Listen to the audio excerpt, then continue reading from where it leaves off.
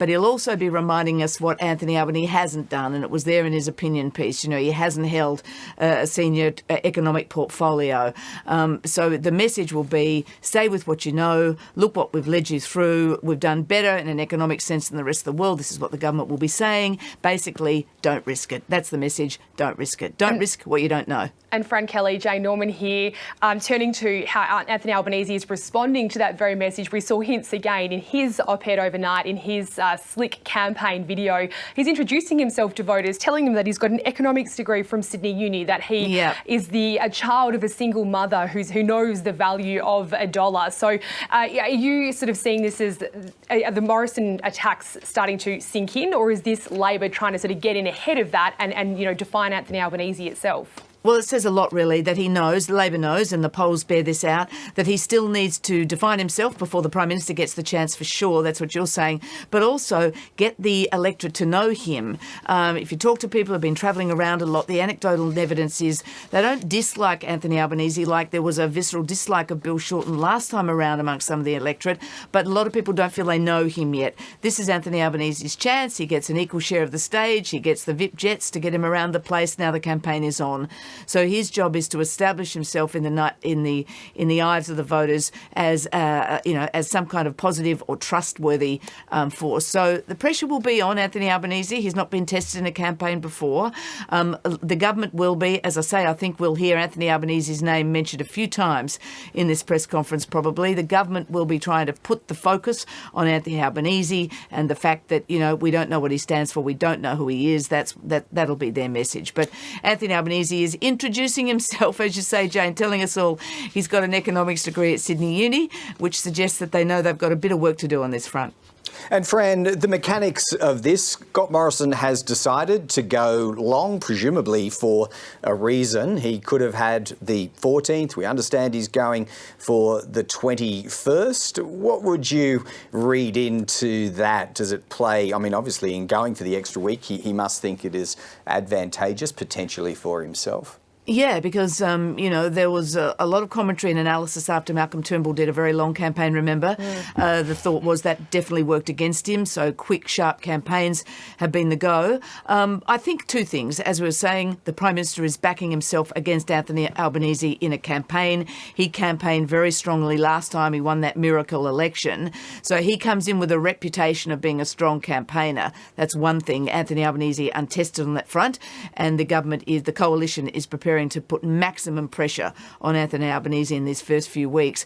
Also, don't forget, next weekend is Easter, so both sides lose 4 days effectively of strong focus, electorate focus on the election. So that's almost a week out. So I think, they're making the equation that they need this long to get around the country because there are seats to be, we've talked a lot about this here on News Channel. This is not, no matter what the polls say, this is not going to be a national election win or loss. It'll be won or loss in a handful of seats. Those seats all need plenty of love from the leaders, and it takes a bit of time to get back to the West Coast, to the East Coast, and up to the Northern Territory where the government is hoping to whip a seat off Labor. Yeah, well, Fran, let's just chat about the numbers. I mean, they're really the only numbers that both sides are focusing on right now. So the coalition enters with 76 seats, the minimum required to govern in its own right. Labor 69, which means Labor really needs to hold those and pick up 7. So where is Anthony Albanese going to be targeting to get those 7 seats at least?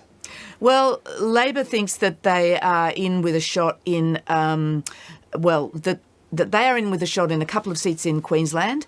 Flynn is one, where the retiring member there. They're polling strongly there, but they also think there's a couple in and around Brisbane where they may be able to pick up those seats there. They think Perth, now mind you, they've thought this a lot of times in recent history, but they think in WA, sorry, not Perth, in WA, they have a strong chance of 2 seats and maybe a 3rd seat, though the coalition is speaking strongly about their chances of picking off Anne Ali's seat of Cowan, which she holds by a very, very slender margin.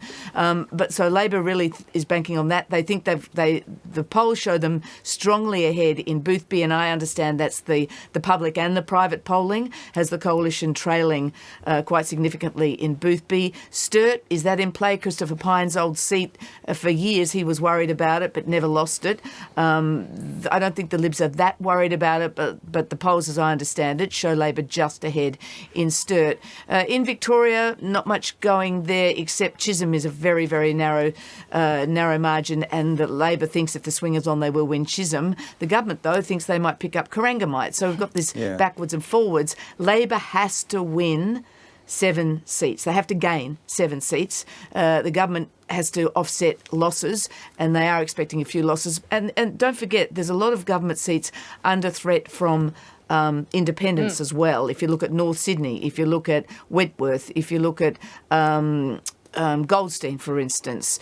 Katie Higgins in her seat, I think it's less an independence challenge, but the government is very worried about Higgins. Yeah. So they're defending a lot of those seats. That'll take resources, and really, we're yet to see what happens with those independents. Can they pare them back? Yeah, exactly, which might take us back to the importance or accuracy of opinion polling, which I know is something you've been looking at very closely throughout the week, Fran, and we all will throughout the campaign. Fran Kelly, we're going to have to farewell you at this point because you've got a plane to catch, I believe. And, the airport's in chaos, so I've got to get out there. Oh, so I heard. Yeah, not good anywhere around Australia right now. Fran Kelly will be back with us on afternoon briefing as soon as tomorrow. In fact, making her way to Canberra. We don't want to miss the major moments, though, in the historical elements of this day, and so that's why we're going back to Government House now. And our reporter, Matthew Doran, is there. I didn't quite jot the time down in my trusty notepad here, Matt, on the time that the Prime Minister entered, but the clock's ticking and we reckon about 15 to 20 minutes might see it out. What's going on outside the gates?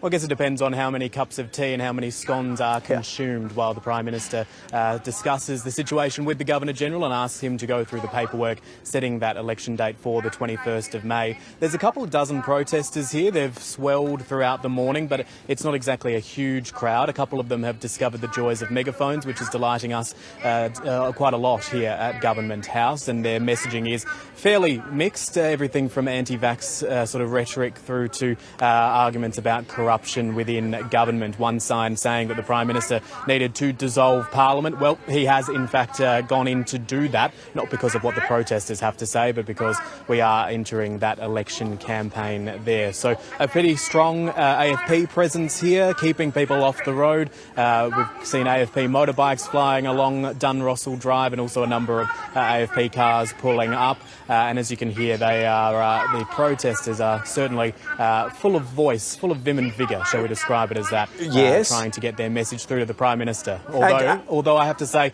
when you're hurtling along Dunrossell Drive at a fair clip in an armoured vehicle, I doubt he probably would have heard much of it coming through, even if they are on a megaphone. I'm sure that glass is thick enough to apply a filter to a lot of the cacophony there.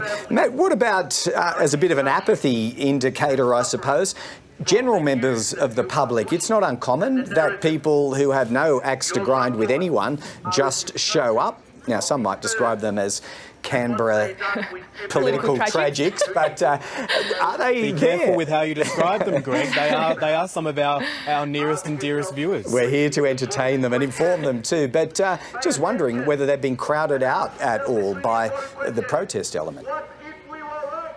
Look, certainly the protesters are the noisy ones here, and as I mentioned, they're in the dozens. There are, of course, also a number of onlookers who don't appear to be attached to those causes who are watching on. A number of cyclists riding up and down Dunrossell Drive as well, being corralled by the AFP away from the gates and away from the protesters. So I'm sure there are those die-hard Canberrans who love to come and witness history who are down here as well, but they would be, certainly from my vantage point, closest to the gates here, they do appear to be a little bit outnumbered, and certainly they are much quieter than the protesters who've shown up, as I mentioned, with megaphones in hand. And also there seems to be a bit of a musical soundtrack kicking off now as well. I'm not quite sure, I can't quite make out if it's top 40 hits or if it's something a bit more Tina Arena like the Prime Minister normally likes. We'll wait and see. I'll try and get that answer for you, but certainly a couple of people watching on as well. Matthew Doran across every fine detail there, and we can still make out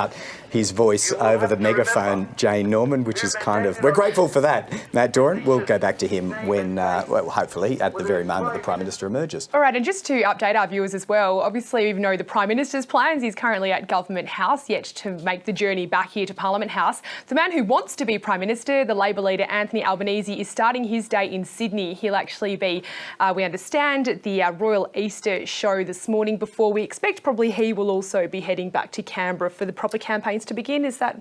Quite possibly. I mean, there's no real custom here when it comes to opposition leaders and their presence in Canberra. Some do make their way here for the debate, however turgid that has proven to be in recent campaigns, but not necessarily in the first few days. So he'll have his own campaign map drawn up already. Whether that entails a swing to Canberra or not, we do know that he is starting actively in Sydney, though, and we do have, I think, Jane, some vision right now of that man, Anthony Albanese, at the Royal Easter Show there around Homebush in Sydney, around the old Olympic precinct and showgrounds.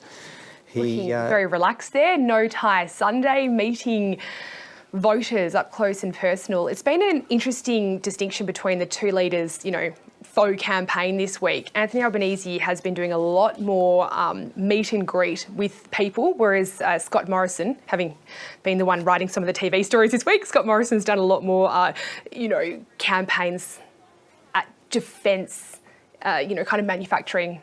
Yeah.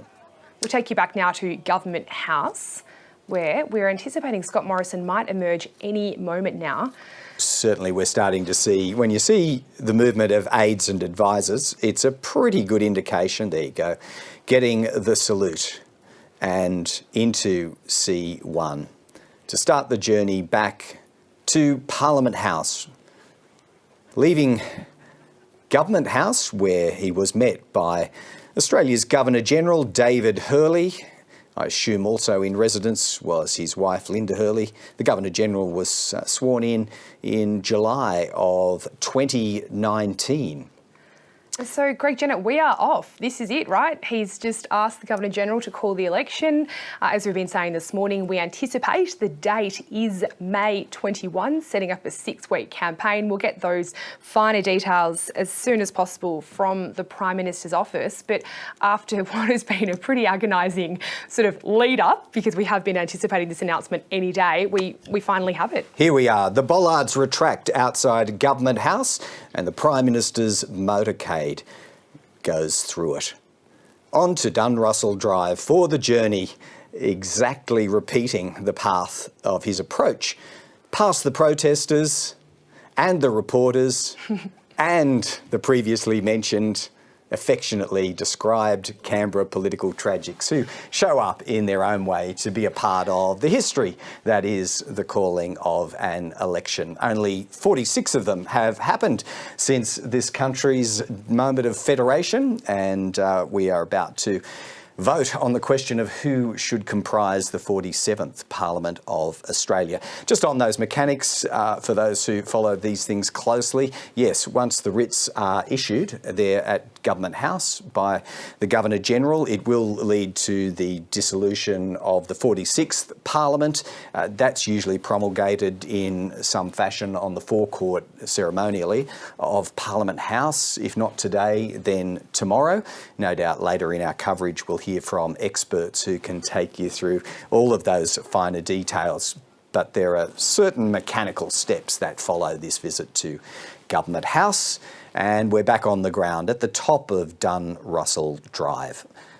Beautiful tree-lined street there, as you mentioned before. A lovely autumnal day here in Canberra for, what is a big occasion, the calling of our next federal election. And Andrew Probyn, as we sort of prepare to bring the two leaders sort of addresses to us, I mean, we were just briefly discussing with Fran Kelly earlier about the numbers.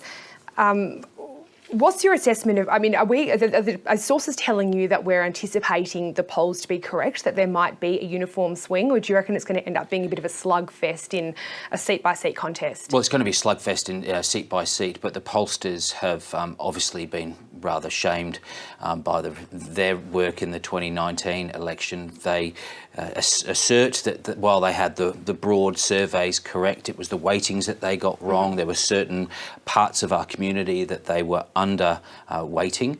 And just what was extraordinary about 2019 is that for the entire term, Labor was ahead of the coalition, and that was reflected in the campaign itself. And then, of course, in the end, the coalition, won what Scott Morrison described as the miracle election. Well, the miracle was the fact that no one had realised that the polling was so bloody shoddy, not only publicly but private polling too. But as we were discussing, and you were discussing with Fran, it's going to come down to the seat by seat. Labor needs 7. Let's start in WA. It needs to pick up at least 2. Swan, Pearce. It thinks it's going to pick up South Australian Boothie. There's 3. Now, as you go sweep across the country, Lingiari is actually held by Labor, but the coalition think that they can pinch it. So we have a retiring member. 3 become 2. Then you go across to Victoria. Labor thinks it's going to pick up Chisholm. So 2 becomes 3 again. The coalition believe that they can pick up Corangamite. They'll have to pick up Corangamite. But so 1% margin, yes, so very, very New South Wales, you've got some opportunities there for the Libs in Gilmore, possibly Macquarie and Hunter. Labor really needs to pick up Robertson, Reid, and then you've got Queensland where you've got 3 seats in contention, Longman, Brisbane, Leichhardt. So even though it's 54-46 at the start, and a couple of weeks ago it was 55-45, when you actually look at how it's going to be won or lost by these sides, it comes down to very few seats. Yeah. And so it's all very well talking about what they say and what the leaders say, but it's also look at where they go. There's going to be a lot of focus on many of these seats, and we haven't even mentioned Tasmania. Yeah, right. Well. Yeah, I was just going to say, stay with us, Andrew Probyn, because the Prime Minister is making that journey back to Parliament House. We hope to be able to show you that when he comes back in, but there could be enough time, Jane, just for us to take a deeper look through some of our prepared material. Yeah, well, as we saw 3 years ago, overall national measures of support for Labor and the coalition may not give a very accurate picture of how or where this election will be won. As Probyn was mentioning, it'll come down to individual seats. The government can barely afford to lose 1. Labor needs to pick up at least 7 to govern in its own right. Yeah, and the path to victory, as Andrew Probyn was just observing, is complicated for both. So Tom Lowry looks at the state of play and those key seats that both sides will be targeting. It's been nearly a decade in office for the coalition. How good is Australia? But the Liberal national grip on power isn't firm. Heading into this election, Scott Morrison can't afford to lose a single seat. Due to a redistribution, the coalition effectively holds 76 seats. Labor notionally holds 69, 7 short of outright victory. But the 7-seat path to a Labor win isn't straightforward. Of the 20 most marginal seats in the country, 15 are already held by Labor and 5 by the Liberals. Taking those 5 seats off the coalition would still leave Labor short, so they'll have to rack up big victories elsewhere just to get over the line. And the Liberals will want to pick up a few of their own to make Labor's task even harder.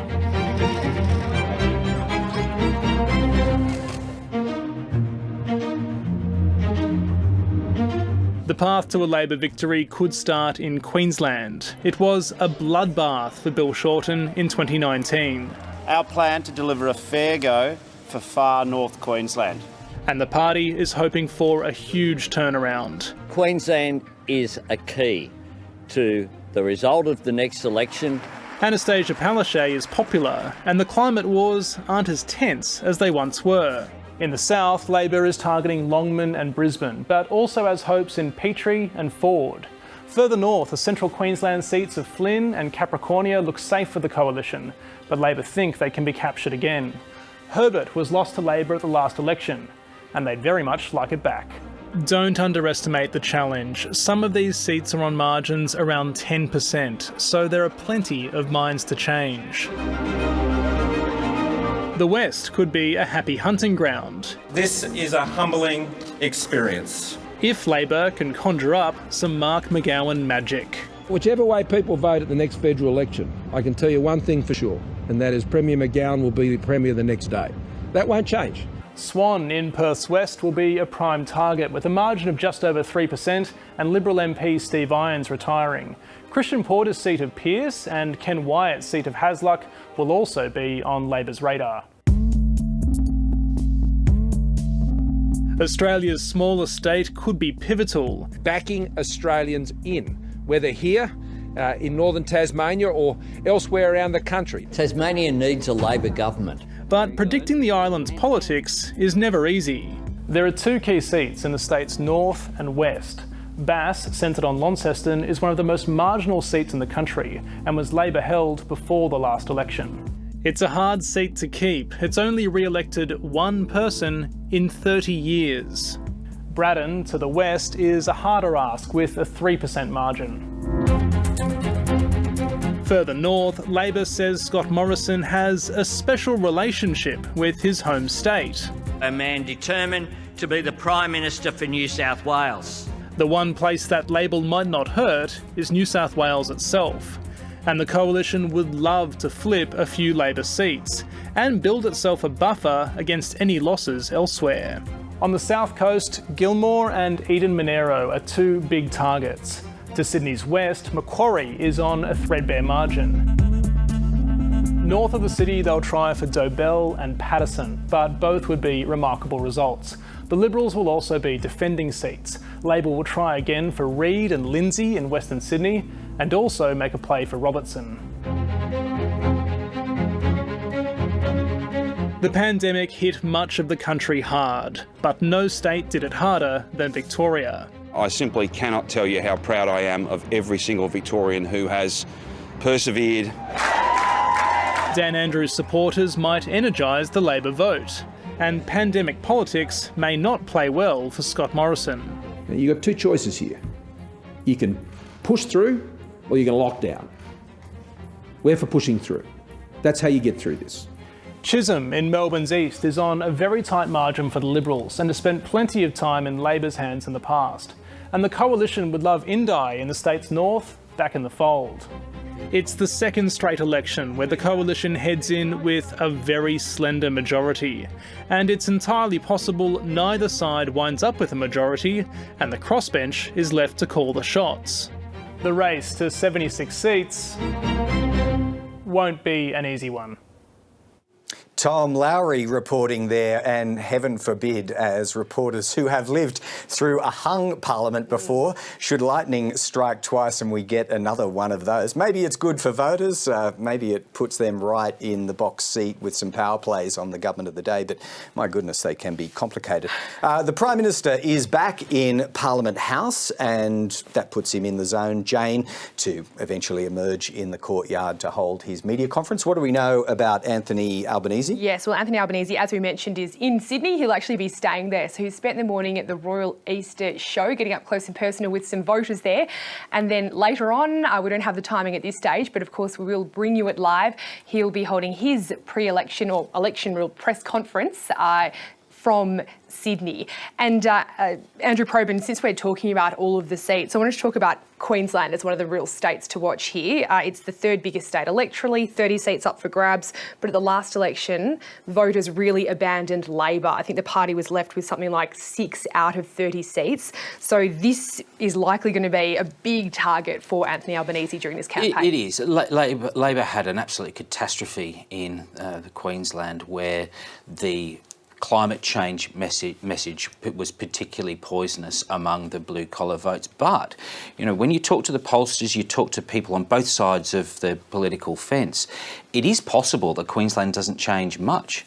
But as I said before, the Labor's target seats are Longman, Brisbane, Leichhardt.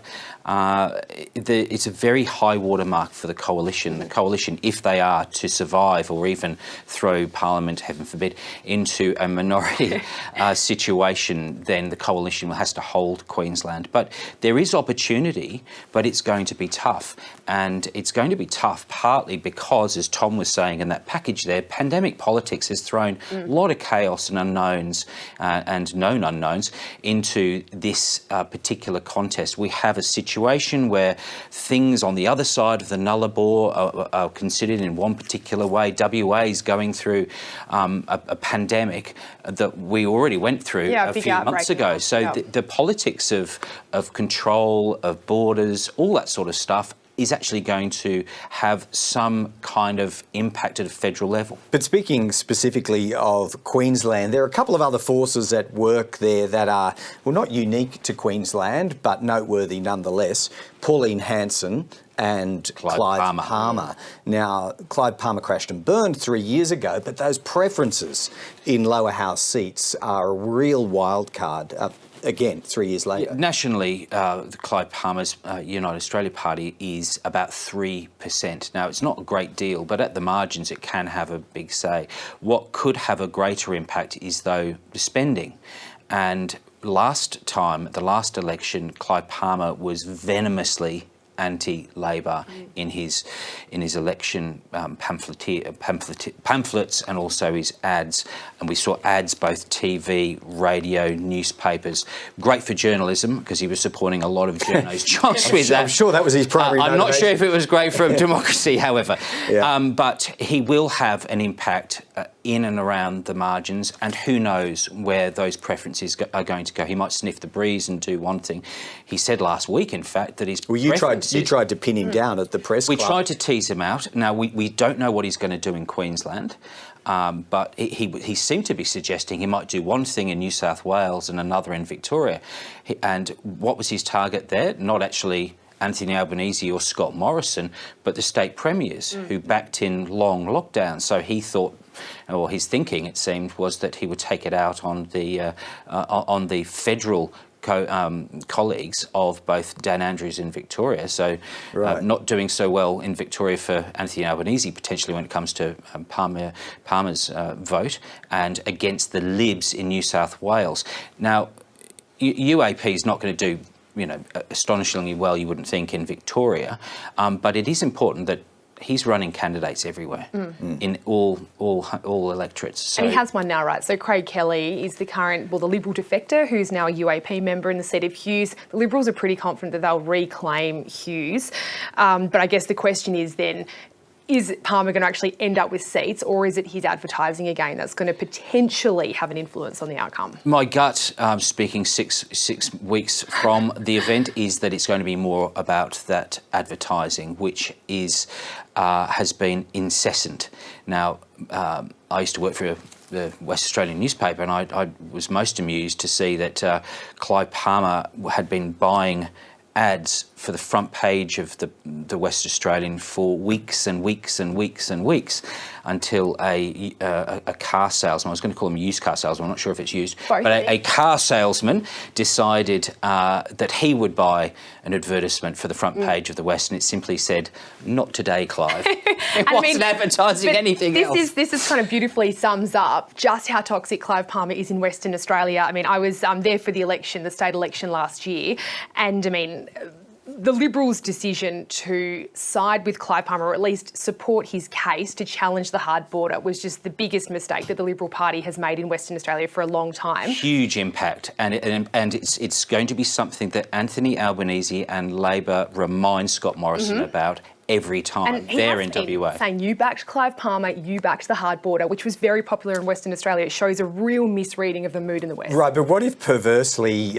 Clive Palmer were to follow through on this strategy of preferencing incumbent governments last? Then the Liberal Party in Western Australia could in fact be beneficiaries of his well-documented hatred of Mark McGowan. Yeah, I mean, if you look at high watermarks, the coalition is at a high watermark in WA. They hold 10 of the 15 seats. We know Labor's looking to pick off a few of them. But the really interesting dynamic about WA right now is because the state election just wiped out the Libs. I mean, if you look at state-wise, Perth at the moment is entirely red, all Labor except for one seat, Cottesloe. So as the Liberal Party starts to campaign to sandbag their own seats there, they're coming up against a really big Labor machine that has a lot of members, that has more money now, as opposed to a very sort of depleted Liberal side. More energised, certainly, but the other issue, the structural problem for the Liberal Party in WA in particular, is that they just don't have the money. All the members. All the members. And you need the structure of state MPs' offices, electorate offices, to help the campaigns of the other being federal or state. Now, you guys are doing a lot of looking forward, which of course we're going to do much more of, particularly once we hear from Scott Morrison and later from Anthony Albanese. Anthony Albanese will be standing up at the government offices in Sydney. But I thought we might just draw out some reflections on the parliament that was, because it was a pretty weird old show in many respects. I was absent for some of it, but being so pandemic affected, I thought, why don't we take a look at just how much work this parliament got through, how much of it was truly politically contentious. And it's odd because some fun facts here comparing the 46th parliament that's about to be wrapped up and the 45th that preceded it up until 2019. They actually ended up sitting for roughly the same number of hours, 1,500 hours in the parliament just done. 1,490, call it 1,500 in the previous one. I thought these were fun facts. Yeah, well, no, the key difference was, sure, Parliament sat as normal, but there was nothing normal about this Parliament. Many of those days you were lucky to have the place half full, sometimes a third full. And many of the big spending bills go back to JobKeeper, JobSeeker, the most significant packages sailed through in the blink of an eye.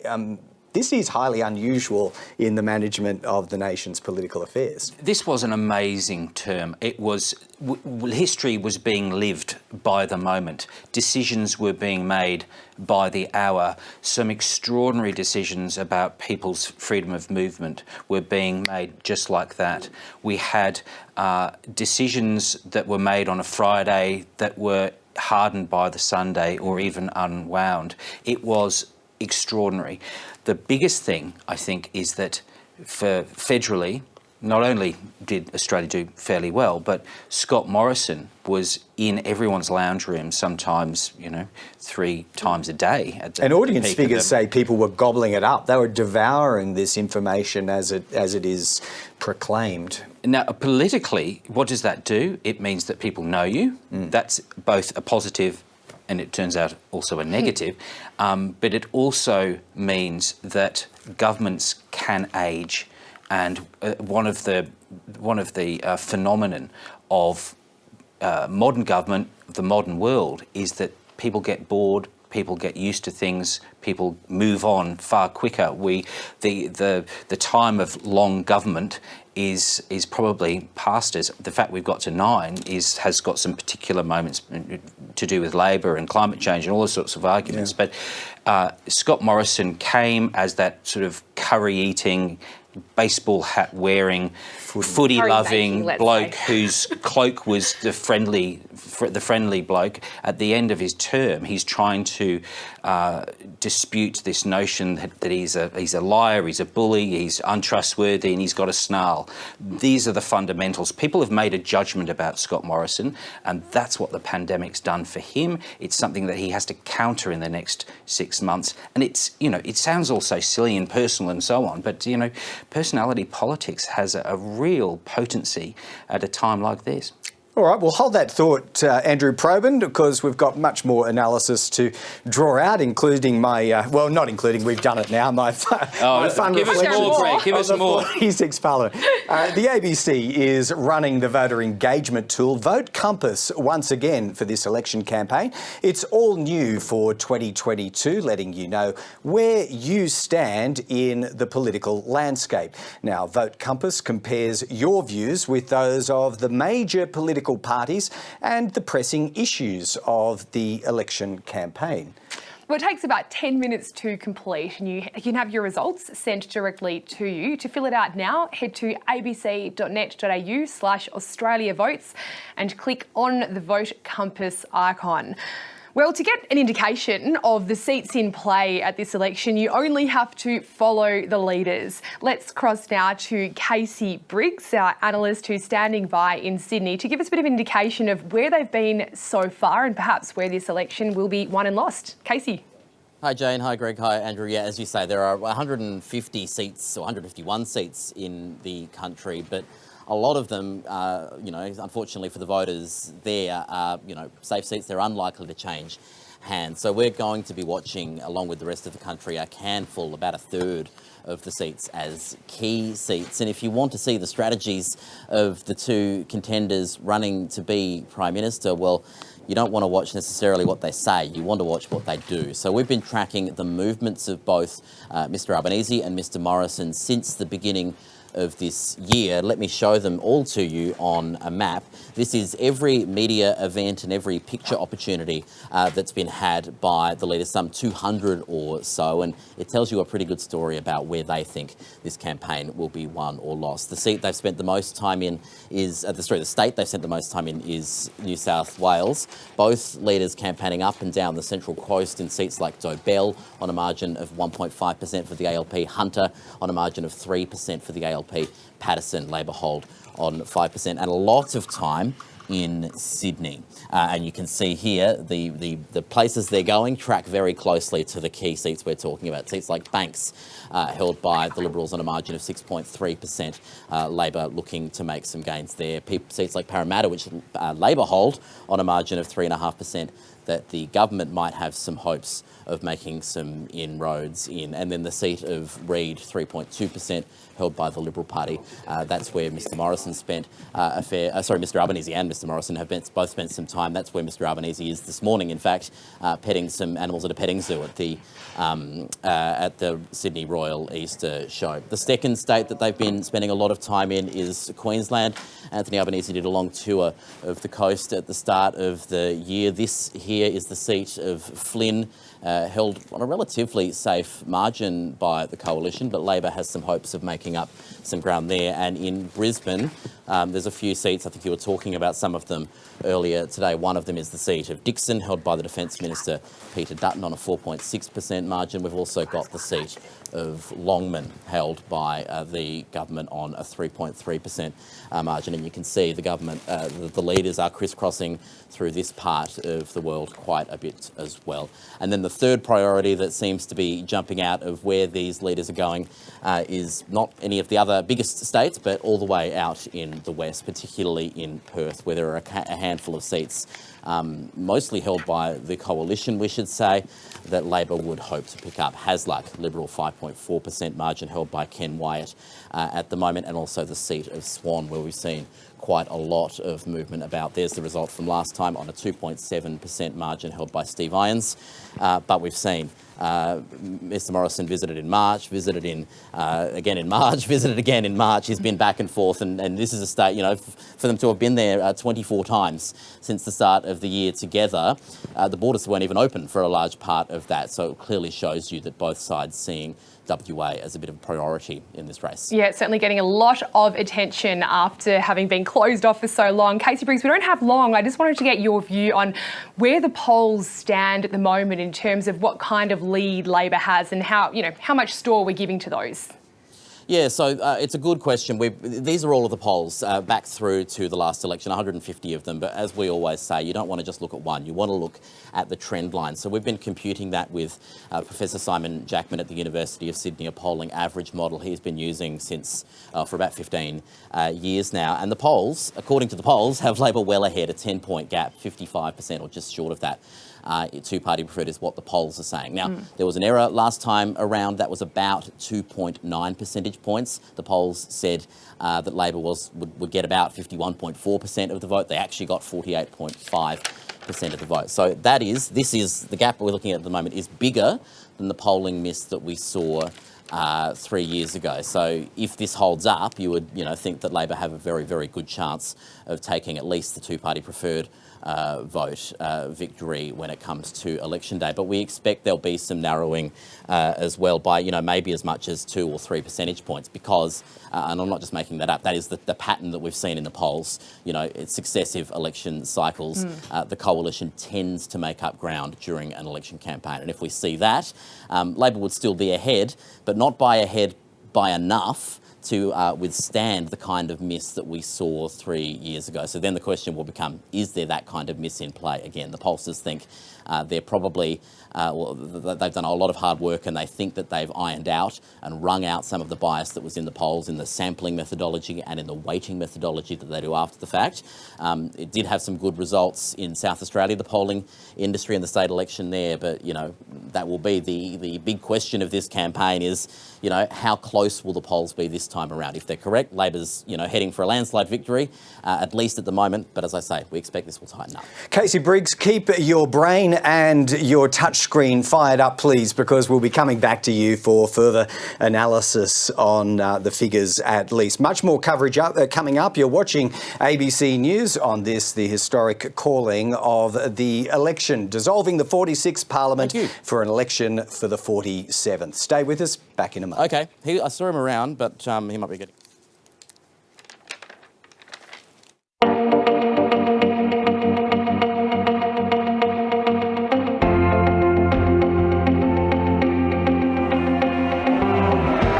Call the election, call it now. The tired old opposition. And let the people of Australia decide. With no economic plan for a government or the future of this country. Why does this Prime Minister always go missing? Why does he never take responsibility? This leader of the Labor Party has politicised every natural disaster to his shame. Isn't the only way to end the war... Their last set of plans were rejected at the last election. ...to end this government.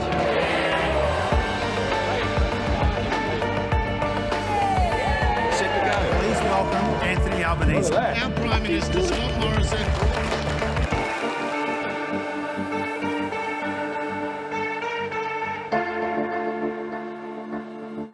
You're watching ABC News coverage. Greg Jennett and Jane Norman from Parliament House in Canberra, where the Prime Minister has been on the move for about 2 hours now. It's just gone 11 o'clock Eastern Time this April. On a glorious Canberra morning with leaves about to turn, the Prime Minister left Sydney and flew into Fairbairn Air Base on the RAF side of the Canberra airport and made his way to see the Governor-General David Hurley shortly after 10 o'clock before returning to this building, Parliament House. And everything legally now is set in train for the 46th Parliament to be dissolved and an election to be called, Jane Norman, on the, well, we believe it to be the 21st of May, making it a somewhat longer than normal election as we see the Prime Minister, this in replay, leaving Government House just under an hour ago. Gearing up, Greg, for what will be a 6-week campaign as voters decide really who will be the Prime Minister and the government after what we expect to be May 21. Well, let's bring in ABC's Patricia Karvelas, who has been standing by after hosting Insiders this morning. And Patricia Karvelas, as we await both leaders to hold their press conference today and sort of confirmed details on the election timing, I guess it has been not a great lead up to this moment for the Prime Minister, given all of the sort of, horror week that he's endured last week. Yeah, horror, Jane, is a perfect word for it. I have covered politics for 20 years now, and I have not seen such a horror week for a Prime Minister this close to an election campaign for some time. This is quite remarkable, and this is from his own side. Right? A lot of it came from people aligned historically with the Liberal Party, and that says a lot about just how I think dangerous this period will be for the Prime Minister. Now, as you say, he's made a determination for a long campaign. He wants to draw Anthony Albanese out. He figures he's a good campaigner, and I think if you look at the last election, He does stay on message. He does have a particular style that I know is divisive, but he does stay on those points. Some people say it's his marketing background, but he knows how to do that and cut through. On the other hand, Anthony Albanese, he just hasn't run for Prime Minister before, so he's actually unknown in this space. I just want to make the point, and I think a lot of our viewers make this point, and it matters. Anthony Albanese has actually been in politics for longer than the Prime Minister. I got to know him when I was a very junior journalist, when he was new to the Parliament, and I can tell you he's been in there for a really long time. What the Prime Minister is trying to do, though, is cast doubts about him at this elevated level. He has not been opposition leader, of course, for other than this term, and this makes it difficult for him because the scrutiny on an opposition leader or on any leader running for Prime Minister is entirely different to just being a frontbencher, even though, of course, he was in some key roles in the Labor government. So we're entering kind of territory that we haven't seen for a while. A couple of observations I'd like to make is that we have now a Prime Minister who has run full term, not since John Howard have we seen that. I think that's very significant and incredibly important that the Australian people are able to make a judgment about the Prime Minister's handling of issues over the last couple of years, and that verdict matters. It's in their hands now. Anthony Albanese goes into this election campaign with a really different strategy to the one we saw at the last election by Labor. It's been called a small target strategy. It's not a risky strategy. He hasn't come in saying he'll change lots of taxes or change housing taxes, negative gearing. All of that's gone. So essentially he provides the public with what they determine to be a much more positive message. And if you look at the campaign ads that were released last night, Anthony Albanese was all about we're going to help health, we're going to help education. Like, it's very Labor bread and butter issues rather than the risky things. And for the Prime Minister, it's all about, better the devil you know. Yes, we haven't got everything right, but ultimately, trust us, the world is uncertain. Let's see if it works for him. He comes from way behind, as you mentioned, a terrible week for him.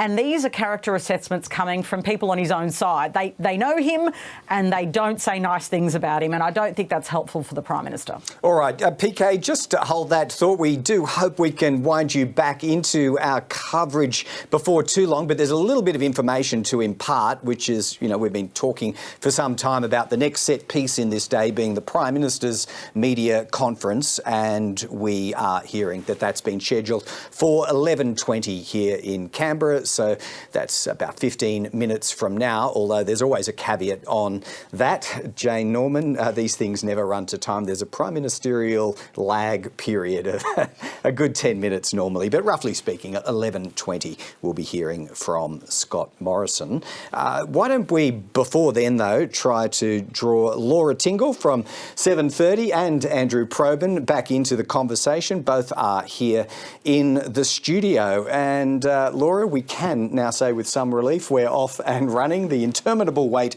is over. Scott Morrison's presentation then becomes very important in 15 minutes or so. It's all about the other guy. Yes, I've never struck an election campaign where everybody says, don't talk about me, talk about him. It is on both sides. It's an extraordinary turn of events to see this happening. And of course, while we've all been watching and waiting and groaning about it, you have to keep in mind that large slabs of the population haven't been paying any attention at all. We're starting to do so now. I know you've been talking this morning about the fact it's a very long campaign, but I suppose the thing that strikes me about it is because of the Easter break in particular and then Anzac Day, it's actually a campaign that's not going to be, it's going to be very difficult for either side to get momentum early on because it's going to be so disrupted by these breaks, particularly in an electorate that doesn't really want to know anything about politics. So who's advantaged through that, do you think, Laura? Well, I think probably who is advantaged? Well, whoever's doing well at the beginning, I suppose. Probes. Who's got more money and more firepower and more compelling arguments? And I think often we see in that first week, both sides can be quite shaky, particularly the opposition leader. So it might actually work for Anthony Albanese that if things go badly in that first week, because I think there's always that sort of brutal shock of, the conversations going on, and then it just ramps up as we're seeing, the attack about tax and issues like that, where suddenly everybody goes, wait a minute, ugh, and they have to really re-engage themselves to sort of say, I've got to start this conversation all over again. And we tend to see that really ramp up, Laura, don't we, around the time when pre-polling begins. So we can actually sort of track the campaign as, we know it's going to be 6 weeks long now, but it's like both leaders know that the week before people can actually start casting their ballots is when the tempo really starts to pick up. Yeah, that's right. And that will be after those breaks, I think. I haven't double-checked the calendar, but I think that will be the case. And, of course, we've increasingly seen people doing pre-polling, postal voting in recent years. COVID may mean that that's going to happen even more so.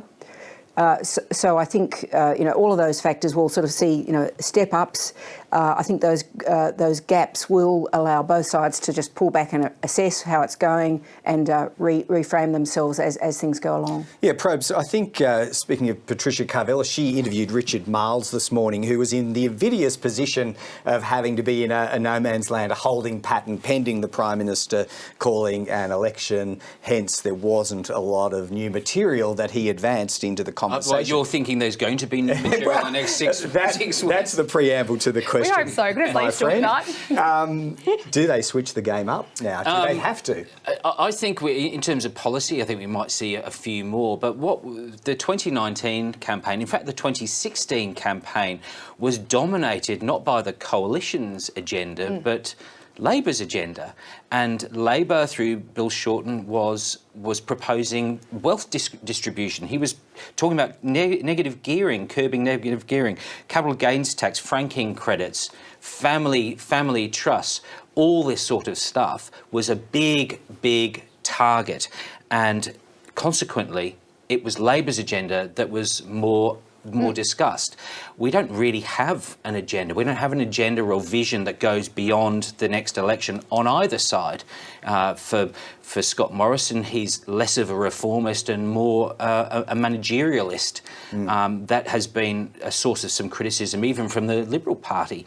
For the Labor Party, the lesson of Shorten is not to propose too much, but the instinct of Labor is going to do things. It will want to do things, but will it reveal what they are? And I suppose the other striking thing about this is the extent to which we're having an election of an election which won't be about any of the subjects that are actually front of mind. What has the pandemic told us about the way government works and what needs to happen? What's going to happen about climate change when we've got towns basically wiped out by floods? Those things are not being discussed because both sides are basically tracking towards each other and don't want to have the conversation about those things. Don't want to have them weaponised. Stay with us, Laura Tingle, Andrew Probyn. Jane and I are in for the long haul, of course, but we do have that Prime Ministerial media conference due, 10 plus minutes. There is enough time to check out one of the key seats. This is the seat of Boothby in South Australia, and our reporter Eric Torchek joins us now from Adelaide. Eric, not a lot of seats to be gained or lost, not technically swing seats anyway, in your state, but how intense is the competition going to be around Boothby and or other seats, but Boothby in particular, Eric? Well, Greg, here in Boothby, it's a really interesting seat because it hasn't been held by Labor, but the expectation within the parties and within the public is that it will go to Labor in this election for the first time. The mood on the ground is very much that Labor, is dominant, that this is an election that for South Australia at least that will see a change. So the Liberal attention actually is going to be focusing on the other seat that could potentially swing, which is the seat of Sturt.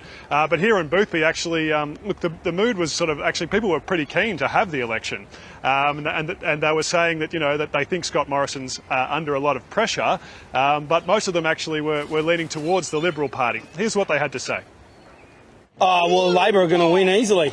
Yeah, I'm going to vote for Liberal, but yeah, Labor are going to win, so yeah, it's a fait accompli. Oh, I think everyone's had it with ScoMo. Yeah, he's just on the nose. They've made some mistakes, but the other people are a bit unknown. So what can you trust?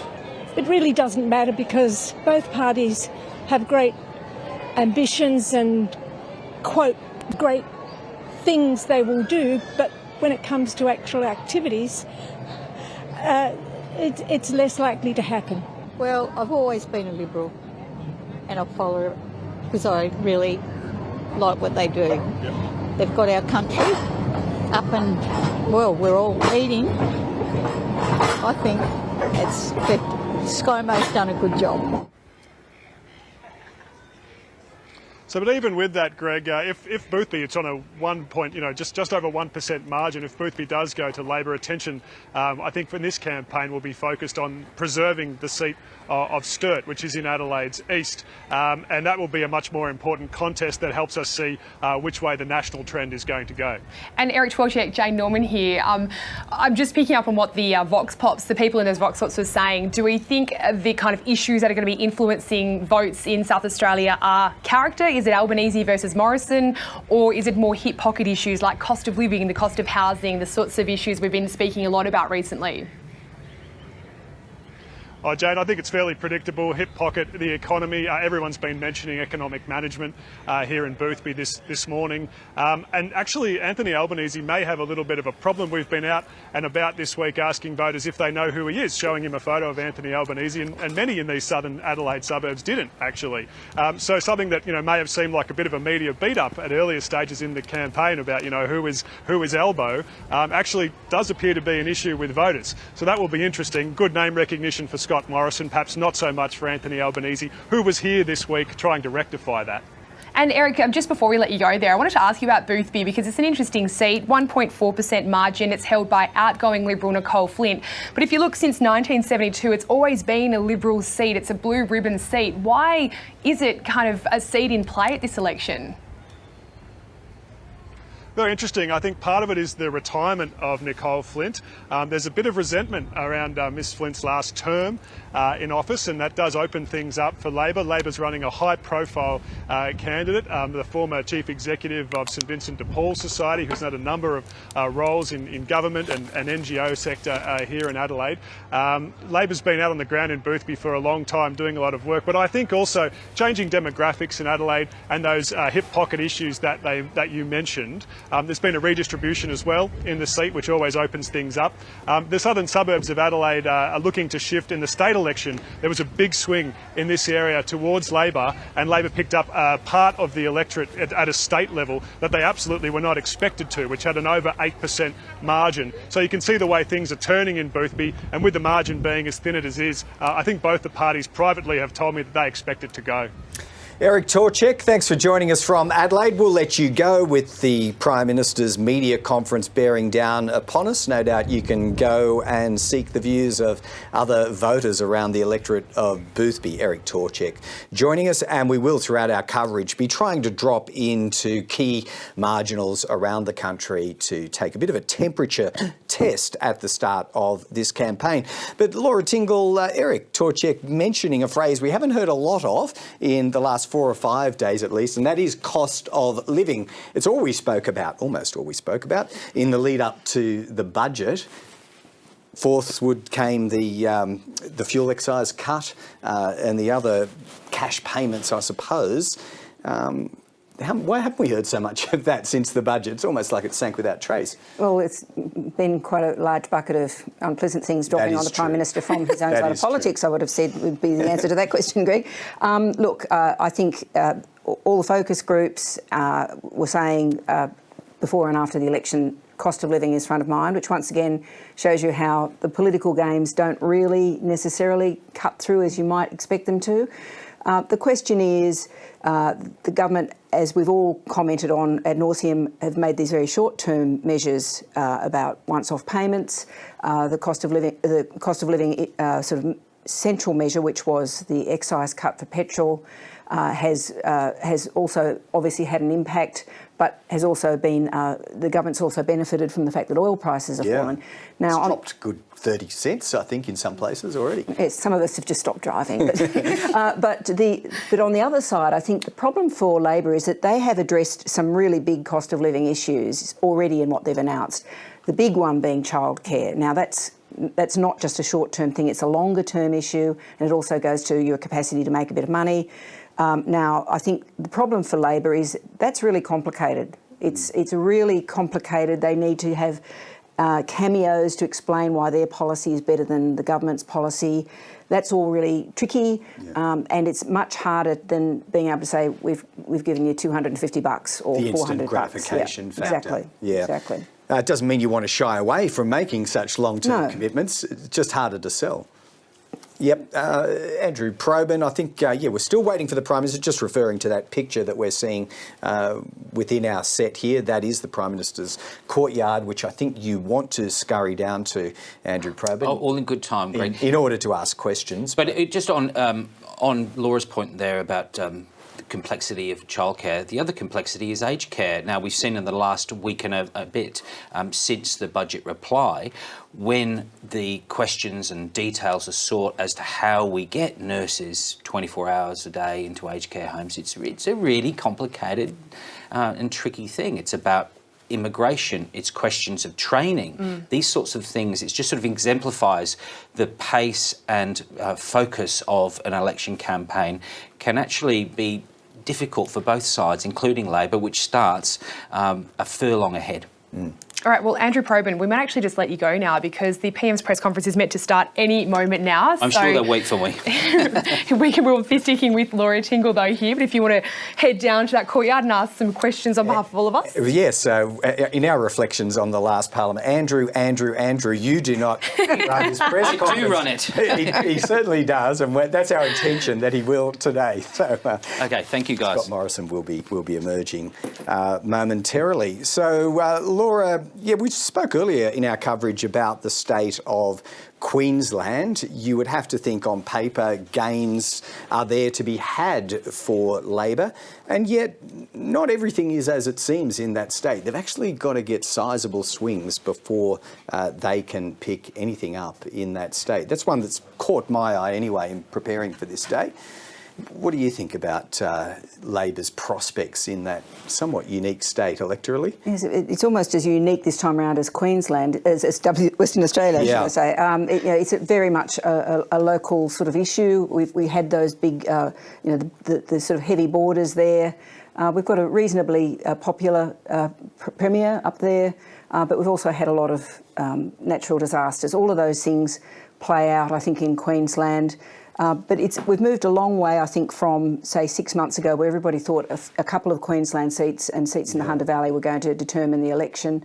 I think there will be a lot of individual seat battles, as is the case for the election in general this time round. A lot of, individual cases like the seat around Cairns that has been held by Warren Entsch forever and ever. Tourism is really hard hit. So I think it is really difficult for Labor to pick up those seats, and a lot of it will depend on that relationship between the way voters sort of assess Anastasia Palaszczuk's government and the way they assess what Scott Morrison's been doing. Well, just as we wait, Greg, for the Prime Minister to step up, I just wanted to ask you about the premiers. We've now got every state and territory in Australia except for New South Wales and Tasmania are Labor states. What role is the Premier's going to be playing in his campaign? How much will it benefit Albo? Well, I suppose we look at what's happened in South Australia, where we saw the incumbent sort of knocked out because of being seen not to be effective enough in hospitals and health effectively during a pandemic. I think they have become a really big game changer. And one of the really interesting things in the last couple of months is that people have been lining up. We've got Scott Morrison lining up with Mark McGowan at every possible opportunity. A Labor Premier. Which you never quite expect. So, I mean, I think they will play a huge role. I think being seen with the premiers in a lot of those states now will be a real plus for both sides of politics. And the extent to which they want to be seen like that, partly to diffuse that issue of, look at the other guy, don't look at me, will be a really interesting one. One-term governments or one-term prime ministers, less than one term in several cases, have been a feature on our political landscape in recent times. Scott Morrison has just run a full one, and he's seeking, if he should succeed, another 3 years. Miraculous was his description, Laura, as we wait for him to emerge in the courtyard, of the election of a relatively unknown Prime Minister 3 years ago. What's the challenge with being a known quantity now for Scott Morrison, and how might he address that in this presentation today? It's also a very, very old government now. I mean, the comparison's got to be. I hate comparisons, but the comparison's got to be with with 1996, where you had a relatively new Prime Minister who had finally completed his term on his own rights, Paul Keating, who wasn't liked, but a very old and tired government. It's a very similar situation. As everybody has said, at the last election, people didn't really know who Scott Morrison was. Now they do. Are they going to... and apparently they don't like what they see very much based on the polls. So he's trying to turn that into a positive. We saw that in the message he delivered in that social media drop last night, which is basically, brackets, you might not like me, but I'm quite effective. Now, I think there are question marks over whether the government has been effective on a whole range of fronts. The whole question of all the muck-ups during the pandemic, the handling of bushfires and floods, they seem to be not centre stage. It's going to be a big task for the government to avoid scrutiny of those issues during this campaign and keep the issue just being about Labor.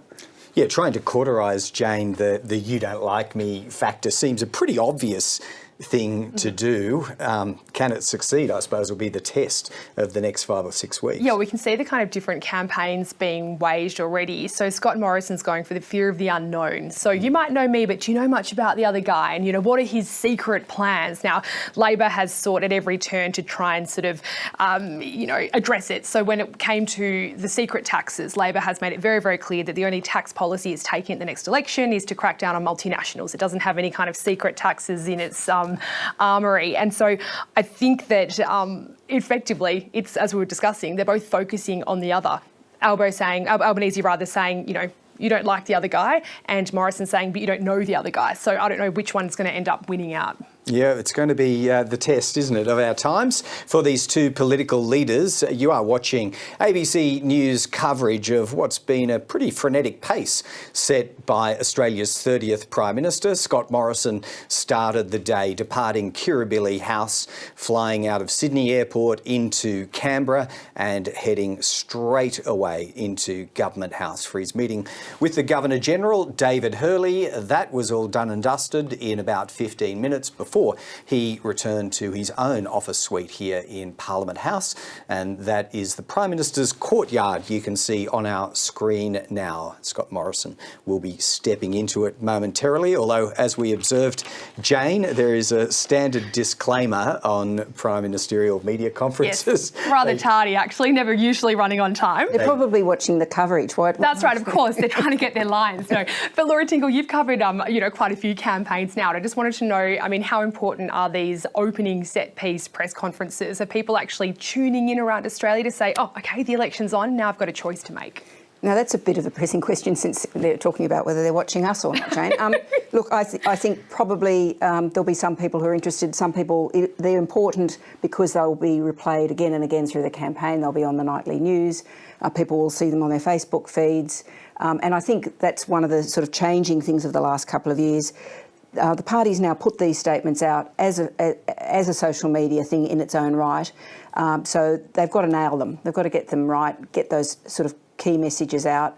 But I think, the level of disengagement amongst voters is incredibly high. It's been growing for, certainly the last 10 years. So, we can't presume that everybody's tuning into what we're all saying. No, sadly, and it does raise a whole lot of questions about the nature of modern campaigning with the traditional media. You've covered so many, Laura, but back in the day, a couple of decades ago, large media cohorts went along with each leader on the buses. That shrinks each and every campaign now. We won't know perhaps till tomorrow or the next day how many, political thoroughbred reporters are taking to the road, but generally not as many as were in the past. That then means that bypassing traditional media with these social media video set pieces is, sadly for our profession, the way of the future, isn't it? Well, it is, but it also makes the scrutiny of what the leaders are saying that much more interesting and crucial. You do need people who have been following the debate, who remember what was said last week, let alone 3 months ago. All the more crucial. Now, what's happened over the last 20 years is that technology and political style means that politicians have been actually able to evade the same group of journalists all the time. They might not like us very much, but they can go out and talk to people who might have just come from covering a car accident or something, who are basically being pushed into a situation where they've been, having to ask questions, but they're not sort of experts in the area. So it is really crucial that you do have reporters on the road who are asking those questions, and they did provide some of the really crucial moments in the last election campaign. For example, when Bill Shorten was asked about superannuation, became a really tricky moment for him, and that sort of counted against him. So I think that still is important. It's not the set piece things about appearing in front of a childcare centre or what the backdrop is. It is about those daily sessions where they're scrutinised, and of course they've basically reduced that to one of those a day just to minimise the damage. So politics across the spectrum in Australia has moved to reduce the scrutiny of them in any detail, and that's a real detriment. Yeah, and if you should commit the sin of a major policy gaffe under what scrutiny is left, particularly the travelling media pack, in the spotlight of a campaign, as Laura alludes to there, Jane, it can be costly. Absolutely. Shorten discovered that. He did discover that with that pretty terse exchange about superannuation back in 2019. And I think that what happens is that gaffe takes all the oxygen out of the campaign. It all becomes the focus, and the other side obviously starts to attack their opponents for that gaffe, and it effectively just dominates. And so that is, I guess, the big risk. And then, it sort of undermines their ability to sell their policies. But what I found interesting recently is Scott Morrison continually saying about Anthony Albanese that he will be under immense scrutiny now. He clearly believes that, whether it's COVID, we'll just stop there actually, because the Prime Minister, Scott Morrison, is walking up to the lectern right now. To call an election for the House of Representatives and half of the Senate on May 21. And he accepted my advice. I love this country, and I love Australians. And I know Australians have been through a very tough time. I also know that Australia continues to face very tough challenges in the years ahead. But more than ever, I know that we live in the best country in the world. And more than ever, I am optimistic about our future and what I know Australians can achieve. Because despite the very real difficulties that we face and the setbacks we indeed have had, Australia and Australians have shown that we can overcome. By working together, we've avoided the nightmare scenarios that so many other countries have faced in recent years. Unemployment was predicted to reach 15%, but now is at just 4% and falling, the equal lowest level in some 48 years. Our economic recovery measures, especially JobKeeper, saved some 700,000 jobs.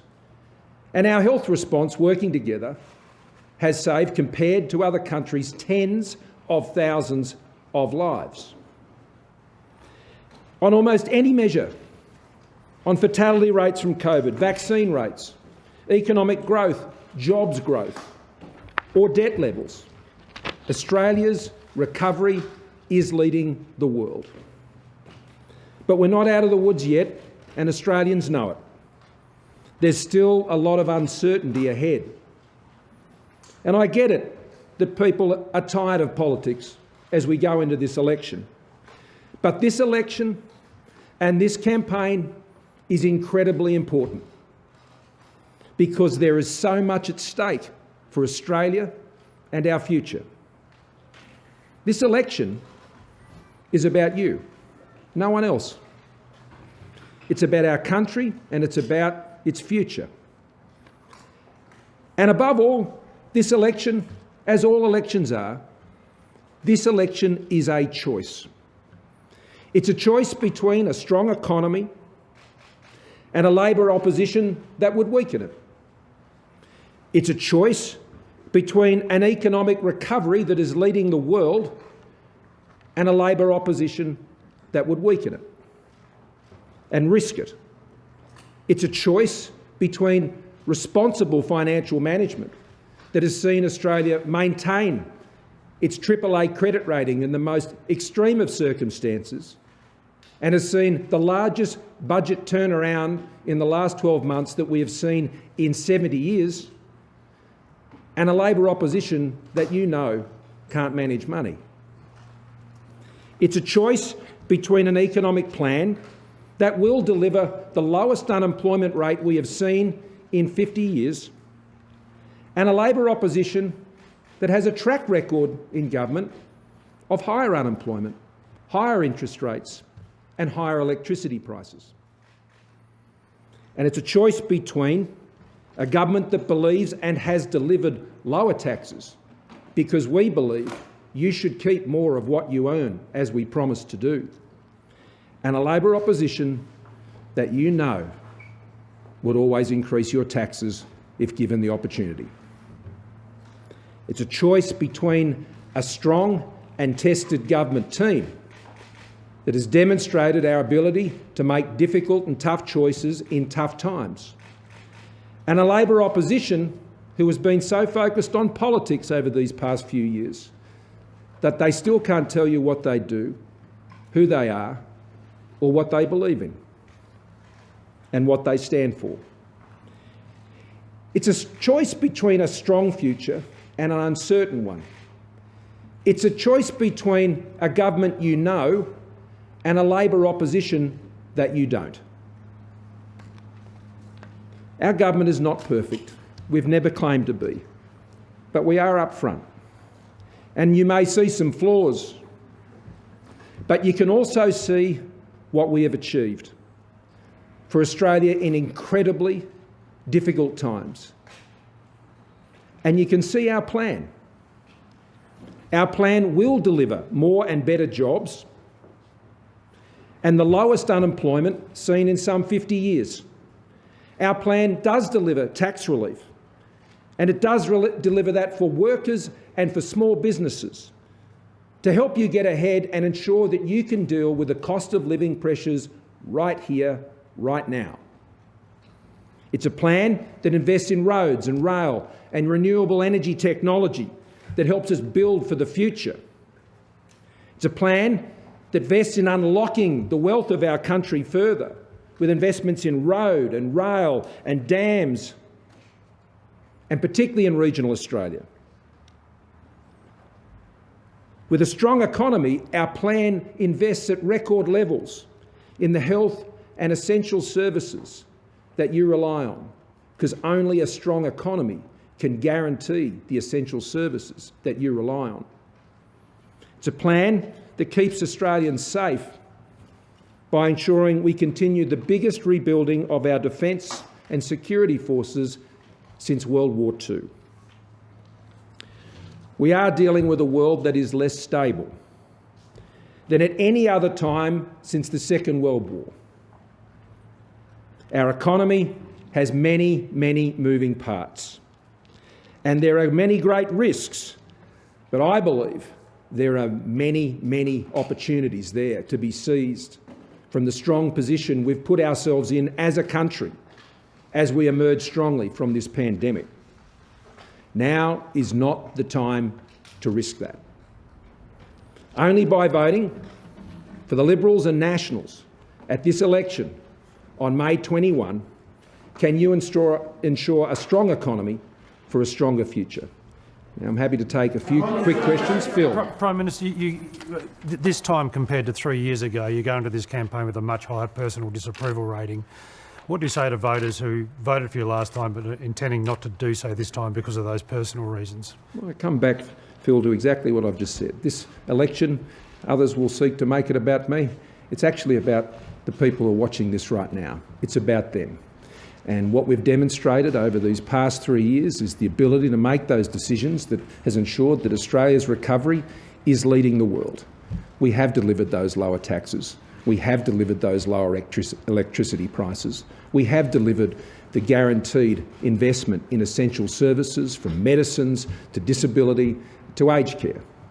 We've delivered on the essential services that Australians rely on. And we've done that because we've always understood that it is a strong economy that produces a stronger future. And our economic track record demonstrates the plans that we have put forward in this most recent budget, and indeed the plans that we will further put forward in the course of this election. People can have confidence in those plans because they're backed up by an economic plan that underwrites them. And they're being implemented by a tried and tested and proven team. Not just me as Prime Minister, but my Treasurer, my Defence Minister, my Home Affairs Minister, my Foreign Minister, my Health Minister, who's served us so well. Our team can deliver on this plan because it is our team that has been able to deliver what has been one of the strongest recoveries we've seen anywhere in the world. Claire, Prime Minister, on the issue of health, the pandemic is still going. Australians deserve to know maybe who their health minister might be if your government is re-elected. Will they know that before they go to the polls? Absolutely, and they'll know that fairly soon over the course of about the next week or so. Minister, if you're re-elected, do you commit to staying as Prime Minister for the full 3 years, or will you look to hand over it some way at some stage in the term? Of course I do, because there's a lot to do. There's a lot to do.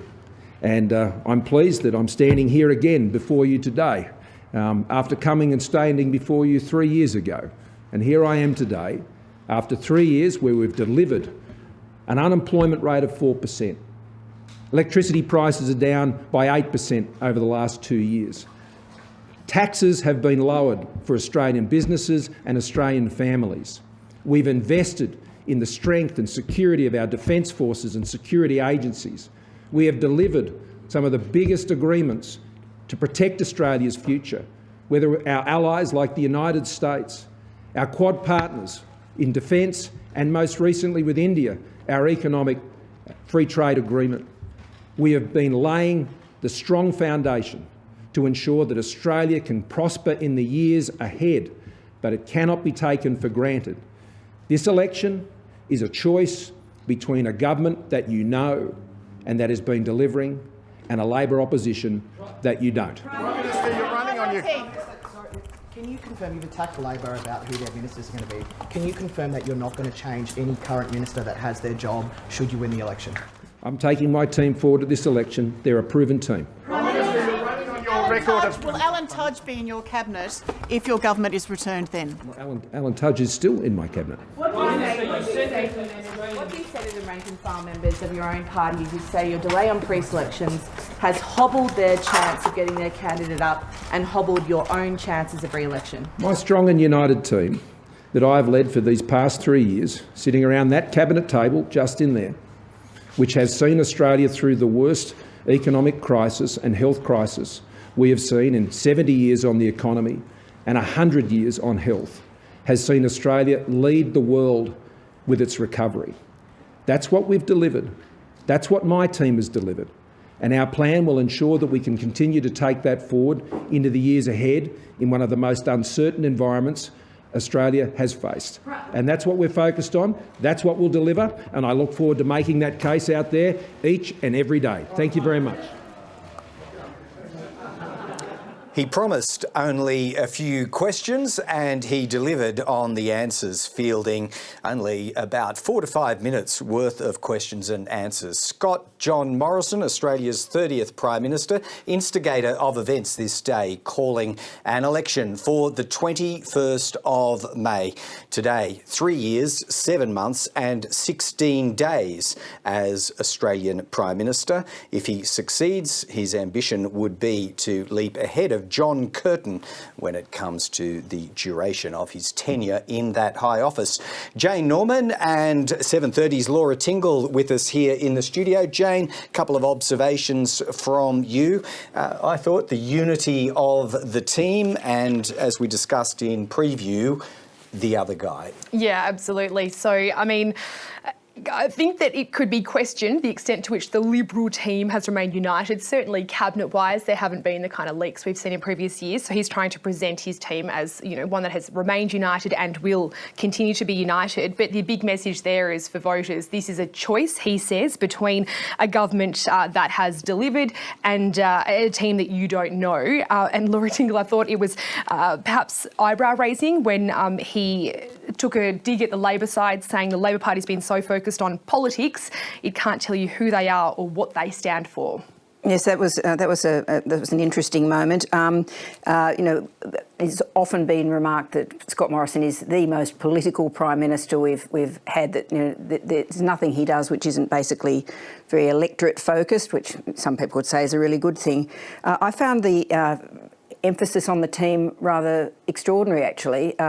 One, because of the idea that it's strong and united, when we've had all these reports that cabinet ministers are leaking against him, and of course Barnaby Joyce has admitted that he was the one who wrote texts giving the Prime Minister a free character assessment, and he is the Deputy Prime Minister. But if you think about the cabinet, you know, it used to be the case that we didn't have such presidential politics, that we saw a lot more of a cabinet in operation, ministers speaking in their own portfolios. That obviously hasn't happened for a long time, but I haven't ever seen a government that's got so many members of the walking wounded amongst it. Bridget McKenzie over the sports rorts affair, Michaelia Cash going right back to the raid on police and various other issues, Richard Colbeck, the aged care minister, Greg Hunt, as was identified at the press conference, is the healthcare minister, but he's leaving. The other big spending portfolio, of course, is education. Alan Tudge is apparently still in cabinet, but we've got an acting education minister for various reasons, too complicated to go into now. Christian Porter, the Attorney General, of course, left. Angus Taylor has had a lot of strikes against his name. Linda Reynolds has been wounded through the course of the last term. And the list sort of goes on, and it's a lot of walking wounded to be carrying and to be hiding, who can't be out there campaigning without sort of a lot of band-aids on. And yet there was an indication that he will be plugging at least the one known hole, which is the Health Minister gap, before too long. Also, Laura, Jane, either of you might choose to comment. This nod to the fallibility of the government. Our government's not perfect. It's never claimed to be. You may see some flaws, but also look at what we've achieved. I wonder whether that's just an opening gambit and whether, you know, that admission of imperfection might just sort of disappear once we clear day zero. Well, we saw that vox pop in Boothby where people were saying, oh, well, he has basically done okay. So this is a lot of people who are used to, who aren't paying attention and get the sort of overall headline thing that things are getting better. But of course, you know, there is all of that track record on things like vaccinations, aged care, which are federal government responsibilities, which particularly on vaccination, Scott Morrison really wanted to make his own because he thought it'd be the great success story. And it's been described as one of the great public policy failures of recent history, if not all time. Some people get a bit excited about these terms. So I think the capacity, once again, for Labor to sort of really just remind people of the sorts of delays in getting the economy back on track, the sort of squandering of money on JobKeeper, the fact that people weren't looked after after the initial payments of the coronavirus supplement, so people on lower incomes, you know, have sort of still been doing it really tough. Those are the issues that Labor will be wanting to remind people about. Bit of fertile ground to till there in the course of the next few weeks, Jane. Yes, and we'll actually just bring in the ABC's Patricia Karvelis now. Keen to get your views, Patricia, on, well, I suppose the message there from the Prime Minister. What are your takes? It was simple. Don't take the risk. That statement, the election is about you, no one else, it's not about me, is an interesting one. Of course, you want to focus it on the electorate, but it's also about the Prime Minister. avoiding what is inevitably going to become a referendum on him, especially after the free character assessments we've seen, particularly throughout this week, on his character from his own colleagues. So he wants the focus away from him and on sort of the results, you know, strong economy, unemployment down. They're the things he wants to talk about.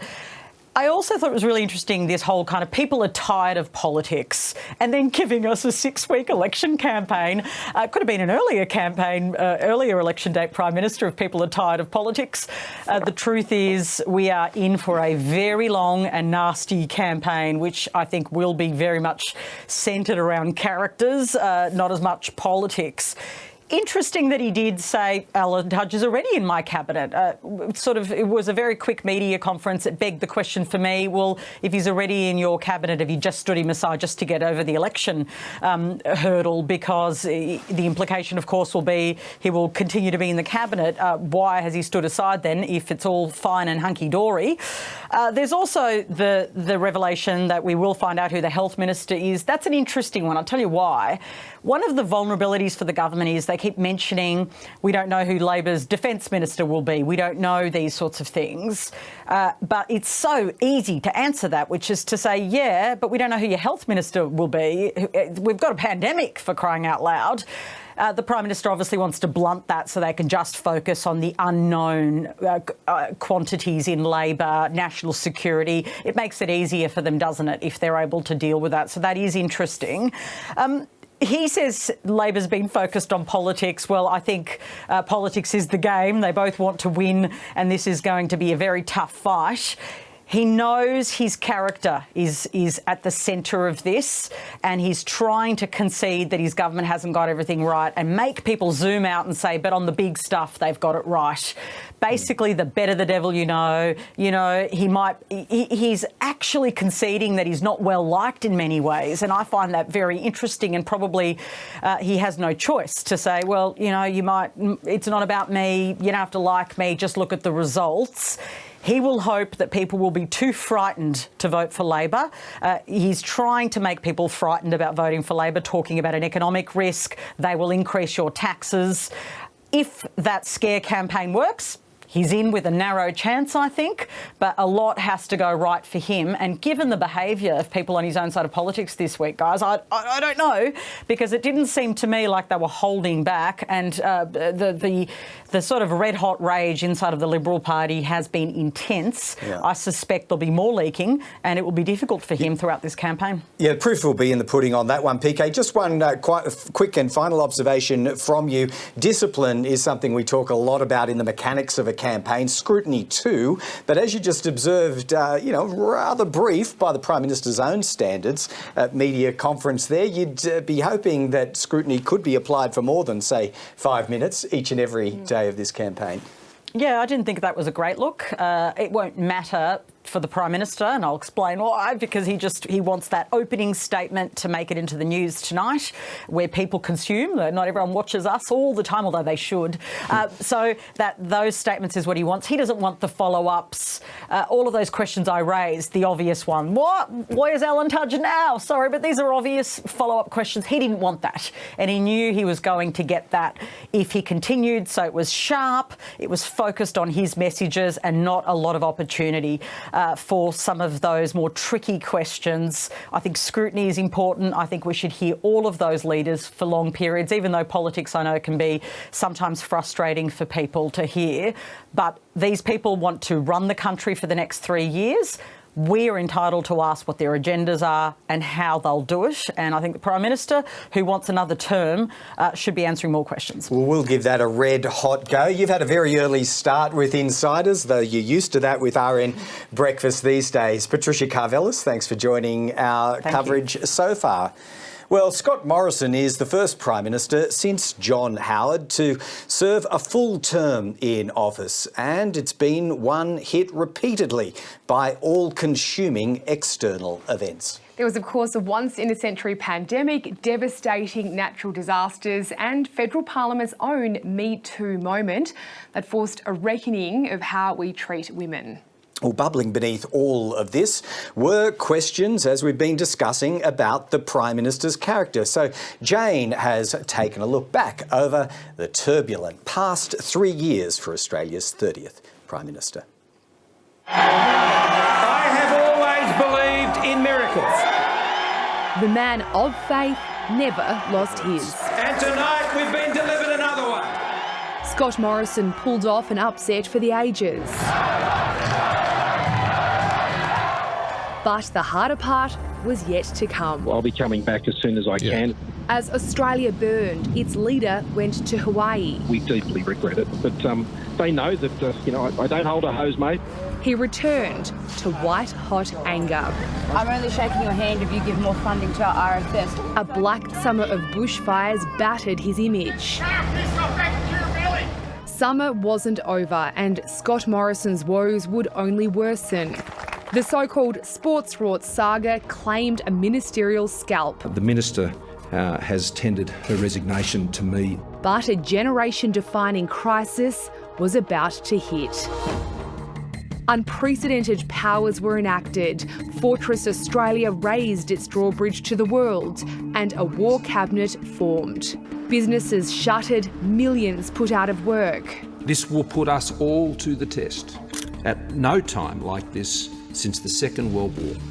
Presiding over a once-in-a-century pandemic. No more going to the pub after work. No more going to the gym in the morning. A pragmatic Prime Minister throughout the Conservative rulebook, pumping billions into the economy, boosting the social safety net and subsidising workers' wages. To ensure that we can protect the lives and livelihoods of Australians. At the same time, dealing with a deepening diplomatic rift. Ties with China strained over Australia's calls for a global probe into the origins of COVID-19. Where else did it start if it wasn't in Wuhan? But the pain of trade sanctions was dwarfed by a worsening health crisis at home. Winter arrived and with it, a deadly second wave. The Morrison government was forced to defend accusations. Federal failures led to hundreds of aged care deaths. Of course we're sorry about that. Of course we're devastated by it. But hope was around the corner. Scientists working at astonishing speed were on the verge of a breakthrough, and the global race to secure vaccine supplies was on. Getting Australia at the front of the pack. 2021 brought a new president to the White House, accelerating a climate conversion. The vaccines started arriving,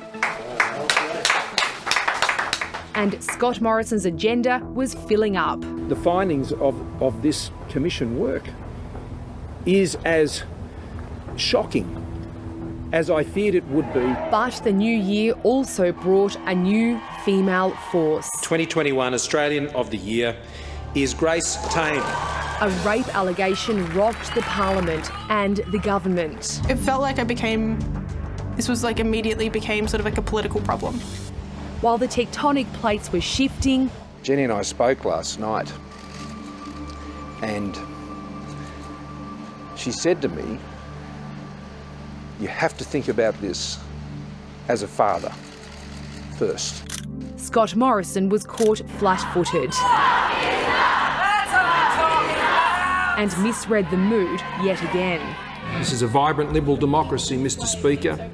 Not far from here, such marches, even now, are being met with bullets. The Coalition's perceived woman problem compounded by an historical rape allegation. The things that are being claimed to have happened did not happen. A claim Christian Porter strenuously denied, but one that would eventually lead to his downfall. I have accepted his resignation. Just as it had a year earlier, winter brought a deadly Delta outbreak. This time, half the country was plunged into lockdown, and voters vented their fury at Scott Morrison's trouble-plagued vaccine rollout. It's not a race, it's not a competition. It was a race, and far from being at the front of the pack, Australia found itself at the back. I'm certainly sorry that we haven't been able to achieve the marks that we had hoped for. In the midst of one of his worst periods as Prime Minister, Scott Morrison clocked a milestone, becoming the longest-serving PM since John Howard. He'd used that capital to secure a crucial climate deal. our new official target of reaching net zero emissions by 2050. Climate wasn't the only global challenge confronting him. Well, good morning from Australia. AUKUS was formed, a new alliance of old friends to confront a common strategic threat. The first major initiative of AUKUS will be to deliver a nuclear-powered submarine fleet for Australia. Scott Morrison went nuclear, tearing up Australia's $90 billion submarine contract with France, and in doing so, blowing up the diplomatic relationship. Do you think he lied to you? I don't think. I know. With 5 words, the French president got his revenge. Well, claims had been made, and those claims were refuted. Scott Morrison's everyman image was considered an asset at the last election. He appealed to the so-called quiet Australians. This time around, he's carrying baggage. His popularity is in decline, and he enters the race with his character in question. And when voters cast their ballots, trust is so often at the heart of their decision-making. His term ended almost as it began. Extreme weather bringing utter devastation, and with it, accusations of abandonment. I absolutely understand the frustration. I understand the anger. I understand the disappointment. Feelings he's hoping will be long forgotten come polling day. Jane Norman, ABC News, Canberra. Yeah, a comprehensive recap of an amazing 3 years, Jane Norman. I can't believe we've lived through it and managed to forget half of it. So good to have a memory jogger in our coverage as we look at the contest for the next 3 years. Yeah, thank you, great Jenna. Important to sort of look back to look at the context as we head into the election campaign. Well, stay with us here on the ABC. We have a lot coming up. The opposition leader Anthony Albanese is due to hold his press conference at 1:45, and before that, of course, we will continue to have Laura Tingle and Andrew Probyn, who's made his way back up from the press conference, here in the studio for their analysis. We've also got reporters in the field in some key marginal seats telling us really what's at stake there and what the big issues are on voters' minds. So we'll be back after a very short break on this historic day at Parliament House. The Prime Minister, Scott Morrison, has called the election for the 21st of May.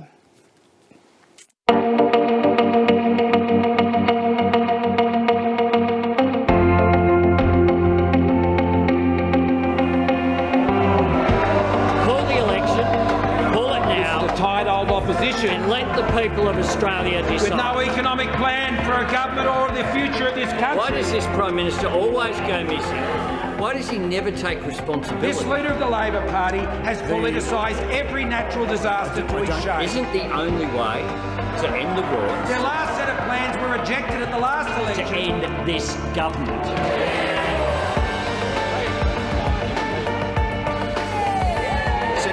Please welcome Anthony Albanese. Our Prime Minister, Scott Morrison.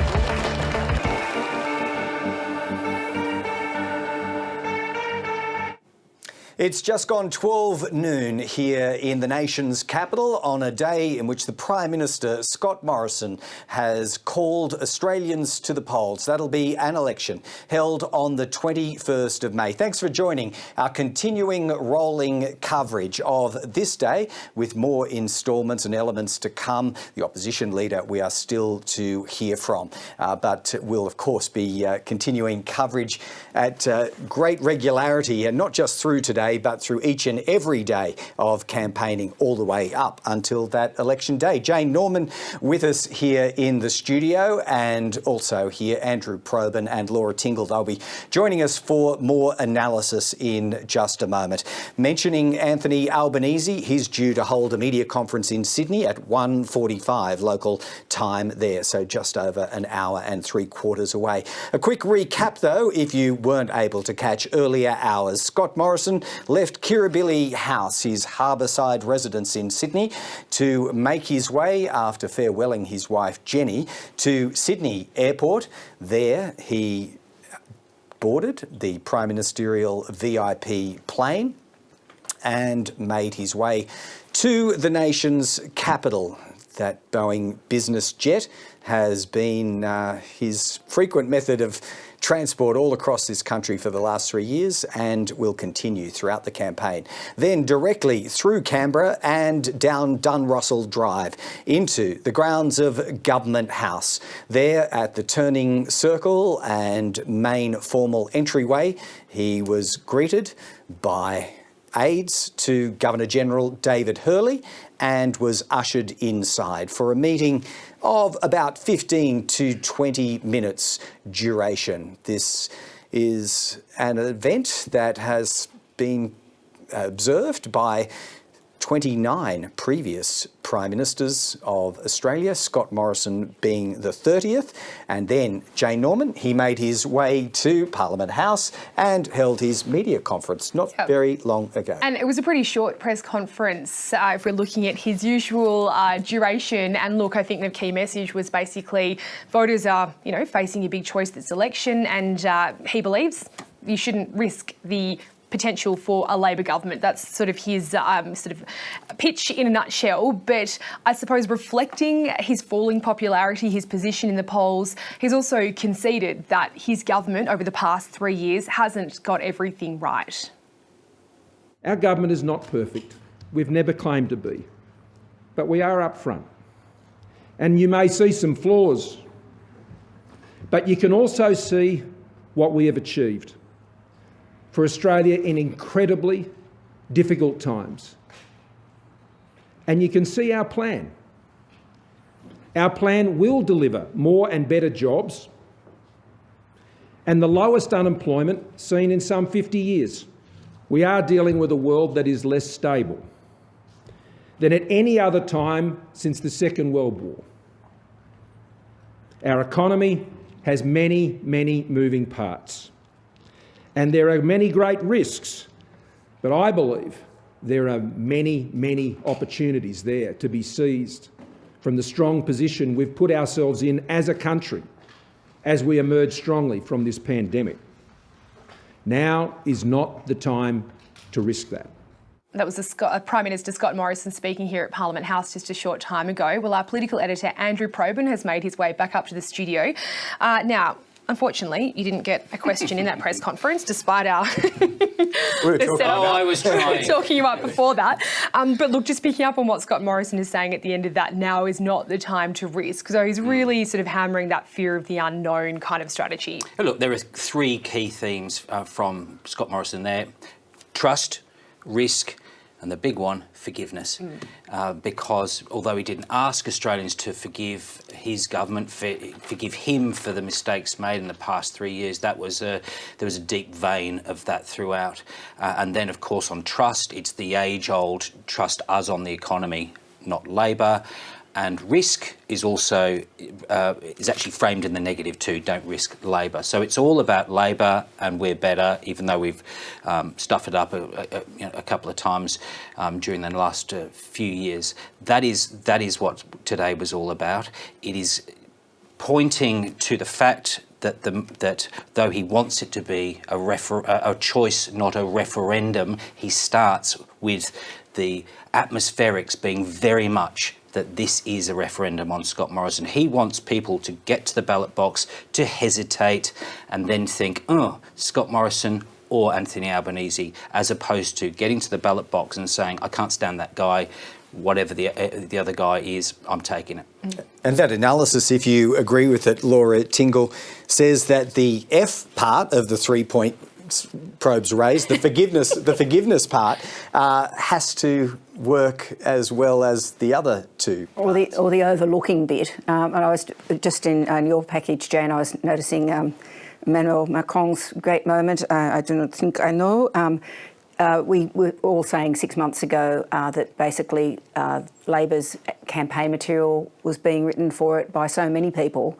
The question is, or the challenge for Labor is, because they do have to still be saying, well, this is Anthony Albanese and he's not scary, they've got to be positive, even though they're sort of not, they're putting out some, I think, really important policies like aged care.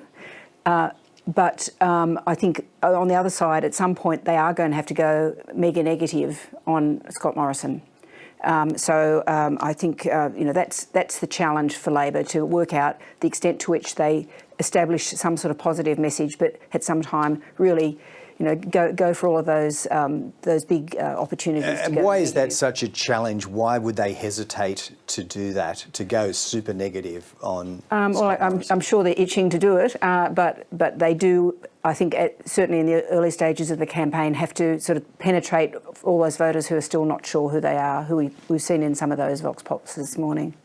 All right, well, why don't we bring in our ABC election analyst, Antony Green now. Anthony's in Sydney, and Antony, you've been put on notice. You've got the best part of 6 weeks now to get all of your data loaded up for what is traditionally your biggest night on election night. Why don't you take us through the starting position? Well, the starting position is the government's got 76 seats. They've lost a seat in Western Australia. Labor's gained a seat with a new seat in Victoria. Labor, the coalition has lost, not so much lost, but Hughes is being contested by Craig Kelly as a United Australia Party candidate this time. So we've left that seat with the government. But basically, that's the starting point. Labor needs 7 seats on a swing of, I think it's about 3.2% to win government. The government probably needs to win seats from Labor as well, because there are seats which is going to be very hard for them to avoid losing to Labor. So if it's a close election, it's going to be sort of a seat by seat. But of course, the polls aren't indicating a close election. At the last election, when the polls were indicating Labor slightly ahead, there was a lot of commentary on the polls saying the government can win because they're far ahead as preferred Prime Minister. Scott Morrison was well ahead as preferred Prime Minister to Bill Shorten. At this election, Labor is further ahead in the polls, and the two leaders are roughly equal as preferred Prime Minister. So the polls are telling a different story this time to last time, and just dismissing them as saying they can't possibly be right. Labor won from when they were lost when they were ahead last time. It's a different story with the polls this time. All right, Antony, well, we certainly have an election date today, May 21, but there are also some other key dates that have now been outlined. So when are we expecting the close of electoral rolls and, of course, the close of nominations? Well, they're actually very important dates, and there's a couple of implications they have for this campaign, and also changes to the law since the last election. The writs for the election will be issued tomorrow, and by law, the rolls will close next Monday. Next Monday is Easter Monday. So if people need to sort out their enrolment, get their enrolment address changed, get on the electoral roll, you need to start doing it tomorrow, because if you're sending off post, it's got to get there over a long weekend, which is difficult. The AEC now has a site where you can update details. I'm not sure you can do new enrolments that way, but certainly there'll be a race on to get, if people need to get on their roll now, they need to start doing it early in the week, because you've got Easter in the middle of it, which gets in the way. Now, nominations close the following Thursday, which is Thursday the 21st, and then the draw for ballot will be on Friday the 22nd, so that's just before Anzac Day. Now, importantly, there are then 4 weeks to Election Day. That's a week longer than normal. And the government has changed the law, both sides agreed to change the law in the last term, so that you can only have 2 weeks of pre-polling. So in fact, there will be 2 weeks between the close of nominations and the start of pre-polling. I expect both sides of politics will flood the country with postal vote applications in the meantime. And that may cause all sorts of confusion for people. But you won't be able to vote until 2 weeks before polling day, but you'll be able to apply from postal votes from today. And no doubt the parties will be sending postal vote applications to people. Now, the Electoral Commission has warned, unless you have a good reason to postal vote, it's much better to vote pre-poll or on the day. If you postal vote, there's all sorts of reasons why your vote will never make it into the count, because you've got to make your application and your envelope match, and they've got to match the details on the roll. There's many reasons why a postal vote will be rejected. There's also delays. If you reply to one of the political parties' applications, that's another step in the process which delays the mail out and mail in. There's also the issue, and I think people should watch for this at this election. We just saw a lot of it in South Australia. Political parties, if you go in and now search for postal voting, they will have paid adverts which will take you to one of the party's sites. where you enter the details. That's not an application. They then send you to the Electoral Commission's website. They're just harvesting your details. So there's a lot of things which might intrude on this campaign to do with postal voting because of this extra 2 weeks before pre-poll voting starts. Right, but in any event, despite those complications and the laws surrounding it, would you reasonably expect, Antony, that postal votes will be substantially up as a share of overall votes? And then what of pre-polls? Now that they're condensed to 2 weeks, does that actually mean fewer of them or just the same number compressed into fewer days? The expectation is that you'll get the same level of pre-poll voting. It'll just be compressed to 2 weeks. The lowest week, the first week always took the fewest pre-poll votes.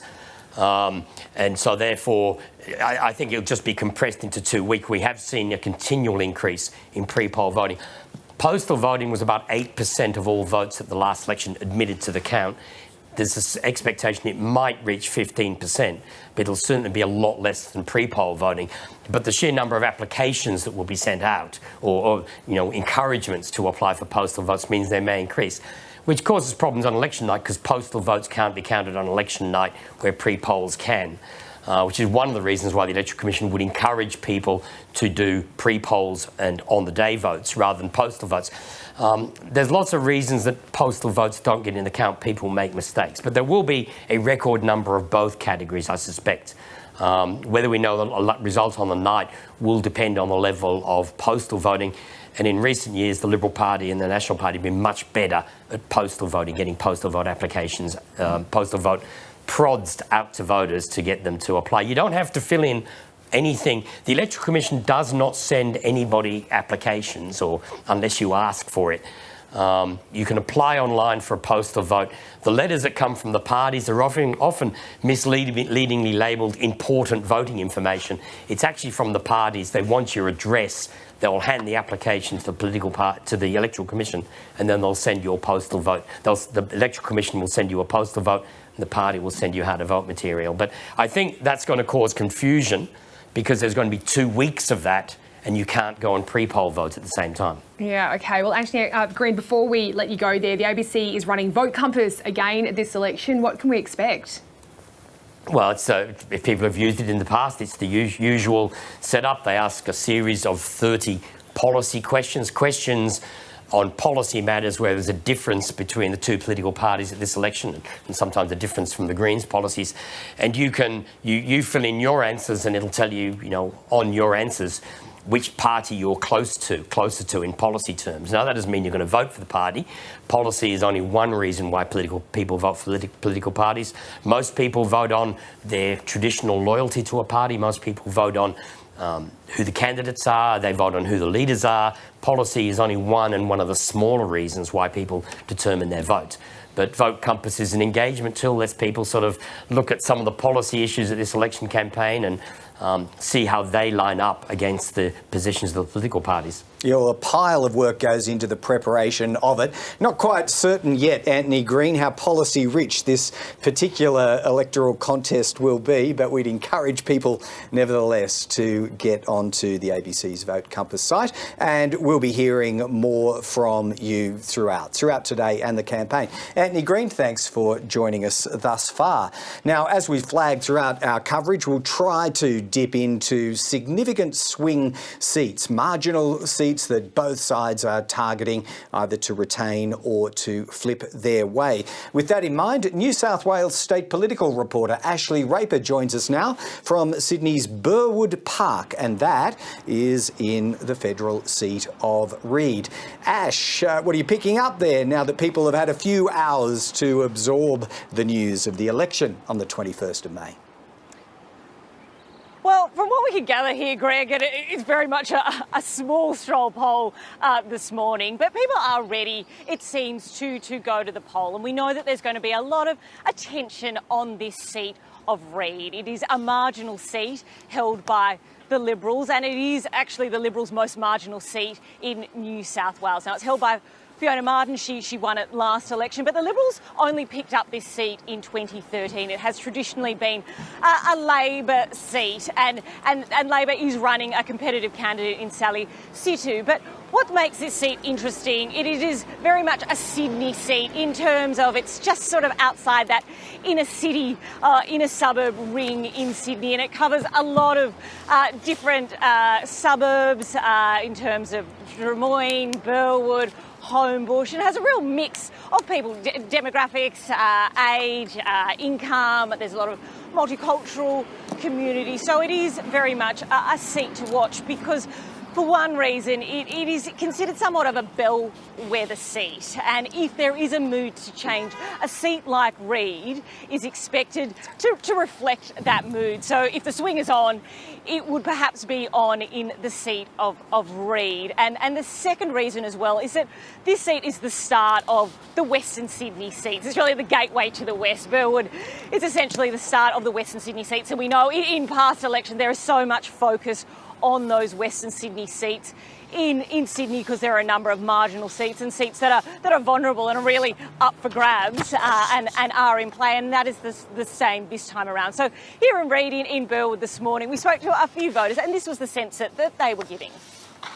All the stuff that's gone wrong, the vaccine rollout, the flood recovery, bushfire response, all of it basically, all of the terrible things that have gone on from the current government, like the pork barrelling, everything like that, it's not okay. I know it happens, but we just need a change. Specifically for the COVID time, lots of small business get effects, right? So in that case, definitely, government has to do something for them so that they, the other person get encouraged from them to do some, start their own business again. I just don't think a lot of people trust Anthony.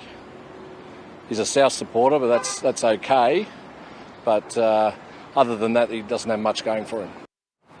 And Ash Raper, it's Jane Norman here. Can you tell us what more broadly about New South Wales can you tell us? It's the biggest state electorally, 47 seats up for grabs. And of course, it's been sort of interesting in the lead up to this day because it can't really be said that the New South Wales Liberal government is a great ally of the Morrison coalition government right now. No, so there has been a bit of tension between the New South Wales government and the federal government. And here in New South Wales, we've also just had a number of by-elections. It was very clear throughout those by-elections. There were 4 by-elections held in New South Wales that the New South Wales government really tried to distance itself from the federal government at that point because there was concern that perhaps there would be a backlash at the polls. And indeed, in one of those by-elections, the Liberals or the coalition lost a seat in New South Wales. Now, I don't think you can read too much into that in terms of the broader federal campaign, but just also in the lead up to hear that the New South Wales Liberal Party has had a very public stoush internally over pre-selections, and really it was only last week that there was about 12 candidates that were officially okay to go ahead, and only nine candidates, Liberal candidates, in really key seats didn't get into the field until last Saturday. They weren't pre-selected and endorsed, and they were handpicked by the Prime Minister, Scott Morrison. So it has been a bit of a mess for the Liberals in the lead up to this in New South Wales. And look, and there are a number of key seats. It is the biggest state in terms of seat numbers, but it also has, I think, the most number of marginal, vulnerable seats. And there's, about half a dozen in Western Sydney, but then there's also 2 seats on the Central Coast, Dobell and Robertson. Labor and the Liberals hold 1 apiece, but they tend to exchange hands. There's the Eden Monero, which has in the past been a bellwether seat, and Labor holds that on a slim margin. You've got the seat of Gilmore on the South Coast that the Liberals are trying desperately to win that back after Labor picked that up last election. So, look, there are lots of moving parts, and New South Wales is really going to be a state to watch because there are so many seats in play here. All right, Ash Raper, thanks for your analysis as always. And of course, you're a big part of the campaign as the leaders swing by that very big state of New South Wales. Well, Laura Tingle, I just wanted to get your view on this New South Wales pre-selection mess. It has been an incredibly damaging week for the Prime Minister, not only because of the fact that the pre-selections in this key state have only just been settled, but because his factional enemies are pretty determined to harm him. Well, yes, I mean, things always change once the election's been called, Jane, but people were saying, from across the factions a couple of weeks ago, we'd rather we lose if the Prime Minister gets his way on these pre-selections. It's not just a factional matter, but it's seen as, the Prime Minister being able to run the party much as a dictatorship, is the sort of language that's being used. So the question becomes, to the extent that you do need people still door knocking, manning booths, all those things, will they be out there doing that? And as you mentioned, I think earlier in the broadcast, the coverage of all of this stuff is really having a really terrible effect on rank and file members. It's not clear that they'll be out in numbers, and they'll be having to support candidates who they probably didn't really want and who aren't necessarily known to the electorate. Andrew Probyn, if you had members with a death wish for their party, as Laura and plenty of others have suggested, that does not augur well for campaigning. You begin to wonder just how much each candidate is going to have to live or die on their own wits, the strength of their own personal campaign. I think very much so. I mean, you look at Reid, Fiona Martin, she stepped outside of the tribe to do something that was politically risky for her in a internal politics sense. She crossed the floor on the Sex Discrimination Act with, or was it the religious discrimination? It was all linked anyway. Yep. She took this decision to walk from her party.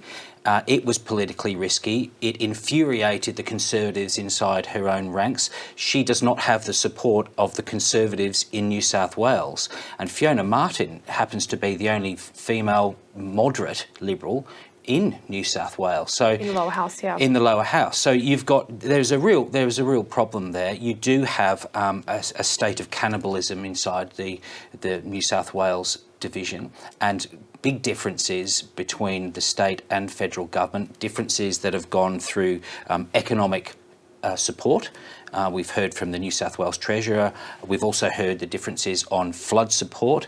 It's quite clear that the New South Wales government wants to actually distance itself from the feds. So again, it focuses once again on Scott Morrison in a really unflattering way. And I guess with this pre-selection mess, Scott Morrison's hands aren't necessarily clean here, because it was, of course, his intervention which has exposed this deep and bitter factional war. So the rank and file members have been sidelined, and it's allies close to him who've been accused of deliberately delaying the rank and file pre-selection process so that they could install the candidates of their choice. There's no doubt, I think, that those who have been critical of Scott Morrison and Alex Hawke have got a real beef, and a substantial beef, in the way that it's been deliberately played and gamed to ensure that there was this sense of crisis inside the Liberal ranks.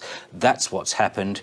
Candidates weren't put in place, and it allowed the situation where Scott Morrison and Dom Perrottet could then come in and say, OK, well, we'll sort it out. Well, that was an erosion of the party members' rights, and didn't they let us tell us that? Yeah, so there's disarray, Laura Tingle, within the Liberal ranks, but then compounding that are these Climate 200, Teal grouped independents as well. They're a force in plenty of states, but at least a couple of must-watch seats, Wentworth being one of them, North Sydney as well.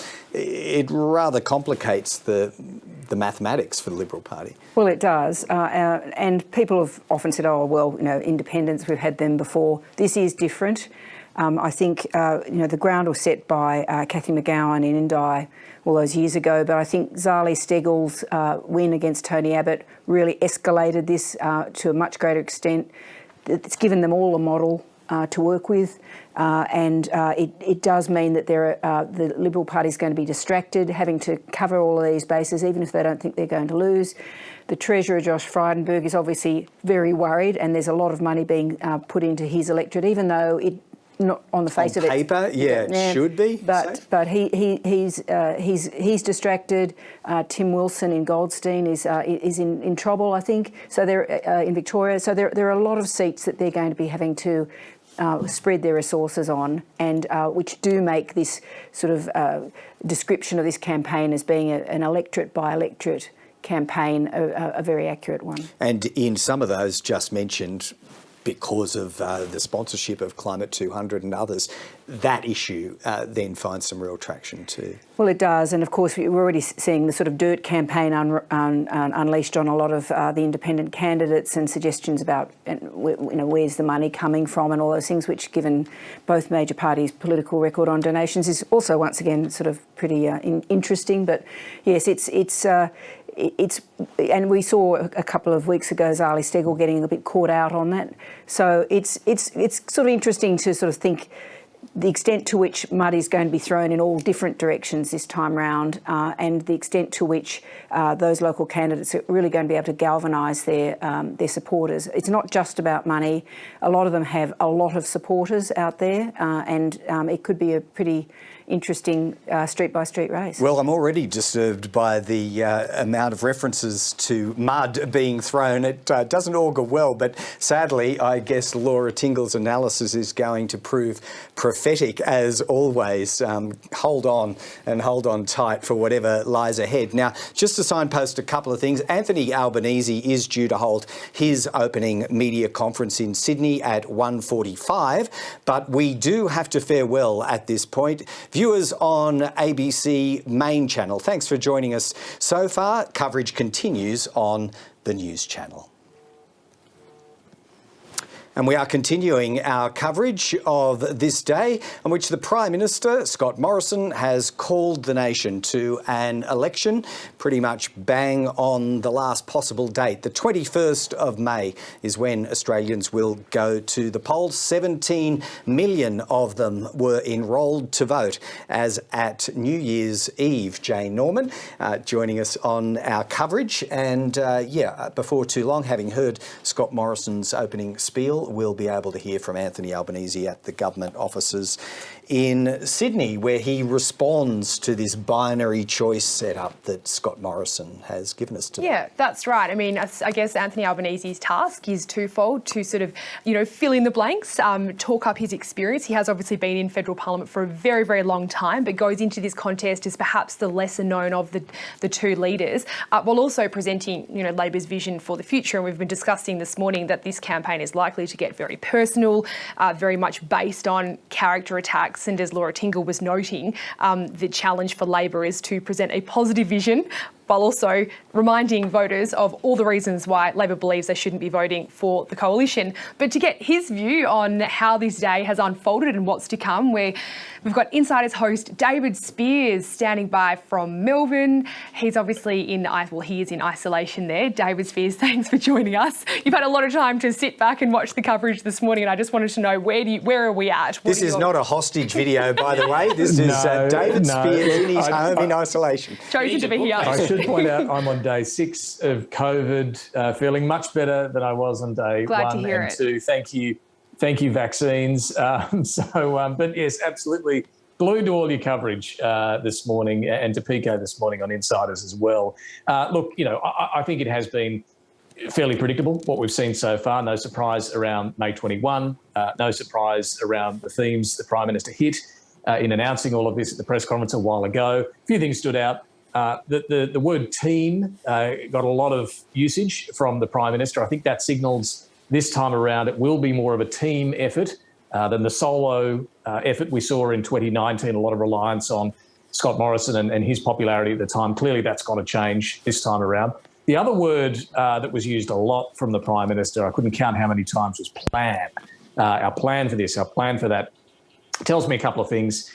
Look, one of the great criticisms of Scott Morrison after the last election, which, the miracle win, but there wasn't much of a plan for the following 3 years. Yes, a lot of crises came along that were unforeseen, the pandemic, the biggest of them, and he's, been managing those crises for better or worse, and he'll be judged on that. But, a lot of the criticism from the business community in particular was that where's the plan? You haven't done anything on industrial relations, really not tax reform beyond the tax cuts. Climate change, energy transition, all these sorts of things. So that use of the word plan is, I think, in response to part of that, but also to draw the contrast with Labor, which he will argue doesn't have a plan, blank sheet, all of that. So, and the economy, it was all about the economy, wasn't it? And the lines that you've heard from the Prime Minister and you heard again this morning, we're doing so much better than the rest of the world when it comes to jobs, growth, even the improvement on the debt and so on. Yes, that is a compelling pitch. I wonder, though, how that comes across to voters who aren't feeling that everything's just dandy in their own life economically right now. Does the Prime Minister presenting that, we've done a great job, everything's going so much better than, stick with us, does that resonate with those who feel, well, hang on, I'm really struggling, I feel I'm going backwards with cost of living? So we'll see how that plays out. But the one trip up was, I think, about the front bench. I mean, the suggestion that Alan Tudge is still in his cabinet. Well, Alan Tudge said he was standing down from the front bench until the election, so perhaps the PM knows something we don't. And addressing that concern about who's going to be health minister, he'll do that the next week. He said, I thought that was interesting as well. He knows he needs to clear that up. It's an important role in and of itself, of course. We're still in a pandemic. But so he can sharpen his lines in attack on Labor over who's going to be Defence Minister, this or that, on the Labor side, should they win. So, yeah, some interesting moments. Very careful performance from the Prime Minister. He read a lot of it, which, often he doesn't. I think that perhaps shows a bit of nerves, but perhaps also wanting to make sure he absolutely nailed what he prepared to say this morning. Yeah, well, there's certainly been, just on the front bench point, there's certainly been more than a few indications that Alan Tudge may be on a promise to something once we clear this election, if, of course, the coalition government is returned. But on policy, or the plan, as the Prime Minister described it, David, this is the plan as we've got it so far. You wouldn't be holding your breath, would you, that there's very much left in the kitty as far as new policy announcements will go prospectively over the next 5 or 6 weeks? It's kind of like what we've seen is what we've got. Yeah, there were plenty of pots of money in the budget, billions, in fact, that were put in the budget, announced pots of money, but the details of how they'll be spent will come over the coming weeks during the campaign, right? So infrastructure here or there, different parts, a lot of marginal seats will be targeted, all of that. But you're right, that doesn't represent policy reform. That involves spending money on roads, bridges, ports, whatever it may be. In terms of reform, of industrial relations, of tax, of all these things, no, this is not an ambitious plan to change Australia. Scott Morrison's been more about managing crises and managing what's come across his table. He's not been about changing, building back better. He even bristles at that line. So, yes, he's about let's get back to where we were, not about let's change the Australian economy for the better. Yeah, it's been a pretty extraordinary term in Parliament, David Spears, because it's not as though the government has had a great agenda. Its agenda has been shaped really by sort of external events. And I guess I'm just wondering, there have been a fair few missteps on the coalition side. What is it that you think will stick in voters' minds as they start to consider which way they'll vote at this election? Look, I don't want to pretend I know what's going to be in voters' minds, but we can see, can't we, over the last 3 years where he's run into trouble. He's run into trouble, particularly during that Black Summer bushfire period with the trip to Hawaii and some of the language and attempts to shake hands and all of that. That was a terrible moment for him.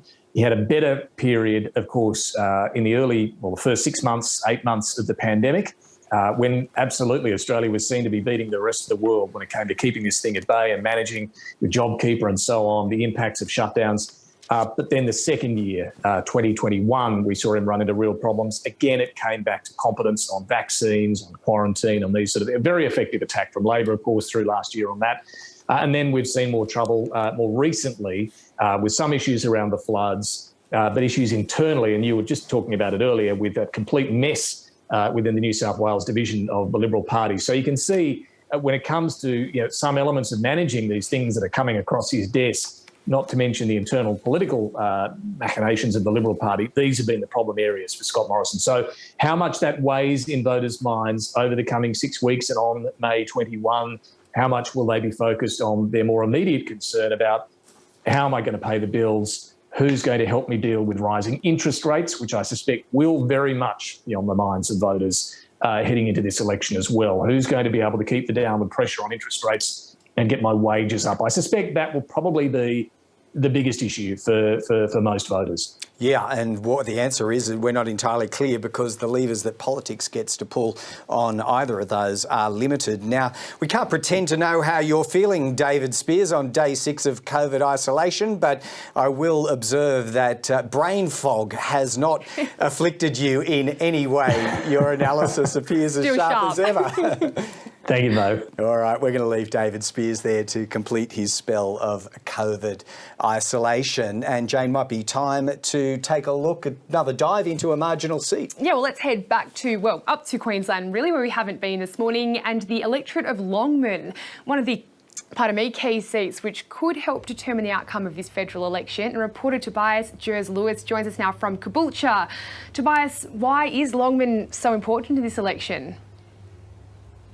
Well, Queensland as a whole, I suppose, is going to be very important in this election. That was illustrated back in 2019, where the coalition basically won its government here in Queensland. Without Queensland, Labor would have won a majority of the votes and a majority of the seats. Of course, it's sort of a moot point, given the fact that Queensland is part of the country, but what it symbolises is the fact that if Labor stands a chance in this election, they've got to do well here in Queensland. Now, Longman's one of 23 seats that the LNP holds across Queensland. It's among the most marginal. It's held on just 3.3% by Terry Young. It's only been won by Labor twice in the 9 elections it's been contested at. But look, the most fascinating thing about Longman, where I am at the moment, is just the varied landscape of what it takes in.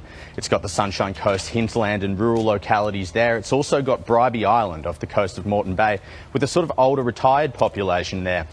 And it's got suburbs like Caboolture, where I'm standing, Moray Field and Burpengary. Now, these are booming centres in Moreton Bay where the population is rising and rising rapidly. Now, of course, in a political sense, that means that they're feeling a lot of new pressures. It also means that there's a bunch of new people coming into this electorate who might not have had a say yet, and that could symbolise a change in votes. In 2019, funnily enough, we saw Caboolture and Burpengary remain pretty true to Labor. They preferred Labor, but the LNP won that seat on that margin of 3.3% from the votes in the Sunshine Coast hinterlands, as well as on Bribie Island. So if that changes from this rapid population, that's the question, and it's why Longman in the federal political landscape is I guess so interesting. Yeah, and fascinating to watch how the parties really, I suppose, frame their message to such a disparate group of voters within the one seat. But speaking of voters, how are the voters feeling that you've been speaking to? What issues are they talking to you about?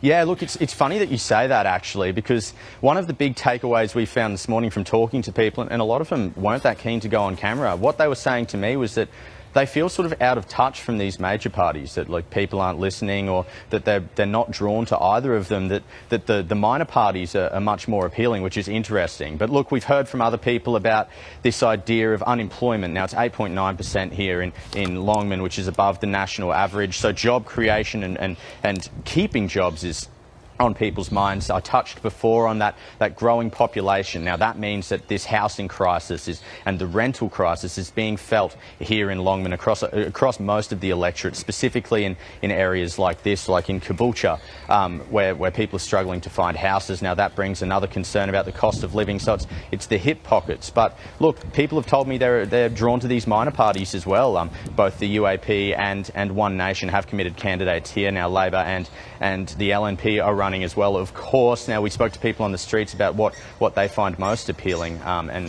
they can say it better than I can, and this is what they had to say. Looking at smaller parties that will fight for our freedom, because the major parties aren't doing that for people today. Groceries, everything, rent, it's just all getting a bit much, and not increasing any wages or anything as well. It's just not balancing. Probably more nurses, just everyday people listening, loved ones. Aged care is a big one. And I guess ambulances, but mainly aged care, because, I mean, I'm in my 70s, but I'm still healthy, but yes, aged care is very important, I think. It really doesn't matter who gets in. They do whatever they want anyway. So, does it matter who you vote for? That was some voters in the Queensland seat of Longman. And before that, our reporter in Queensland, Tobias Jers-Lewis, thank you for your time this morning. Interesting to see there, Greg, one of the seats where we were talking about earlier, the Palmer-Hanson preferences could potentially have an influence. Yeah, and Toby suggesting that people are looking beyond the two majors, although, as ever, in lower house seats, the preferences seem to nearly always come back towards them one way or another after a big roundabout swing. Now, Laura, we're going to let you go very shortly because you've got other commitments, but quite obviously the Prime Minister's set it up already. The economy is going to be central to this discussion. We all know the rules of political debate. You know, we'll keep interest rates lower and once upon a time we'll repair the budget better than anyone else. Is there a sense in which those historical rules are suspended or have changed substantially for this election? Well, I think there are all these cliches about election campaigns and who wins them when. And it struck me the other day that one of those is that Labor tends to get in office just when things go really bad, you know, the OPEC oil shock, the global financial crisis, and they're sort of left to clean up the mess, and that's always counted against them. So this is different. This government, I mean, it's been there for a long time, but it's had multiple crises just in this term. So that changes a lot of those rules about the way people assess governments, I think. And I think there is this underlying question out of this election about the role of government. Now, I think we talked about this earlier, and the fact that nobody really wants to talk about it much, but we've just seen the South Australian election. We saw the new South Australian Premier here in Canberra last week talking a very positive game about there is a role for government. People want a role of the government to be involved to get things fixed for them.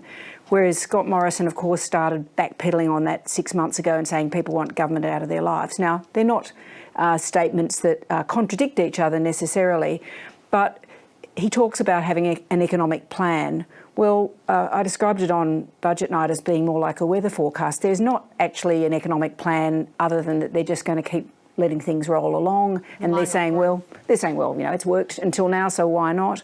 But there's not any real sort of intervention to say we're going to make it better. So I think all of those factors change things. He's still saying, you know, we're going to have lower taxes, which people like. By running so hard on aged care, though, Anthony Albanese's plugging into an issue that resonates with people where we know that there's a problem. And he's saying, well, we're going to fix it now. You can question whether we can get nurses 24 hours a day in a year's time, but everybody would hope that their loved ones have 24-hour-a-day nursing care. So I think, you know, underlying all of this noise, all the negativity, all the, you know, mud, there is this fundamental issue that we should be coming out of this pandemic with, which is what is the role of government, and do either side have a coherent view about what that should be? Now, I don't think we've really heard a coherent argument from either side, but the sort of rejection of government's role, whether it's on wages or anything else, it leaves them vulnerable. I mean, you were talking about One Nation and Clive Palmer in Longman. Now, Clive Palmer was here this week as well, and, you know, he had some interesting economic policy, which it basically included regulating housing interest rates. Yeah, capping interest rates. Now, that to people who, you know, don't know much about it, they'll sort of think that's pretty attractive, I would have thought. So, you know, that leaves both sides vulnerable. Yep, and when you say government, the role of government, it's not just the central or federal government in Canberra, is it? I mean, if one thing the pandemic revealed to us, it's the disconnections and the ambiguities about what the states are doing as well. Yet no one, I know Anthony Albanese says he'll engage the states in a conversation, but no one has a set of plans to make change there. No one has a set of plans to make changes there. And if we think about, for example, Lismore, which is, you know, a catastrophe, it's not clear that anybody's picking up the ball and saying, look, this isn't just a case of getting the rubbish cleared up. We have to make really fundamental decisions about moving people, you know, sort of providing long-term assistance to the local economy. Now, they are technically issues for state and local government, but when things are so catastrophic and when they're likely to continue to be catastrophic given climate change, the federal government is going to have to sort of step up to that. And one of the great mysteries to me of the last couple of months, a bit like in the bushfires, was not that Scott Morrison said, I don't hold the hose. It was he just pushed back so much on sort of saying, look, we're doing everything we can. I'm up there, I'm visiting. So I don't quite understand, even at a political level, what drives his thinking about those things. Now, Laura, I know you couldn't possibly think of something better to do around lunchtime on a beautiful autumn Sunday afternoon, but just in case you can, we're going to let you go, and thank you for your insightful analysis once again, and brace yourself for a very busy 6 weeks ahead. Well, look, as Laura was just discussing, the pandemic has kind of framed everything around the Parliament of the last 3 years. As it did for every Australian, COVID-19 disrupted this place as well, and the way that the country is in fact governed in ways that haven't really been, Jane, experienced outside, you'd have to say, wartime. Yeah, and the relationship, as we've been talking about, between the Commonwealth, the states and the territories has been tested like never before. Political reporter Matthew Doran breaks down the politics of this pandemic.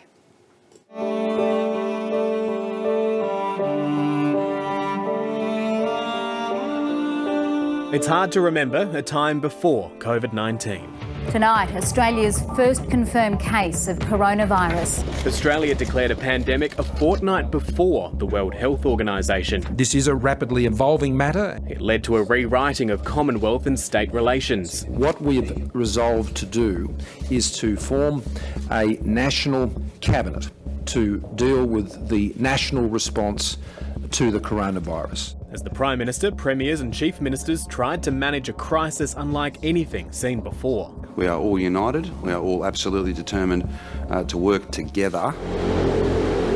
But it's rarely smooth sailing when venturing into uncharted waters. It's a bureaucratic bungle that's become a public health nightmare. New South Wales and federal authorities accused of quarantine failures involving the Ruby Princess cruise ship, allowing infections to spread to other states and territories. When it comes to our borders, the buck does stop with the Commonwealth. Despite the Prime Minister insisting it was safe to send kids to school, unlikely allies in the Premiers of New South Wales and Victoria teamed up to pressure National Cabinet to close classrooms. As the virus took hold, the economy was put into an induced coma, leading to long lines of unemployed and scenes reminiscent of the Great Depression. I'm here because my job no longer exists. It's not just lower class, middle class or high class, everybody's getting affected by it. You can feel it. Everyone's a little bit funny and on edge. Forcing the Commonwealth to open its chequebook. Some will say it's too little. Others will say that it's too much. The coronavirus wage subsidy JobKeeper, the single largest piece of government spending in Australia's history. The money couldn't flow fast enough, and the debate over when the $90 billion tap should be turned off was always going to highlight divisions, particularly for those still shut off from the rest of the country. The federal government could look at those industries that are doing it tough, and maybe JobKeeper does need to be extended for those industries. She is now the victim of a policy that she put in place herself. Strongholds inside the broader Fortress Australia. The Prime Minister made a promise to the tens of thousands of Australians stranded overseas. And I would hope that we can get as many people home, and if not all of them, by Christmas. But that pledge relied on Premiers and Chief Ministers agreeing to take travellers for a fortnight in hotel quarantine. Capacity was limited, with the government initially refusing to back new, purpose-built facilities. Hotels are built for tourism, not for medical quarantine. In 2021, there was a hope the nation was turning a corner, but as with everything to do with COVID-19, things changed, and quickly. Winter brought the deadly Delta variant to Australia, and as the nation's two largest states were hit with lockdowns, the Commonwealth had little choice but to cough up again. New disaster payments were offered, paid directly to workers rather than employers. The dollar figure adjusted a couple of times as the Victorian Premier accused Scott Morrison of being Prime Minister for New South Wales. People are sick of his whinging and his politicking of the crisis. While financial support was key to dealing with the symptoms of the pandemic, the treatment to get us out was just as fraught. Scott Morrison has accepted responsibility for the delays to Australia's vaccine rollout. The Prime Minister juggled political lines seemingly at odds with one another. Getting Australia at the front of the pack when it comes to vaccines. It's not a race, it's not a competition, it's about the health and safety of Australians. The shift in rhetoric prompted by early supply pressures. although the opposition argued that could have been avoided by signing more contracts sooner.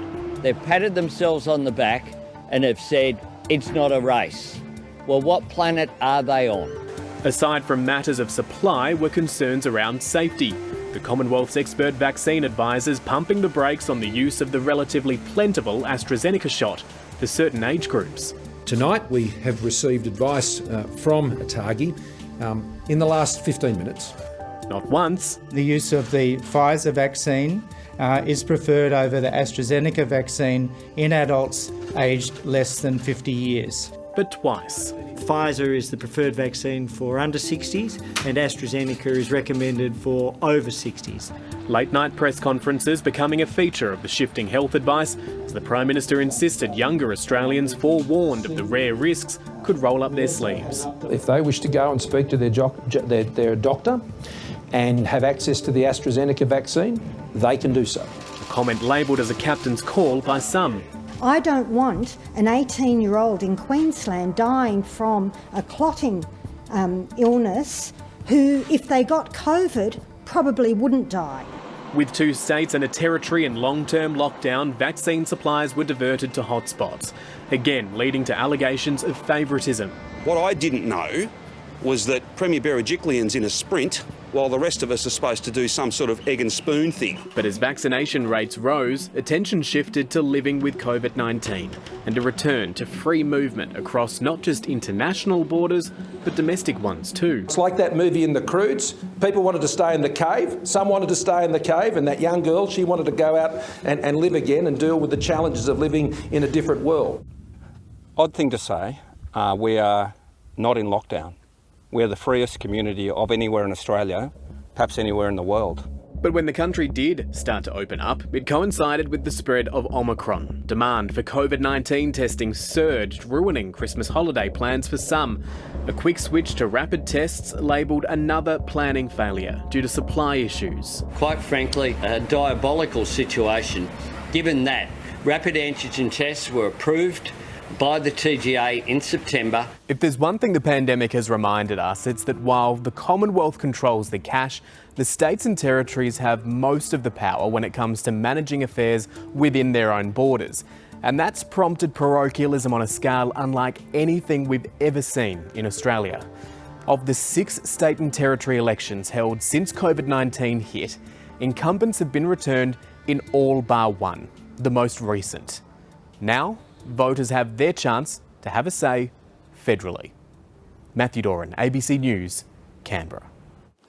Yes, so will this be the election that breaks that incumbency narrative, which has kind of held up in Australia so far and overseas too? Canada is one country that springs to mind. Justin Trudeau gets re-elected in the midst of a pandemic there in an election called about pandemic management. So interesting point raised by Matthew Doran. We might talk to our political editor, Andrew Probyn, about that in just a moment. But there are some arcane constitutional procedures that need to follow any Prime Minister's drive to Government House.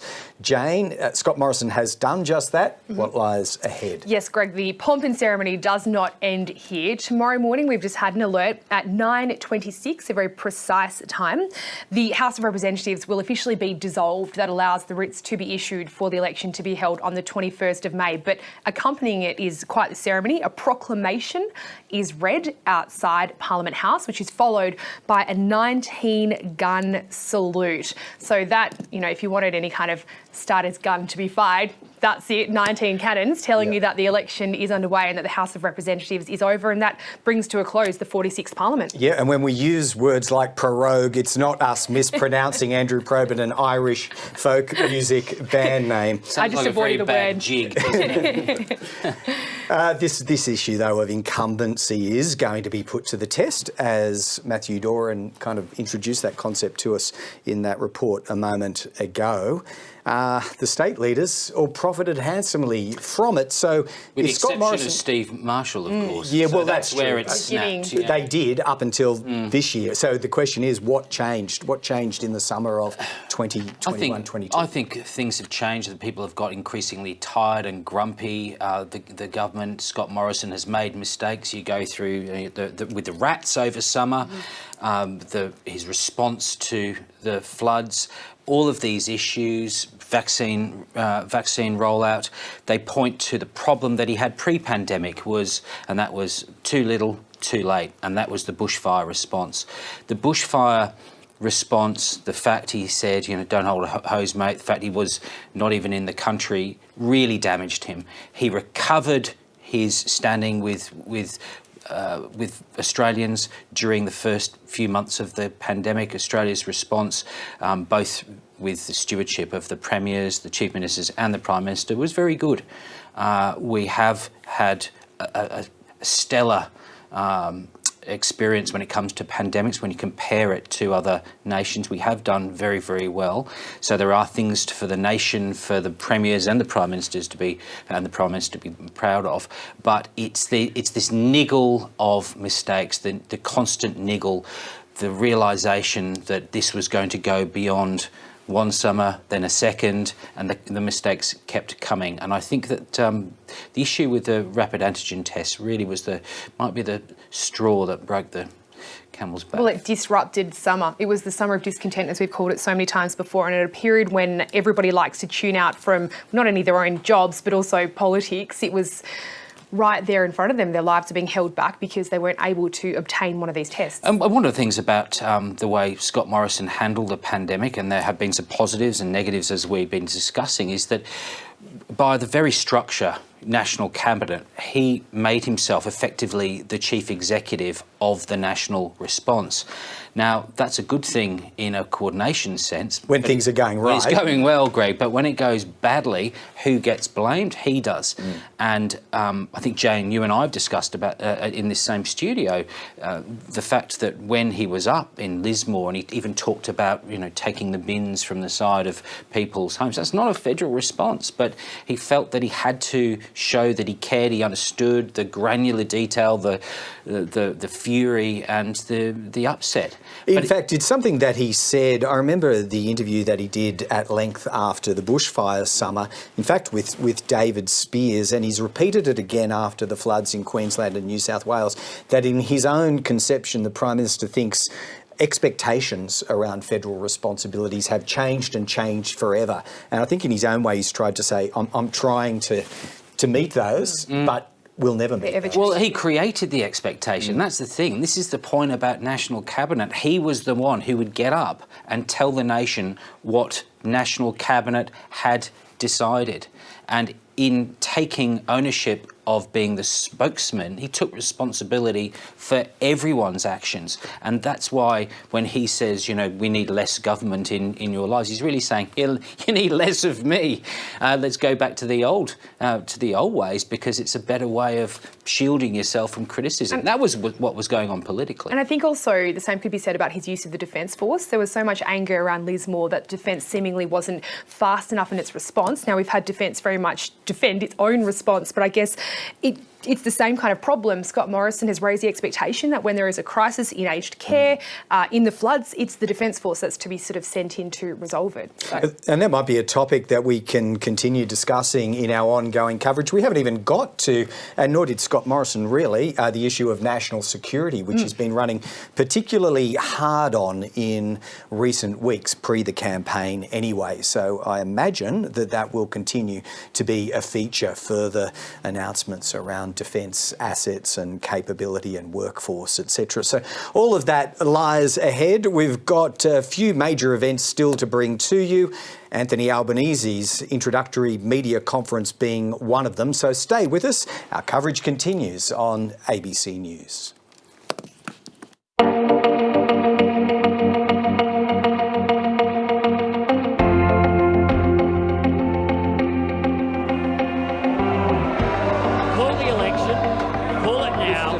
Opposition and let the people of Australia decide. With no economic plan for a government or the future of this country. Why does this Prime Minister always go missing? Why does he never take responsibility? This leader of the Labor Party has politicised every natural disaster to his shame. Isn't the only way to end the war. Their last set of plans were rejected at the last election. To end this government.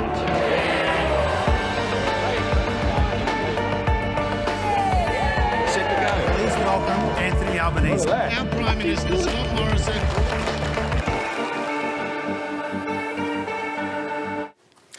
Good afternoon and welcome or welcome back if you're watching our continuing and rolling coverage. Jane Norman and Greg Jennett with you from the ABC's Parliament House studios, delivering the news earlier today that Australians will go to the polls on the 21st of May. This was confirmed when the Prime Minister, Scott Morrison, got on the move from his official residence in Sydney at Kirribilli House. The Prime Minister became mobile around 8 o'clock this morning or shortly after. Cameras tracked him out of the grounds of Kirribilli House through some of the streets of Sydney and across to his awaiting VIP jet at Sydney Airport.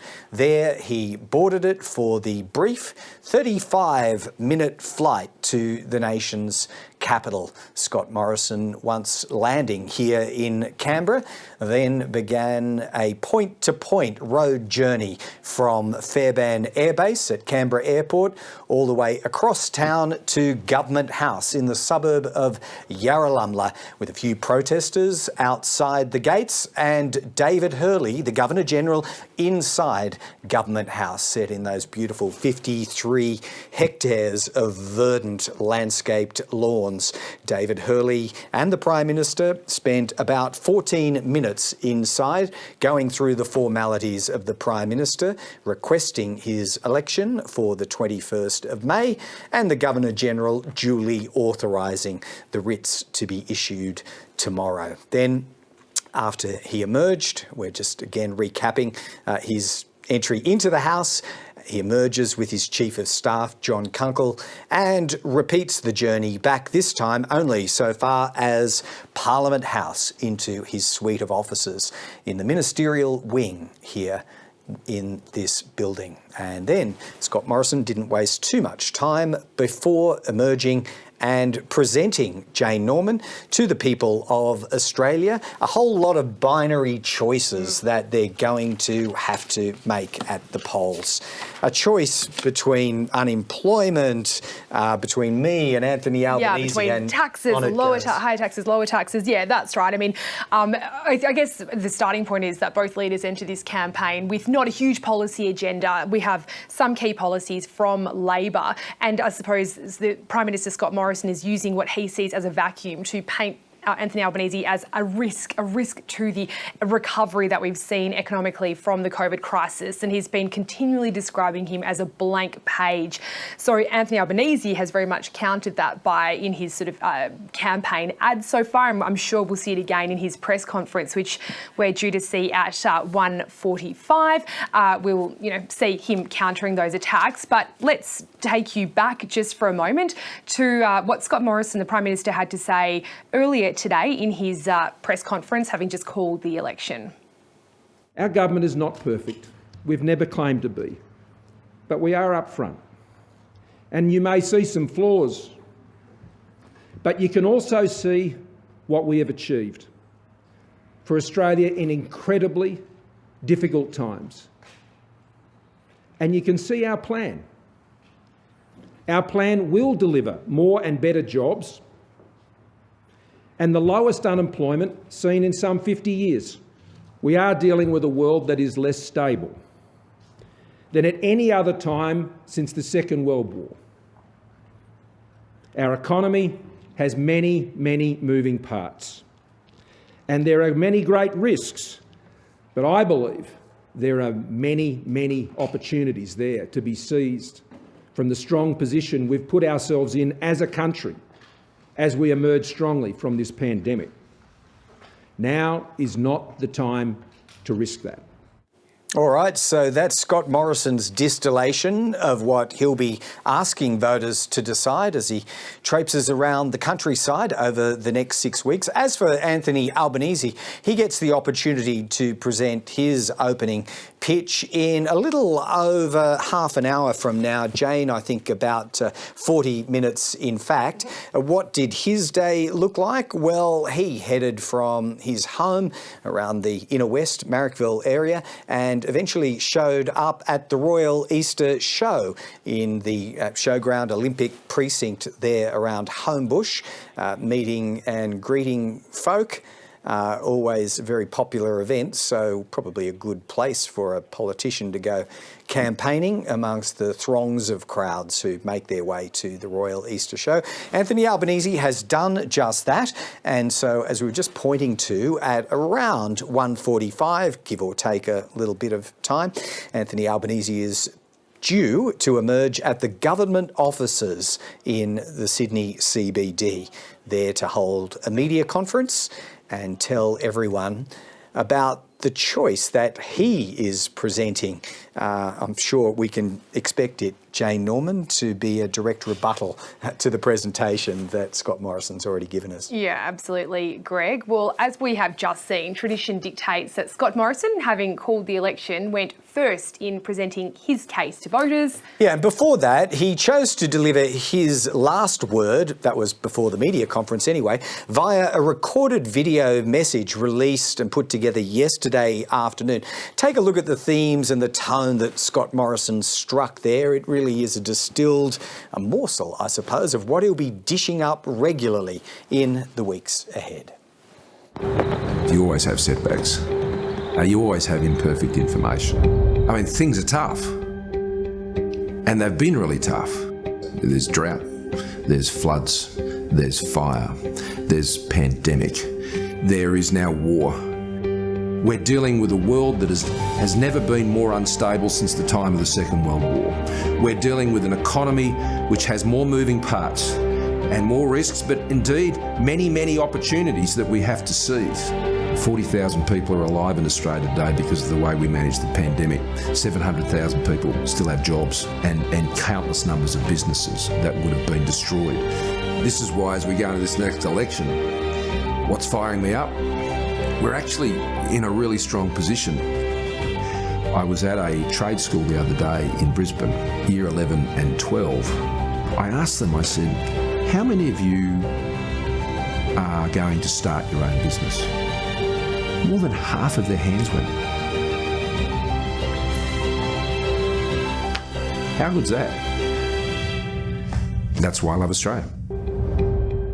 Okay, so that was the video message to voters issued by Scott Morrison, channeling the vocal qualities of Russell Crowe, I thought, Jane. But what about Anthony Albanese? Yeah, I think he's just recovering from COVID when he was recording that. Well, Anthony Albanese spent the final days submitting an op-ed piece to the News Corp papers and an accompanying video clip or campaign ad emphasising the values proposition that an Albanese Labor government would present.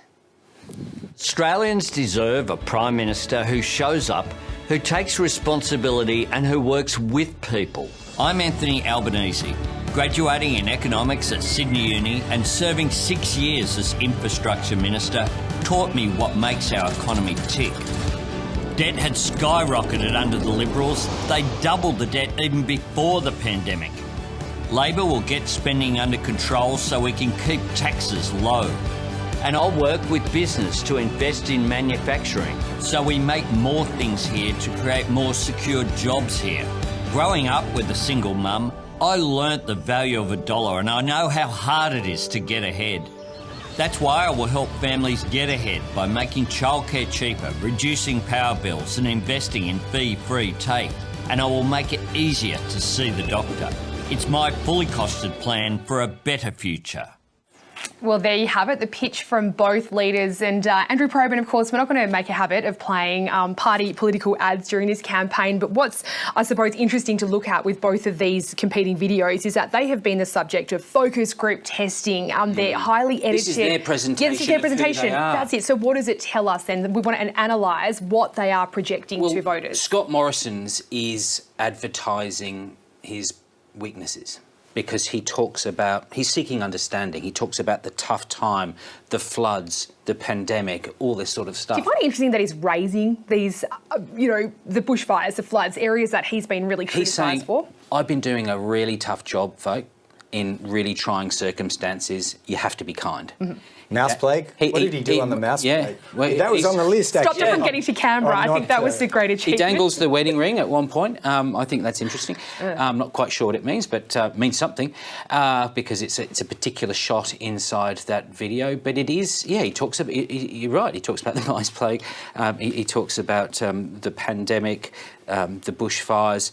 This is a man who is, again, seeking that forgiveness being the subterranean message in his presentation in the courtyard. As for Anthony Albanese, well, that was equally fascinating because he said, I'm Anthony Albanese, I've got an economics degree, and I worked in an infrastructure ministry. It again advertises weakness. The weakness being that you don't know what you're doing when it comes to the money that's going to be swishing around Treasury benches. You can't be trusted with the recovery. These are all the attack lines that have been cutting Anthony Albanese from the coalition. So he's gone to that, but then he's gone positive. He's talked about some of the things that he wants to do because he bristles at this notion that he's offering a small target. It's certainly a much, much smaller target than Bill Shorten, who had this audacious transformational plan on taxes and, as I was saying before, it was effectively a wealth distribution plan that was rejected by Australian people. Now, Anthony Albanese is saying, I can be trusted with your money. Secondly, I've got a plan and it's a positive plan. And he's gone to aged care, he's gone to childcare, he's gone to fee-free TAFE, and he's gone to power prices. Yep. And remarkably, he's never wavered from this strategy. Remember the very first remarks from Anthony Albanese were about not being a small target strategy, but playing for the wind behind us in the fourth quarter. And he stuck rigidly to it. And if it's working, he seems to have got a gust of wind behind him very much in the fourth quarter. Well, the ad itself is actually a lot more traditional, but so is this notion that forget about this newfangled idea about winning government from opposition. He's got a bit smarter than that. He thinks the only way for me to become Prime Minister is to make sure that this government loses it. And it's a totally different mindset to the one that Bill Shorten had. Bill Shorten was cocky as all get out last time, as well he should have, because the polls were horribly wrong. But he thought he could knock off. And he's got in his favour that this is, depending how you look at it, a 9-year government now, not a 6-year one. And the other problem that Bill Shorten had, of course, was that his policy manifesto hadn't been cooked up over 3 years, but 6 years. Yeah. Because those policies from 2016 transferred to 2019. And it's very much something that Anthony Albanese is keen to continually remind voters of, that we're not just looking at Scott Morrison's one term, it's a 9-year-old coalition government. And, they're saying, do they deserve a decade or more than a decade in power? And it's interesting that Anthony Albanese is positioning himself as a safe alternative who's promising not revolution, but renewal. It's not about especially when you consider his past, not his recent past, but he was a bit more of the firebrand back through the first decade or so. Absolutely. This is a man who came out of university and into his political life as the man who likes to fight Tories. Now he is the fellow who says he is the man who's going to be the consensus leader. They're quite different things, but that's the necessity of trying to win government from the middle. Yep. Well, we'll probably get some more thoughts from you, Andrew Probyn, before this afternoon is out. And speaking of Anthony Albanese, he has his first media conference due in about half an hour from now, so stay with us. We will, of course, be bringing that to you live and in full. Why don't we go back to Sydney now, and the ABC's election analyst, Antony Green, joins us once again. Antony, why don't you run through again for us the timeline of events that are triggered by the Prime Minister going to see David Hurley, the Governor-General, today? Well, the writs are issued tomorrow, and the writs is the official starting point of the election, and they name the date name the close of rolls, that information. The rolls, if you need to update your enrolment or get on the roll, they close Monday week, the 18th of April, which is Easter Monday. So if you want to get your enrolment updated or you want to enrol for the first time, go to the Electoral Commission's website and there's information there about how to enrol or how to change your enrolment. And you need to get it done by next Monday the 18th. Now, the thing I would say is if people are relying on the old-fashioned post, of course, there's Easter in the middle of that, so there's a possibility the post won't get there. So if you can, do it online or get the letter in as quickly as possible. But you've got to sort it out in the next week, and that'll close the rolls. Thursday week, I think it's the 21st, is the close of nominations. The next day on the 22nd, they do the draw for ballot position, and we find out the names of all the candidates who are running for the election. I've already got more than 800 names for lower house seats, and I'm sort of ploughing through the numbers for the upper house at the moment. That starts on the 20. That'll be the 22nd. Then you've got the Anzac Day weekend. Now, if people want a postal vote, they can apply from today. But the postal votes cannot be dispatched until after Anzac Day because you have to close nominations first. You can't postal vote until there is a ballot paper to use. So that's after Anzac Day, and there's 4 weeks then to Election Day. But pre-poll voting can't start until I think it's the 9th of May, 2 weeks before the election. So there's a 2-week period there where there'll be lots of postal vote applications going out and there'll be campaigning. But they have shortened the pre-poll voting period, so that doesn't start till the 9th, 2 weeks before polling day. So there's 4 weeks between the close of nominations and polling day. You can apply for a postal vote. The Electoral Commission's encouraging people to use the pre-poll and polling day options. COVID has become less of a concern for a lot of people. Pre-poll and postal voting and pre-poll and polling day, you always guarantee your vote is counted. Postal voting is much more complex. If you apply for a postal vote, make sure you've got all the details on your application right.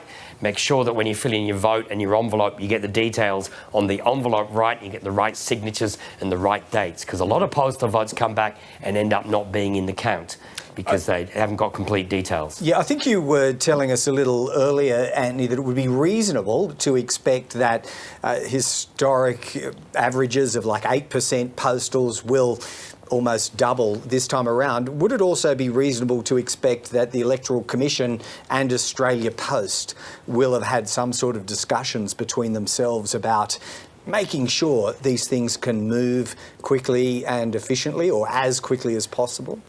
They have. I would encourage people to apply earlier. I mean, you can technically apply till the Wednesday before polling day. You'd be very lucky to get a postal vote in that time. So they have had those discussions, and anything which is a postal vote envelope will be dispatched as quickly as possible by Australia Post. They'll suspend their usual rules about delivering to a number of houses in the street. I suspect that's the one way they get around it. If people take one of those forms that come from the political parties and say, you know, important postal information, if you use one of those forms, it's another leg of post. You've got to post it back to the party. The party's got to hand it on to the Electoral Commission, and that's even before they then start to dispatch the postal vote. So I'd encourage people to either apply directly to the Electoral Commission on their website if you want a postal vote, and if you do apply for a postal vote, do it as quickly as possible. And if you really don't need a postal vote, encourage people to use on the day or pre-poll voting. Now, postal voting last time was about 8% of votes, pre-poll voting about 34%. It's expected that pre-poll voting will go above 40% of the electorate. Postal votes might reach about 15%. Postal voting is just more complex. People have to arrange and do it. So pre-poll voting will see an increase even though it's a shorter period. Pre-poll votes are counted on election night. A huge postal vote delays the result because they're not counted on election night. But they're the options. But people, as I said, should vote pre-poll or on the day if they can, and only use postal vote if you have to. Yeah, we're waiting for postal votes, and it's an incredibly tight election result. And just finally, Antony Green, the ABC is again running Vote Compass at this election. What can we expect to see? Well, we've run it, I think it's the 4th time we've run it. It includes questions on issues of policy, differences between the two political parties. There are not many questions that are put in Vote Compass where both parties agree on the issue, just simply because it's a bit pointless putting in there. These are issues which there's a difference between the parties, where voters, you can run down that list of questions on how you relate to the political parties in terms of policy. It's not something to tell you how to vote, because simply people vote on other issues apart from the issues themselves. They vote on leadership, they vote on loyalty to party, they vote on local candidates, they vote on leadership. These are all issues which meld together to create the dominant issue of political campaigning, which is trust. Do you trust this mob to do well? Do you trust the other mob to govern? I mean, that's in the end what politics tends to come down. It's trust. Policy and those sorts of issues build on the perceptions of what people think about parties, what they think about leaders, and whether they trust the leaders and the parties to govern. One quick one, just before we let you go, Antony, without notice, I don't think we've even mentioned the word Senate in our coverage so far, but this is the second and final election that fully implements some changes in the electoral procedures that we all used 3 years ago at the Senate elections. What trends do we expect that to deliver in the makeup of the new Senate? Not asking for seat predictions, but what's its full effect? Well, one of the interesting things is the Senate is different from the House. It's equal representation for each state, which makes that a vote in Tasmania is more important in the Senate than it is in the House or in any state. So it produces a different composition. It's proportional representation. It also means that Labor and the Greens, they run separately in both houses, but their votes tend to coalesce in the lower house by preferences. In the Senate, the third Labor senator in every state is usually competing with the Greens, first candidate for the final seat. It's likely that the government should win 3 in every state. That would mean possibly a gain in South Australia, where they only have 2 seats they're defending, but they may not do as well in Western Australia as they have done traditionally. Labor will get 2 in every state, and it's a matter of a contest between Labor, between the third senator and the Greens. I think it's unlikely that you'd get 3 Labor and a Greens in any individual state, but you never know. We'll wait and see what the votes are.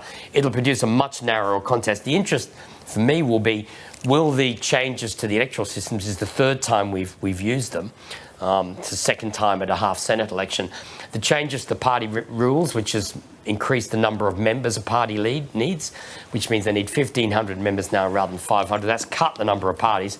Will we see another shrinking in the number of nominations? And for those who weren't expecting to see them in this election, the Liberal Democrats will still be on the ballot paper, despite the law being passed, which sort of looked like it was going to knock them out. Loopholes in the law mean the Liberal Democrats will still be on the ballot paper at this election, which could be important in a couple of states. Yeah, because Liberals have complained generally about the product similarity, I suppose, as it appears on the ballot paper. Antony Green, we will get some further analysis from you, I'm sure, later today, tonight, and across the next 6 weeks. That's our elections analyst. And as we just heard from Antony, the ABC is running the voter engagement tool Vote Compass once again for this election campaign. It's all new for 2022, though, letting you know where you stand in the political landscape. Vote Compass compares your views with those of the major political parties and the pressing issues of the election campaign. It takes around 10 minutes to complete, and you can have your results sent directly to you. To fill it out, head to abc.net.au/Australia Votes and then click on the Vote Compass icon. Well, away from the cameras, candidates are fighting for your vote in your social media feed, on your phone and in your letterbox. We'll be shining a light on the hidden campaign, revealing how and why you're being targeted and by whom. To uncover some of the tactics used, we actually need your help. To send us campaign material you're concerned about, go to abc.net.au/hidden campaign or email us at hiddencampaign@abc.net.au. abc.net.au. Well, we're certainly encouraging voter engagement either via the hidden campaign tool or Vote Compass. There's plenty of information available to you on multiple ABC platforms. Now, just to signpost once again that the most significant element of our coverage in this hour is now about 15 to 20 minutes away, and this will be opposition leader, Labor leader Anthony Albanese's media conference. It's been scheduled to be held in the CBD at the government offices there, and we will bring it to you in full. Of course, Scott Morrison, Jane, choosing to be somewhat constrained in his presentation, how long he spoke for and how many questions he took, but whatever Anthony Albanese decides, we'll bring it in its entirety. Yeah, and Greg, according to opinion polls, Anthony Albanese enters this race, this campaign, as the front runner. The Labor veteran's strategy so far has been to let a relatively unpopular Prime Minister take up much of the limelight. But does he have what it takes to win the top job, and what might he stand for in office? Well, our political reporter James Glenday takes a look back at Mr Albanese's 26 years in Parliament. Throughout his long parliamentary career, Anthony Albanese has rarely savoured the sweet taste of victory at a federal election. That is amazing. Spending roughly 2 decades trying to win over voters from opposition. For most of this parliamentary term, he's run a small target strategy, heavy on picture opportunities and light on precise policy detail. Albo, as he's affectionately known, has wanted the 3-term coalition government to be the story. Is this as good as it gets? Is this government going to get better in its second decade? Polls suggest the strategy has worked. He starts this race well in front and has prepared himself partly by shedding 18 kilograms and undergoing a major makeover. I mean, what's happened to you? I'm hungry. Literally hungry.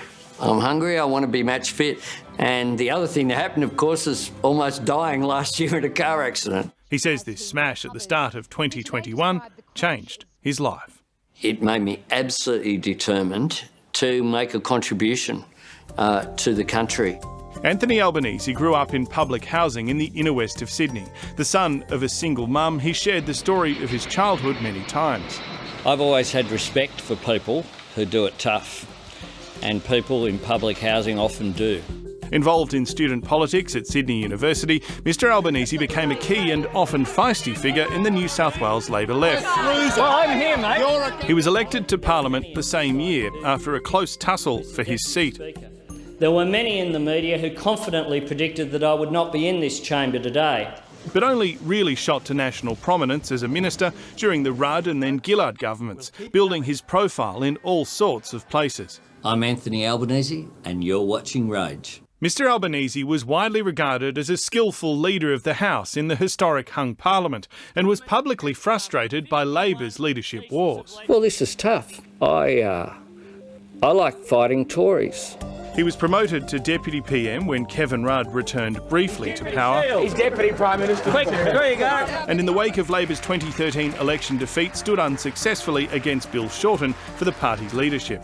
It was only after the shock 2019 election defeat that Mr Albanese got the prize he was after, the chance to lead Labor into an election campaign. I have the honour to inform the House that the Australian Labor Party has elected me as its leader. At this point in the electoral cycle, it's often pointed out that Labor has won just 3 elections from opposition in the past 70-odd years. That's partly, of course, because changes of federal government are rare. But a win for Anthony Albanese this year would forever cement his name in Labor folklore. There's no doubt Anthony Albanese has been helped by Scott Morrison's missteps, and there are some who still wonder how the opposition leader will fare under the spotlight of a campaign. This is the risk that Labor presents. They know how to start spending, but they don't know how to stop. But his colleagues are increasingly hopeful of success now the election has been called. What wins an election is a determination to present a vision for the country.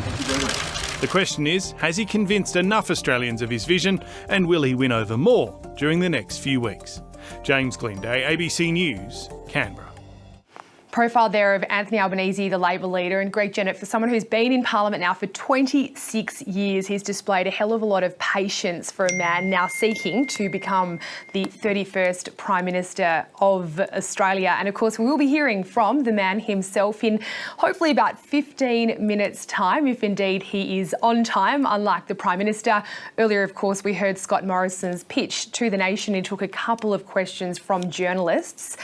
We'll see whether Mr Albanese takes the same approach or it opens himself up for a bit more scrutiny on this crucial day, day zero, really, of the campaign, with Prime Minister Scott Morrison officially calling the election today for the 21st of May, setting up a pretty lengthy 6-week campaign between him and Mr Albanese.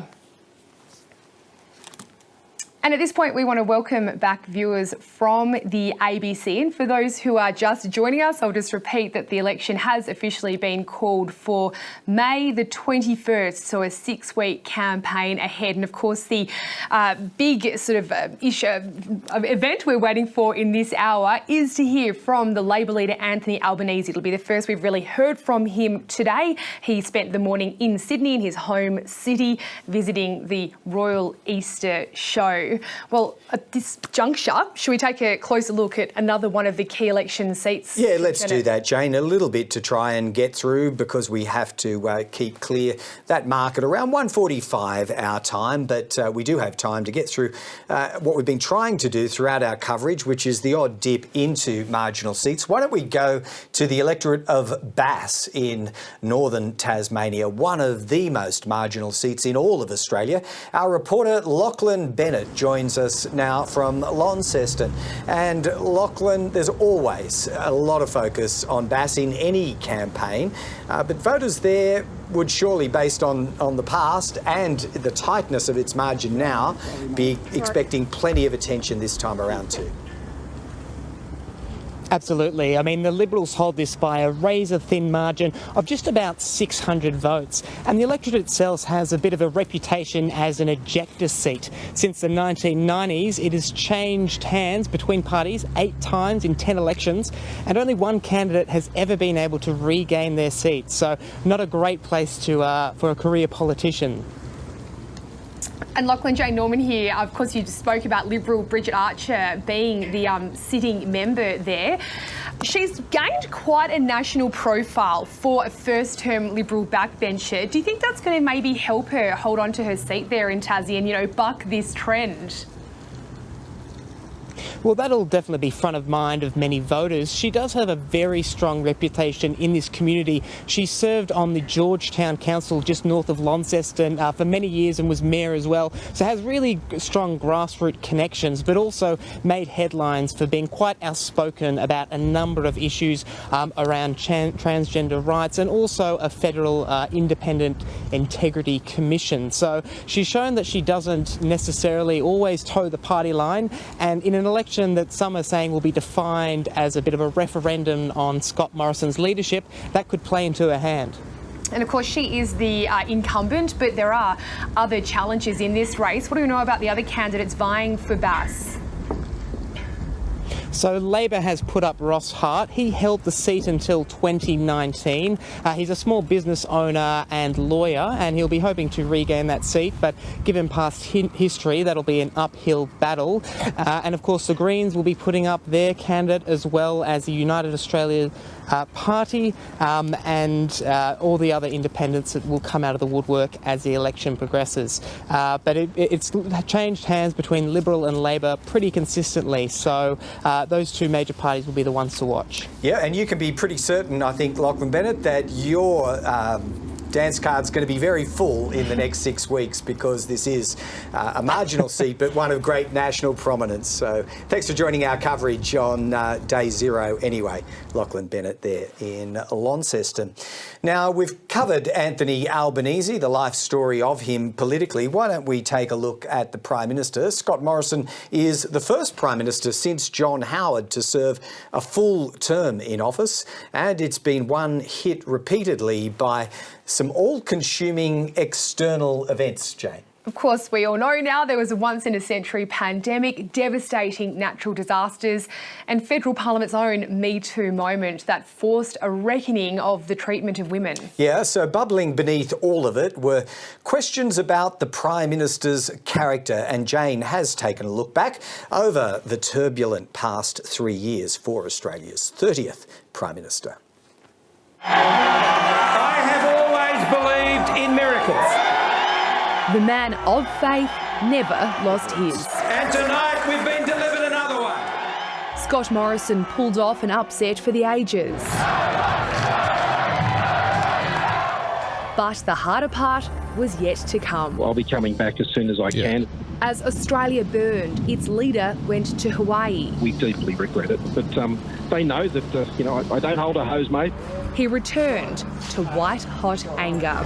I'm only shaking your hand if you give more funding to our RFS. A black summer of bushfires battered his image.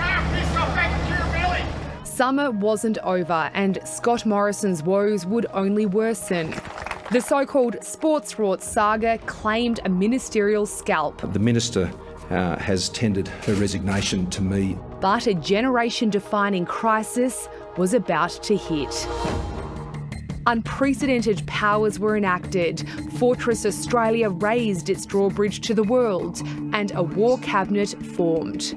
Businesses shuttered, millions put out of work. This will put us all to the test.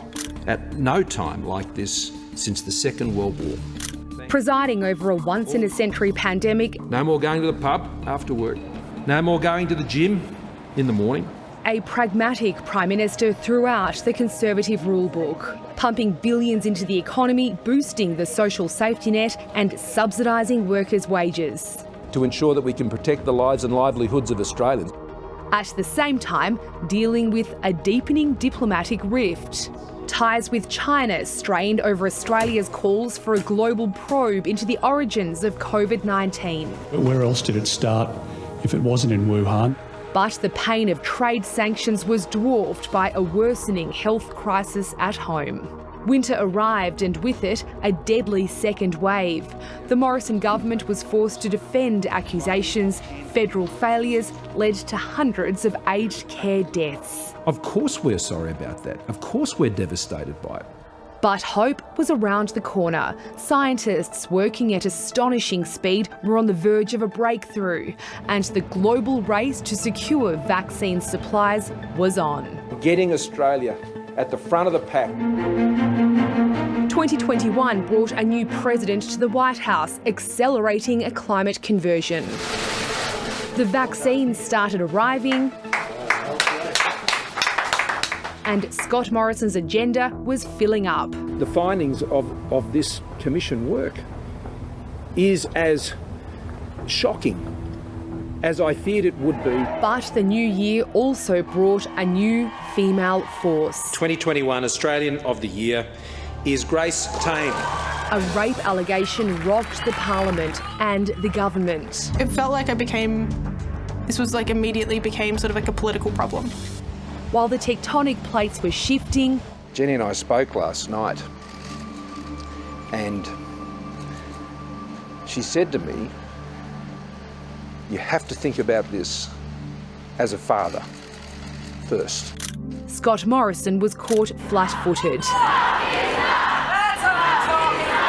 and misread the mood yet again. This is a vibrant Liberal democracy, Mr. Speaker.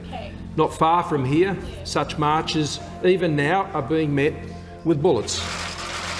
The Coalition's perceived woman problem compounded by an historical rape allegation.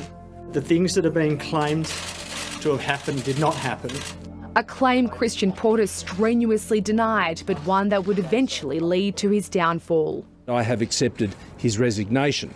Just as it had a year earlier, winter brought a deadly Delta outbreak. This time, half the country was plunged into lockdown, and voters vented their fury at Scott Morrison's trouble-plagued vaccine rollout. It's not a race, it's not a competition. It was a race, and far from being at the front of the pack, Australia found itself at the back. I'm certainly sorry that we haven't been able to achieve the marks that we had hoped for. In the midst of one of his worst periods as Prime Minister, Scott Morrison clocked a milestone, becoming the longest-serving PM since John Howard. He'd used that capital to secure a crucial climate deal. Our new official target of reaching net zero emissions by 2050. Climate wasn't the only global challenge confronting him. Well, good morning from Australia. AUKUS was formed, a new alliance of old friends to confront a common strategic threat.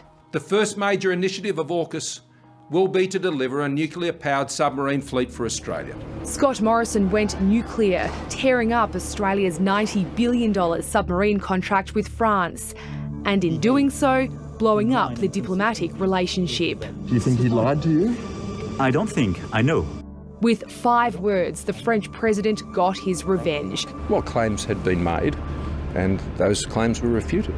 Scott Morrison's everyman image was considered an asset at the last election. He appealed to the so-called quiet Australians.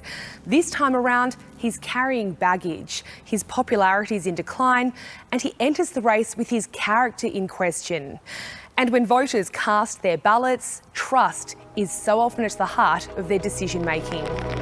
His term ended almost as it began. Extreme weather bringing utter devastation, and with it, accusations of abandonment. I absolutely understand the frustration. I understand the anger. I understand the disappointment. Feelings he's hoping will be long forgotten come polling day. Jane Norman, ABC News, Canberra. Yes, those quiet Australians, will they again find their voice? And if not their voice, maybe just their pencil in the ballot box to vote as they did 3 years ago. Scott Morrison's certainly hoping so. Now, we're closing in on Anthony Albanese's media conference. That's advertised, Jane, for about 5 minutes from now. But it probably allows us just enough time to dip back into some of the marginal seats we've already visited in our coverage so far. Now, one is the Adelaide seat of Boothby. Nicole Flint, the Liberal MP, is retiring at this election. It's held on a very narrow margin of just 1.4%. So we've had our reporter out there earlier. That was Eric Torchek. Why don't we take a bit of a sample of some of the views that Eric collected on his travels in that seat of Boothby a little earlier. Oh, well, Labor are going to win easily. Yeah, I'm going to vote for Liberal, but yeah, Labor are going to win. So, yeah, it's a fate to complete. Oh, I think everyone's had it with ScoMo. Yeah, he's just on the nose. They've made some mistakes, but the other people are a bit unknown. So, what can you trust? It really doesn't matter because both parties have great ambitions and, quote, great things they will do, but when it comes to actual activities, it's less likely to happen. Well, I've always been a Liberal and I follow it because I really like what they do. Yep. They've got our country up and, well, we're all eating. I think ScoMo's done a good job. Right, well, that's the initial voters of initial views, I should say, of some voters in Boothby. Certainly a seat to watch at this election, held on a very, very tight margin by the outgoing Liberal MP Nicole Flint. Well, over in New South Wales, there are a lot of seats at play given the sheer size of the state. And our state political reporter Ash Raper was in the seat of Reid a bit earlier today, gauging the views of voters there. Reid, another marginal Liberal-held seat, held by Fiona Martin. All the stuff that's gone wrong, the vaccine rollout, the flood recovery, bushfire response, all of it basically, all of the terrible things that have gone on from the current government, like the pork barrelling, everything like that, it's not okay. I know it happens, but we just need a change. Specifically for the COVID time, lots of small business get effects, right? So in that case, definitely, government has to do something for them, so that they, the other person get encouraged from them to do some, start their own business again. I just don't think a lot of people trust Anthony. He's a South supporter, but that's okay. But other than that, he doesn't have much going for him. Well, you'd hope that non-league lovers will see features that are redeeming for Anthony Albanese, other than the fact that he is an avowed, lifelong South Sydney Rabbitohs fan. Now, just to explain, the picture you're seeing on your screen at the moment are the media conference room podiums there at the government offices in the Sydney CBD. That's where Anthony Albanese is due to step up, and we'll be diving straight into that the moment he emerges, but that is still, a few minutes away. It was advertised for 1:45. Rarely do these things run on time. But Jane, as we prepare for that, this is the defining 6 weeks of Anthony Albanese's long political career. Yet there was a bit of an awakening moment for him in the life of the Parliament about to be dissolved, and that was the misfortune of a car accident. From it flew a whole lot of existential questions and developments, it seems, for Anthony Albanese. Yeah, it did. He describes it as a near-death moment, and it made him really consider his health for one. So what we've seen in the months since that January event is Mr Albanese has slimmed down. He's made no secret of it. He's talked a lot about the change in his diet and uptake of more exercise. We've seen his look change too. He's wearing probably more modern framed glasses, newer kind of suits. And this is really sort of preparing voters to look at Anthony Albanese as an alternative Prime Minister, as a statesman. And I think, as we saw with Tony Abbott in the lead up to the 2013 campaign, these kind of transformations aren't highly unusual for leaders of political parties. No, I'm sure people would accuse us of being shallow in even talking about it, but it is actually something he's acknowledged himself. A bit of personal marketing is important for all political leaders. No one would be naive enough to think they could saunter up to election day without trying to do the "this is me" packaging. Yeah, and we saw that actually in a Women's Weekly feature that he's done with his new partner. And so, yeah, I think Mr Albanese is as public in his sort of change in image and trying to show people who he is, as we're dissecting at this very moment. Yeah, and that's the what we might broadly describe as marketing. But when it comes to the political blood that pulses in his veins, none is truer a Labor person than Anthony Albanese. I mean, this guy is steeped in the stuff. It's pretty much been his working career, apart from a bit of a labouring period before working as a political staff advisor in New South Wales HQ. I mean, no one comes more prepared from a parliamentary sense either. 26 years in this place makes you certainly aware of the political strengths and weaknesses of the Labor Party, but also of the way that the Parliament runs. And he's got all these deep relationships across the aisle. He does. And a lot of them really were formed during the minority years of the Gillard government, where he was central in his role as the manager of government business. And he basically was responsible for ensuring that MPs were in the chamber for votes, but also helping to negotiate the passage of big pieces of legislation through Parliament. So that is another, I suppose, attribute that he's very keen to talk up: his lengthy parliamentary experience and his experience as a man who can, I suppose, garner a consensus across the aisle. Yes, he might pride himself on having done a decent job herding cats in that hung Parliament, but that's not to suggest for 1 minute that this is a result that he wants to have repeated. No. Where he might have to form a minority government and make that work with the support of the crossbench. I mean, he's adamant about that, plays down prospects of any pre-election agreement with anyone, including the Greens. Absolutely. And I mean, I think that's also, he's known as the man fighting Tories. That was sort of his old persona before he became the leader. But also in his own seat, inner city seat in Sydney, he's constantly fighting a battle with the Greens. So there's probably fewer Labor MPs who have disliked the Greens more than Anthony Albanese. And so it's been particularly, I think, frustrating for him, this scare campaign that the Liberals have been running about what they call a Labor Green government. Well, Mr Albanese has said in no uncertain terms that he will not be seeking any kind of power sharing arrangement with any minor party. He is seeking a majority for the Labor government. But, if there is a hung Parliament, I suppose that does actually open up, the field for negotiation. Well, he'd have a track record as one able to conduct those negotiations. And I think the lessons learned from the last hung Parliament is that even some of the key crossbenchers who are almost assured of being re-elected, Andrew Wilkie, Bob Katter.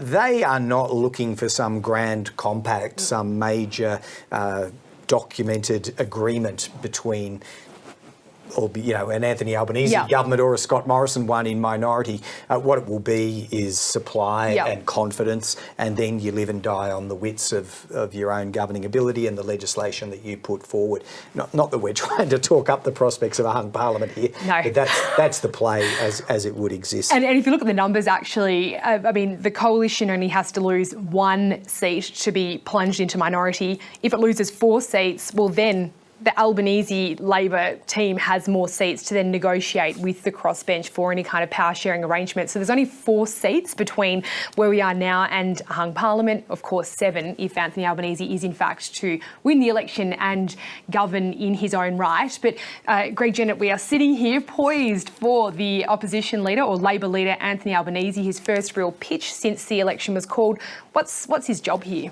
Well, it is, I think, that values proposition. We could use a few other descriptions for it, but certainly no new announcements. It's that we stand with everyone and for everyone. It's that collegiate sort of ALP pitch for the hearts and minds, the values we stand for all and we leave no one behind, I think is almost exactly the phrase that he used in one of those campaign advertisements that were prepared over this weekend and in his op-ed piece, which was published by the News Corp papers this weekend as well. So I don't think he'll go too much further than that. He's going to come under lots of pressure throughout the campaign to sketch out in far more detail the no-go areas for Labor, particularly on taxation. I don't think we'll see that willingly addressed by him today, although hopefully there'll be questions asked of him. That's called the scrutiny that is applied during an election campaign.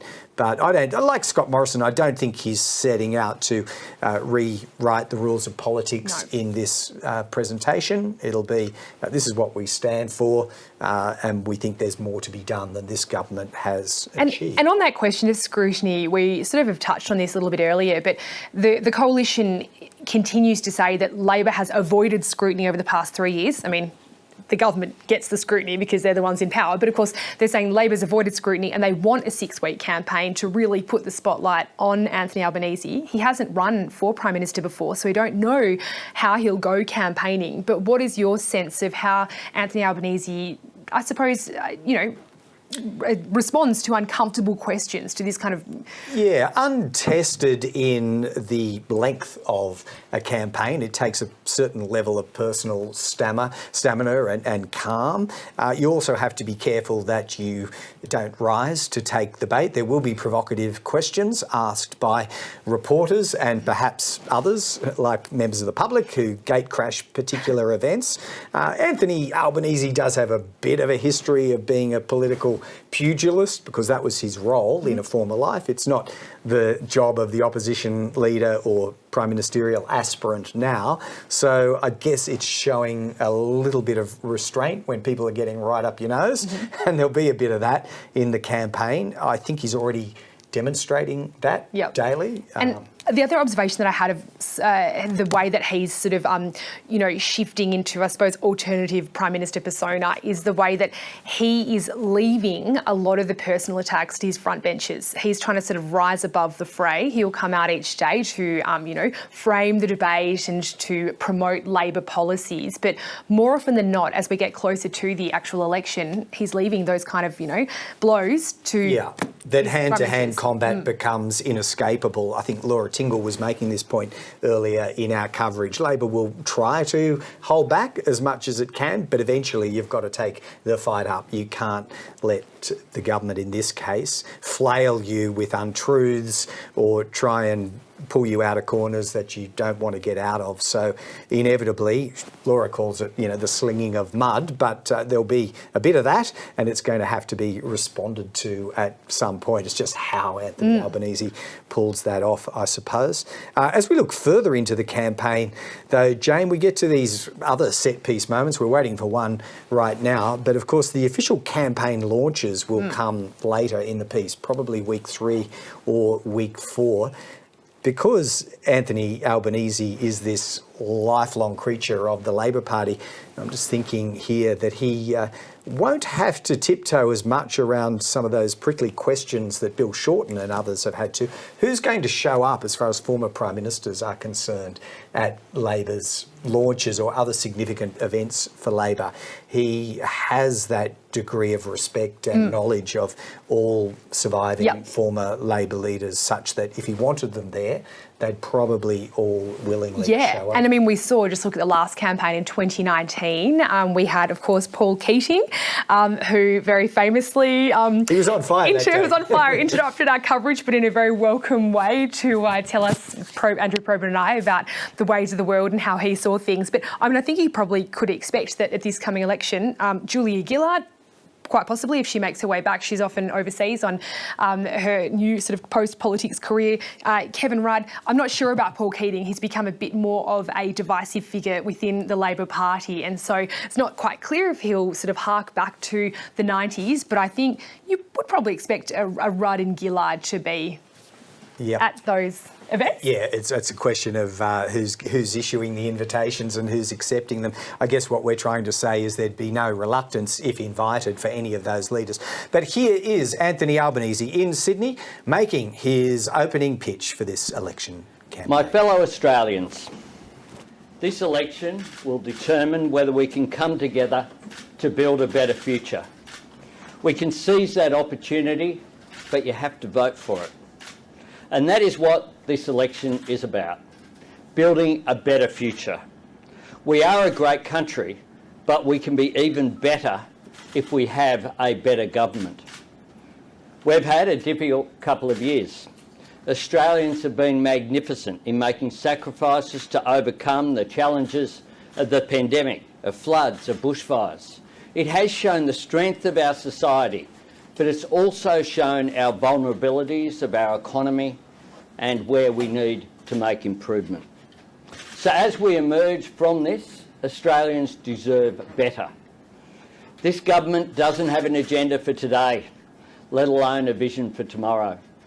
They demonstrated that in their budget, which was nothing more than a ploy for an election campaign, with one-off payments that stop when the votes are counted, which they think will be enough to give them a second decade in office. We can and we must do better. The pandemic has given us the opportunity to imagine a better future, and Labor has the policies and plans to shape that future. Fear can be a powerful emotion, and there'll be a bit of that over the next 6 weeks, I suspect. But I want to appeal to Australians' sense of optimism and hope for a better future. One where there is more secure work and better paying jobs, stronger Medicare, cheaper childcare, a future made here revitalising Australian manufacturing. We can be a renewable energy superpower that uses cheap, clean energy to support new industries through our National Reconstruction Fund.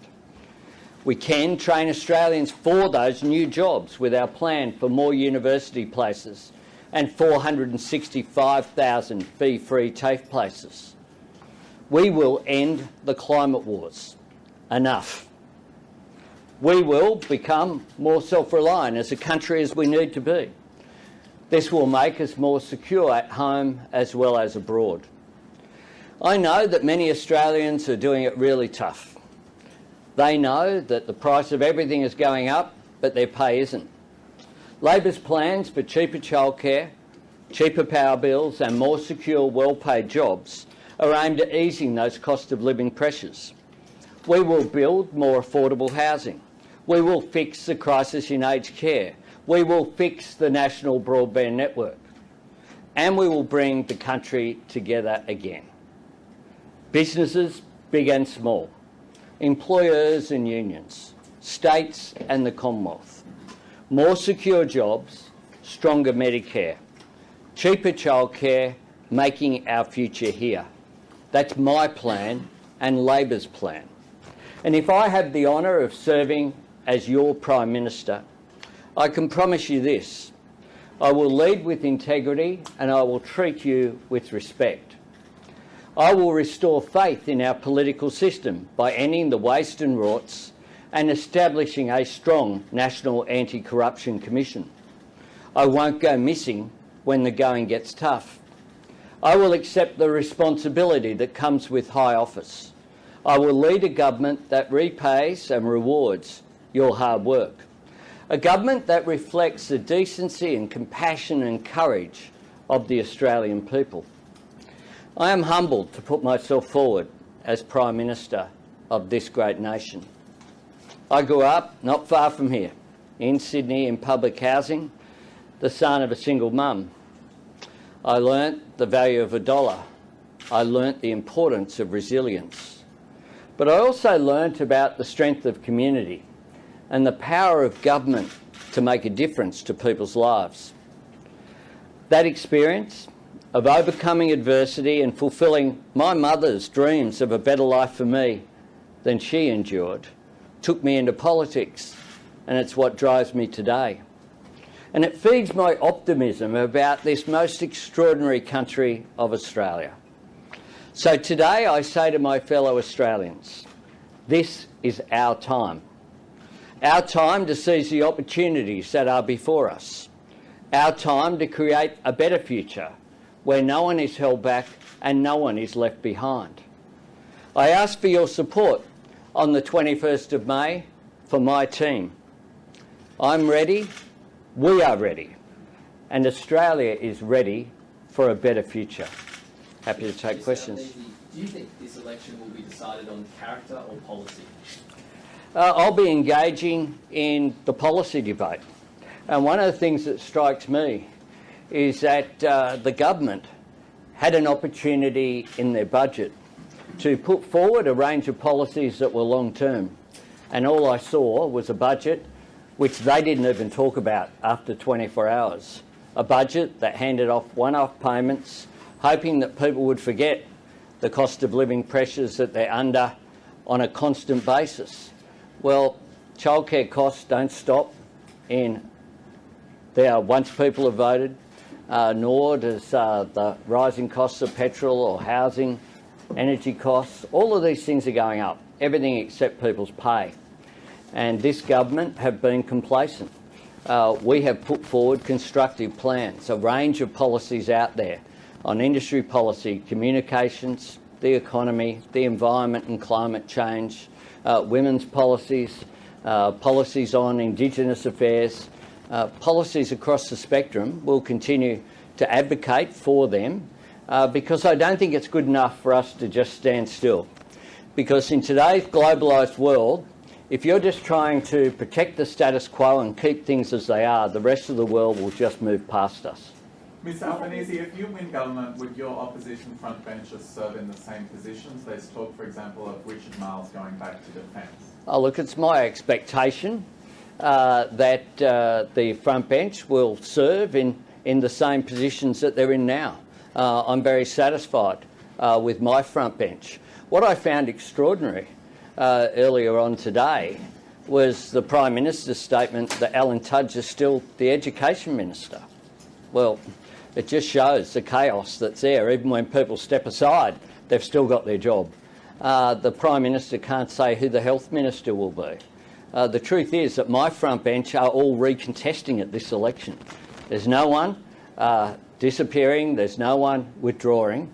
And my front bench I have absolute faith in, and I would expect that the starting point would be that they would maintain the same positions that they hold now. One at a time. This morning said that people are sick of politics. Do you share that sentiment, and are you expecting a real grind over the next 6 weeks? Well, this is a Prime Minister who last year declared that he was campaigning and not governing. He's done that himself.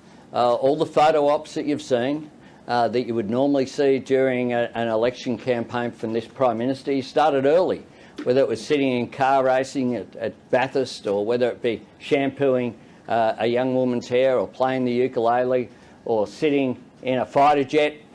We've seen it all. The problem for this government is that it stopped governing some time ago. I think that Australians want a government that does its job, that doesn't always blame someone else, that accepts responsibility. I'm putting forward a constructive alternative, as well as saying I think that a government seeking a fourth term and a second decade in office, is this really as good as it gets? What we have seen from this government over that period of time, there's a whole lot of their talented and most competent people leave, which is one of the things that explains the incompetence that we've seen in simply managing portfolios over recent times. I'll give everyone a go. Mr. Albanese, can you tell us when we can start to expect some dollar figures around your policies, and can you put a dollar figure on how much money you expect to raise from the crackdown on multinational tax avoidance? We've put dollars on our policies. If you look at, for example, our policy that I used to get asked about, and I'll bet you I don't today, on climate change. We were asked what our 2030 target would be. I said very early on that we would declare that after the Glasgow conference and after the government released a policy. We have, that's just one example of the most comprehensive, fully costed plan for any policy that any opposition has put forward since Federation. That outlines 604,000 new jobs to be created, $52 billion of private sector investment, 5 out of every 6 of those jobs in regional Australia. A plan that will see a 43% reduction by 2030. Our aged care plan that was a part of my budget reply has a cost of $2.5 billion over the forward estimates. Our childcare plan is fully costed. Our National Reconstruction Fund is out there for all to see. All of our policies that we've released have been fully costed, whether it be the National Broadband Network, whether it be the funding for black spots, the regional housing program, the Housing Australia Future Fund. And there is another example. $10 million to be put in a fund that will be invested, of which the interest will be used to create 30,000 affordable and social housing units over a period of time, 4,000 of those quarantined for women and children escaping domestic violence. We have put out very costed policies. We will have more examples during the election campaign about the multinational tax changes that we'll be proposing. But I'll make this point. What is the government, that's our agenda, or just some of it, I could keep going, for the next term. What is this government's agenda for the next term? Can I just confirm, sorry, Scott Morrison has attacked you previously for not revealing who your Defence and Home Affairs ministers will be. Are you confirming that Brendan O'Connor and Christina Keneally will remain? It's embarrassing for Scott Morrison, isn't it? The poor bloke can't say. He's got Greg Hunt leaving. He's the health minister during a pandemic, and he's leaving the parliament. So I'm not quite sure who the health minister is going to be. And the education minister, who stood aside, apparently is still in the cabinet as the education minister. So I'm not quite sure what's going on there. I have said that I fully expect everyone to stay in their current jobs. Obviously, after the election, the caucus, our caucus as a Democratic Party, elects the front bench, and we have an extraordinarily talented team. But I'm absolutely satisfied with the job that everyone is doing as part of that team. Mr. Albanese? Yeah. The PM says Labor is a risk to the recovery and Australians don't know what it stands for. What do you say in response to this? That I've outlined a range of policies that we would implement during the next term. Policies of cheaper, cleaner energy, which will drive the creation of new industries and new jobs through our National Reconstruction Fund, based upon the Clean Energy Finance Corporation model that this government tried to abolish. We'll train Australians for those jobs. We'll have a policy of lifting people's wages through the changes that we announced now almost 2 years ago for industrial relations, making sure that secure work is an objective of the Fair Work Act, properly defining casualisation, having same job, same pay, making wage theft a crime, closing the gender pay gap. We have outlined a series of policies for the election. Mr Morrison has not outlined any agenda for another term. And quite frankly, he suffered during this term from the fact that he sailed through the 2019 campaign without lining out a third-term agenda, which is perhaps why he hasn't had one. But it's not good enough to say that you want a second decade in office without putting out exactly what your plans will be. What we know is from this government, because it's in their DNA, that it's likely to involve cuts to services, cuts to education, cuts to health, cuts to a range of services that Australians rely upon.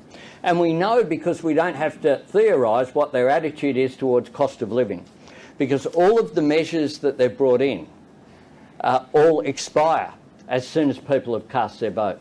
The PM has said this election is not about him, it's about the voters. Do you intend to make the campaign a referendum on his leadership?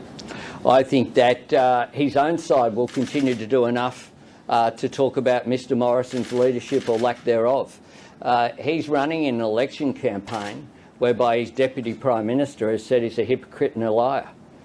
He's running an election campaign whereby people who are members of his cabinet, people who have worked with him, like Gladys Berejiklian at the height of the bushfires, said that he was more interested in politics than he was with people. And those character assessments are out there for all to see. That stands in stark contrast with my team. My team are united. My team have been doing the hard work on policies. We've released them in an orderly way. They're all fully costed. There's more to come over the coming weeks. And we're ready for government. We will be the most experienced incoming Labor government in history. And if you look at some of the, quite frankly, absurd attacks that have gone on from Mr Morrison, they just don't stack up. I mean, one of those is about my experience. Well, my experience is I've been acting Prime Minister. I've been Deputy Prime Minister. I chaired the Parliamentary Business Committee for 6 years. So every piece of legislation that went through under the Rudd and Gillard governments, I presided over the management of that, including presiding over in a minority parliament, working with people in what is now the government, the opposition and the crossbenchers, to successfully bring people together. If you look at my record, you don't have to theorise whether I can work with people or not. My whole experience as a minister for infrastructure, transport, regional development, local government, communications and other portfolios was creating models that brought people together. The Infrastructure Australia model being the best example of that, one that's been undermined by the appointments that have been made by this government, but nonetheless which has remained intact, bringing together business and the private sector to work with the public sector, arm in arm, to create a better future. That's the model that I would work on. The Australian Council of Local Government, bringing together 565 mayors and shire presidents, bringing them together so that decisions weren't made in Canberra, they were made in local communities about what the local communities' priorities were, not the sort of colour-coded spreadsheets that we've seen based on marginal seats for this government. And of course Regional Development Australia that I created, which is still in place to set up regional economic plans. Mr Albanese, we saw earlier this morning at the Royal Easter Show, your partner Jodie was with you for that media opportunity. Can we expect to see Jodie a lot more over the next 6 weeks, and how does she feel about potentially heading to the lodge? Well, it's a good thing to go. Jodie was keen. I told her I was going to the Easter Show, and she was keen to come. So she's an independent woman. She will come to some things on the campaign, but I've got to say it was really enjoyable mixing with people. I think as someone who did grow up in the city, I always loved going to the Easter Show, talking to farmers, engaging with people as you do. And the only danger today, I think, was the camera crew tripping over a sheep or a goat or a duck as we went through, because they were all free range there at the Easter Show. But it's a great event, and it was really enjoyable, and it was fantastic to talk with people. And I've got to say, just like the reception I've had, right around the country, it was very positive. And they were very cute pups. The only danger was either Jodie or myself running off with one of those beautiful little pups. But when I did get home, my dog Toto was very upset because she could smell that I'd been cheating with those little puppies. It's clear. Sorry.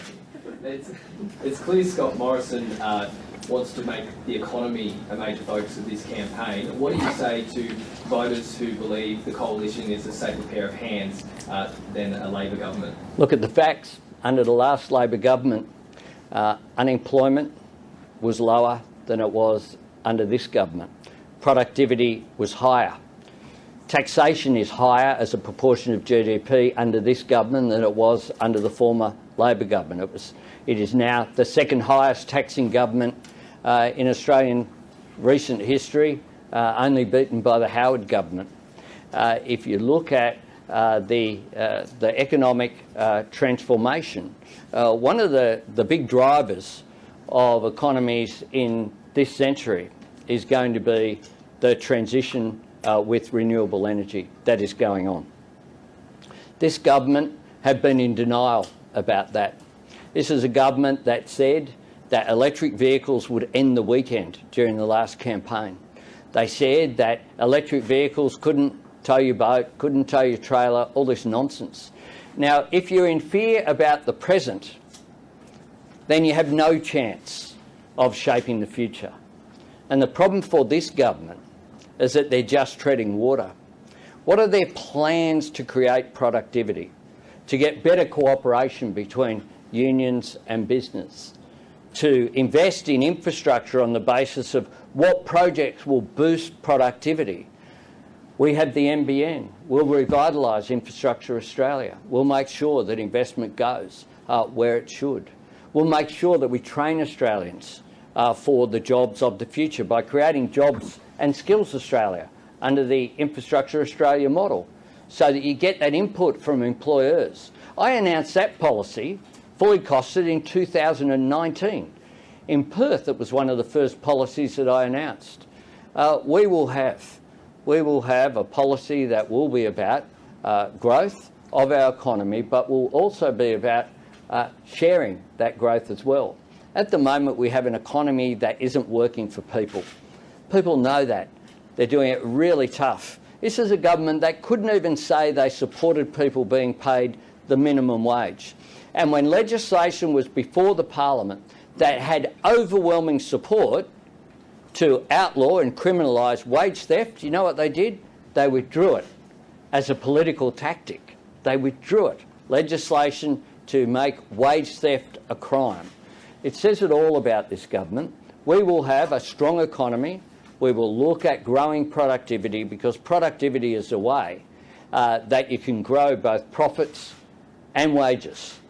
Productivity is the key. You've been in Parliament since '96, but do you think that the Australian public knows who you are, what you stand for? Absolutely they do. They know what my record is. They know that I have a long record of public service. They know that that's been defined by collaboration, not conflict, by unity, not division, by achieving outcomes. And I'll make this point. I've been leader of the Labor Party for 3 years. I've done a press conference almost every day, for example, since January 2. And on most days, and I'm available, as people in this room know, to talk to anyone who wants to talk to me across the spectrum that is modern media. And what are the criticisms that this government have made when I looked after a budget of more than $60 billion? I doubled the roads budget. I increased the rail budget by 10 times. I rebuilt 1/3 of the interstate rail freight network. I introduced the National Port Strategy, the National Land Freight Strategy. I created Infrastructure Australia. I created Regional Development Australia and the Australian Council of Local Government. In local government, in community infrastructure, I funded, as the Minister, some 5,500 projects. I, of course, put substantial investment into the Pacific Highway and the Bruce Highway.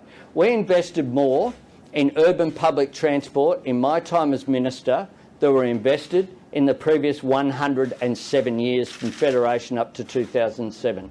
Has this government raised any criticism of my 6 years on the record? No. Instead, they'll go back and, you know, you'll see some things no doubt about 1983 or 1985. I'm waiting for them to get out my St Joseph's Camperdown kindy book to say that I wasn't. I misbehave in one of Sister Mary's classes there at Camperdown. I mean, it's absurd.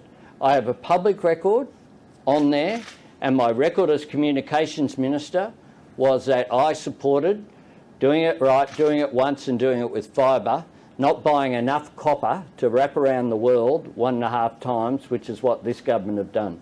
But you have been a very passionate and active member of Labor's left faction. Do you think you would be one of Australia's more left-wing Prime Ministers if you're elected? I am who I am. I'm a working class lad from my background. I've been shaped by it. I'm someone who I believe is very much in touch with mainstream Australia. I'm comfortable in a boardroom and I'm comfortable in a pub. I would say that there is no one in the Parliament who has closer credentials and more friends in senior members of the business community than myself on either side of politics. Yesterday you said Labor was the underdogs going into this Yes. election. How much confidence are you taking from the polls that repeatedly have Labor ahead of the coalition? I don't worry about polls, I worry about history. And history tells us that Labor has won office 3 times from opposition since the Second World War. I make this point as well. The 3 gentlemen who did, Gough Whitlam, Bob Hawke and Kevin Rudd, none of them had ever served as a minister in the government, let alone as Deputy Prime Minister or Acting Prime Minister, which I've done. Mr. Albanese, are you prepared to raise taxes as a share of GDP in the name of responsible budget management? No, our objective is not about raising taxes. Our objective is to grow the GDP. That's our objective. That is what we have a plan to do. That's what the National Reconstruction Fund will do. That's what our Powering Australia plan will do. That's what fixing the NBN will do. That's what our Infrastructure Australia plans will do as well. James? I was going to say, Mr. Albanese, you were talking about renewable jobs, renewable economies a few minutes ago. It takes more people to run a coal mine than, say, a wind farm or a solar farm. How many jobs do you anticipate being created long-term versus short-term in those industries? And is that sustainable for people to have, long-lasting careers like they might have in the extractive industry? Yeah. Look, both things, it's not either or. Our resources sector will continue to be of vital importance, and we should continue to export our resources which are there, whether it be including coal. That should be determined by markets. I've made that very clear, and that's always been my position. The issue with renewables isn't about the job making a solar panel or making a wind turbine, although that's important, and we can do that too, and it's a tragedy, frankly, that we make so little here in Australia. It's about the fact that the cheapest form of new energy is renewables. And it's the cheaper, cleaner energy which will drive down energy prices, and our plan will reduce, for example, household prices by $275 by 2025. It is, though, for business, if you're about setting up a manufacturing business, then cheaper, cleaner energy can change the competitive nature of Australian-based manufacturing compared with overseas. We have all the resources, for example, here that go into a battery.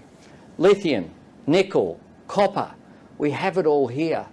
What I say is, let's make more things here, using as well cheap, clean energy, which will change the competitive nature of production here compared with overseas. And we have that opportunity. Just one company to give an example, Tritium in southeast Queensland. Tritium in southeast Queensland produces Australian innovation, the fastest electric vehicle charging stations in the world. We're exporting them to North America and to Europe. We're creating high-value jobs. When you go into manufacturing plants in 2022, what you're likely to see is, yes, you see people on the factory floor, you also see offices, and you see people behind computers, and you see incredible efficiency. And chances are, in those plants, you'll see, if you go up on the roof, you'll see solar panels powering those plants as well, powering that energy to produce things, whether it be things like windows and other activities, frames and all of that. So if you go to, for example, Rio's alumina operation there just outside of Gladstone, what they're looking at is green hydrogen, they're looking at renewables, they're looking at not just because of the impact on emissions, they're looking at it because it drives down their costs. And what business has been saying in this country for a decade now is they're crying out for leadership. They're crying out for certainty. They're crying out for that investment certainty that they need to be able to make it. But this government have had 22 energy policies that they've announced, and they haven't landed one in almost a decade. We have one policy, we'll land it, we'll implement it. And if you want to look for an example of collaboration, our policy released, fully costed on December, the first Friday in December, I think it was December 2 of this year, of last year. It has been cheered on by the Business Council of Australia, the Australian Industry Group, ACCI, the National Farmers Federation and the ACTU. That's an example of how you can end conflict and actually get a policy that makes Australia able to go forward as one. I think people are sick of these arguments that we had during the last campaign, but can you trust Mr Morrison to change his views? Because he's been out there during the last campaign ridiculing a 50% renewable energy target, ridiculing electric vehicles. He goes to conferences in Glasgow and sits in the Nordic corner because he's not allowed to increase our 2030 targets, even though that's what the conference was about. Australians deserve better, and over the coming weeks I'll be taking more of your questions. I note that I've taken a lot more than my opponent did today, and I'm really looking forward to campaigning over the next 6 weeks. I love campaigns. Anyone who's seen a campaign in Greenlaw knows that it's full of life. It's a very political community that I'm proud and privileged to represent, and I of course ask the good people of Greenlaw as well to return me as your member for another term. But I ask for something else as well. I ask the people of Australia to return Labor candidates, because at this election there are two people standing for Prime Minister. Only one of them is in a position to say they want to form a government in their own right. The other one is part of a coalition. It's a coalition that's a coalition of chaos, frankly, at the moment. We've seen leadership changes in the Liberal Party, within the National Party. We've seen a whole range of ministerial changes. We have ministers who've stood down but apparently still the Cabinet Minister now. We need to do better. This government have acted like an opposition in exile sitting on the government benches. At this campaign, I'd say they need to be held to account as well. I'm happy to be held to account. I look forward to campaigning over the next 6 weeks. Not that we haven't been campaigning before now, it's got to be said. But in the words of the great Ramones, hey ho, let's go. And with that, the Labor leader, Anthony Albanese, makes his pitch to the nation, much more generous in his time than Scott Morrison, the Prime Minister, about a 30-minute press conference there. And let's go through what he's outlined to the nation. So a big part of his challenge is to introduce himself and define himself to voters. A working-class man, he says, who's been shaped by his upbringing, a man who's comfortable in the boardroom and in the pub. From that, I think you can see he's trying to distinguish himself from the Prime Minister, Scott Morrison, who's being accused of projecting a certain image of himself rather than being, the real Scott Morrison. Apart from that, we saw a promotion of the Labor policies going into this campaign on aged care, childcare, the NBN, on affordable housing. He flagged that there will be scare campaigns. Of course, there will be, but he says rather than focusing on fear, he'll be focusing on hope and optimism. And Greg Jennett, in his words, we're ready. This is our time. Yeah, this is our time to seize the opportunities before us. And I think that is his play, his pivot away from the negative. There were a couple of negatives, you would expect that, but constantly trying to lift the gaze to that higher plane of policy delivery. Of course, there were questions about what the time frame for some of those are or is. Medicare, childcare, how deliverable are some of these promises in the near term, which is kind of what voters are being asked to decide on, at least for the next 3 years. And that led to a long and discursive answer from Anthony Albanese as he ran through his connections with the business world, his knowledge of infrastructure projects, perhaps some might argue a little too long. He adopted a don't drop till they stop sort of approach to media questions at this conference, which is why it ended up going 35 minutes. But we can't criticise him for that, because I think the general conclusion from Scott Morrison's was he erred on the downside, a little bit too brief. But look, nothing revolutionary there. There's a bit of this is who I am presentation, coupled with Labor's policy platform, about which I suppose he'll elaborate in the weeks ahead. But that's the starting summary. Andrew Probyn, don't know what you think. He certainly wasn't trying to grab the public imagination on day zero. Well, I think Anthony Albanese, first of all, was sounding quite confident. The declaration that this is our time, that's almost Whitlam-esque. Then there was a bit of the negative, that he will be a man of integrity and that he won't go missing. I wonder who he's talking about there.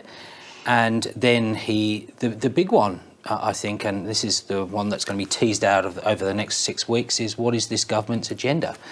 And that's the big hole in Scott Morrison's story to the nation, a story that you would think has got something to say for itself, given that we've had 9 years of coalition government.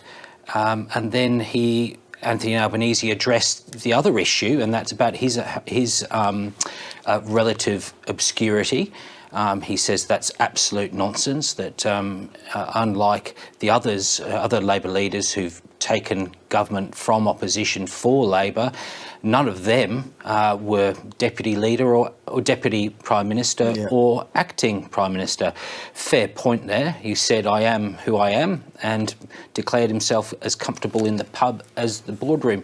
But I think that, your little quip about him going on a bit. Don't stop till they drop. I really do think that this should be a concern for Labor. I think that the synthesis of message in a political campaign is critical. He had some really good lines there. Unfortunately, they were lost in a lot of long retellings, and we don't. What, the St Joseph's Camperdown Kindy? Well, I thought that was rather cute, actually. We know he's a dog owner and a dog lover as well. He is up against a very capable campaigner in Scott Morrison. Scott Morrison is going to start, as we said a few hours ago in this broadcast, he's going to start a long way back. But Scott Morrison has got. He's not quite as good as Bill Shorten was, or even Tony Abbott, about synthesising a political message. Well, Tony Abbott had his 3-word slogans. Gosh, we've all lived through that era. And I suppose the question for Anthony Albanese is, how does he distill his campaign for change? What's he telling Australians about, the future? Well, look, his greatest ally at the moment in his campaign is Scott Morrison. So I think that's first and foremost, that's what this campaign starts off being about Scott Morrison and the coalition. To that point, he might have summarised it, Jane. I mean, take your pick. There's a few quotes we could draw on, but this government stopped governing some time ago, I think, is the central proposition, isn't it? But it's on the vision question. He also, of this good one, he said, if you are in fear of the present, then you have no chance of shaping the future. Now, that has got cut through, because that does go to the heart of some of the coalition problems. But I do think, I mean, look, it's all very well for political journalists to complain about being verbose or whatever, because we have to listen to them every day. But I think there is a point to this, and that is that messaging, political messaging, you have a few opportunities in everyone's working day to get that message across. It is important for Anthony Albanese just to tighten up a bit, I think. I think John Howard used it to some effect against Kim Beazley back in the day. And of course, the media cycle and the public's attention tolerance to long-winded answers has probably shortened a fair bit since those days. Windbaggery, I think, was the criticism, or prolixity. Very cruel, very cruel. But that was a bit of an issue in the 2001 campaign for Kim Beazley, who was, you know, a real brain box, let's face it, described by Tony Abbott as the greatest Prime Minister Australia never had. Right. But anyway, look, it was very interesting. He's positive. He's self-assured. He is also highlighting the policies that Labor can bring to the fight. Social housing, TAFE, childcare, three big positives for Labor. And the only other thing to note, sorry, Greg Jenner, just before we move on, is that he put on the record there that the frontbenchers who hold their existing portfolios will become the minister for those portfolios should they win the next election. Or he expects. Expects, right. Okay, no, that's an important... I thought there was definite wriggle room there, because he also said that the caucus has the power and final say. But of course, what's this about? This is about what happens with Richard Marles. Does Richard Marles take the defence portfolio? What happens in Home Affairs? Those sorts of questions. Which would have all sorts of knock-on effects. Well, I expect, to use the word, to borrow the word, to see Andrew Probyn and Jane Norman with extensive coverage through the remainder of this day. But now, alas, is the time where we have to say farewell to both of them after, can we use the word? I know it's regarded as a cliche in journalism, a marathon stint of 4.5 hours. Just so happens there was a marathon run around Parliament House today and around the streets of Canberra, which somehow collided, not literally, with some of the Prime Minister's motorcade movements, and they navigated around that. But Jane Norman, stellar presentation here today of what we describe as historic. There's only been 46 such occasions since Federation.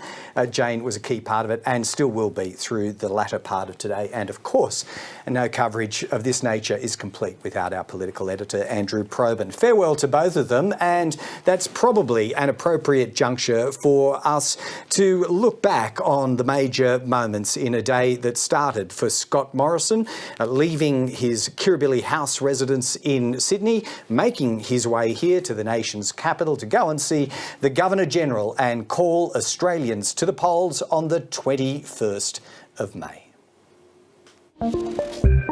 Scott Morrison's about to do what's been done 46 times by 29 predecessors since Federation, which is to call on the Governor-General to order an election. We are waiting for the Prime Minister to emerge along Adelaide Avenue.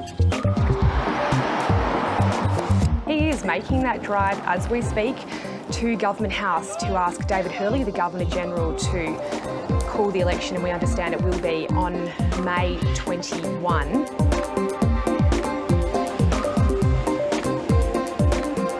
The message will be, stay with what you know, look what we've led you through. Can't wait for you to be the next Prime Minister. The scrutiny on an opposition leader or on any leader running for Prime Minister is entirely different. Very much, mate. So they don't get to vote yet? Not yet, maybe next year. The problem for Labor is that they have addressed some really big cost of living issues already in what they've announced.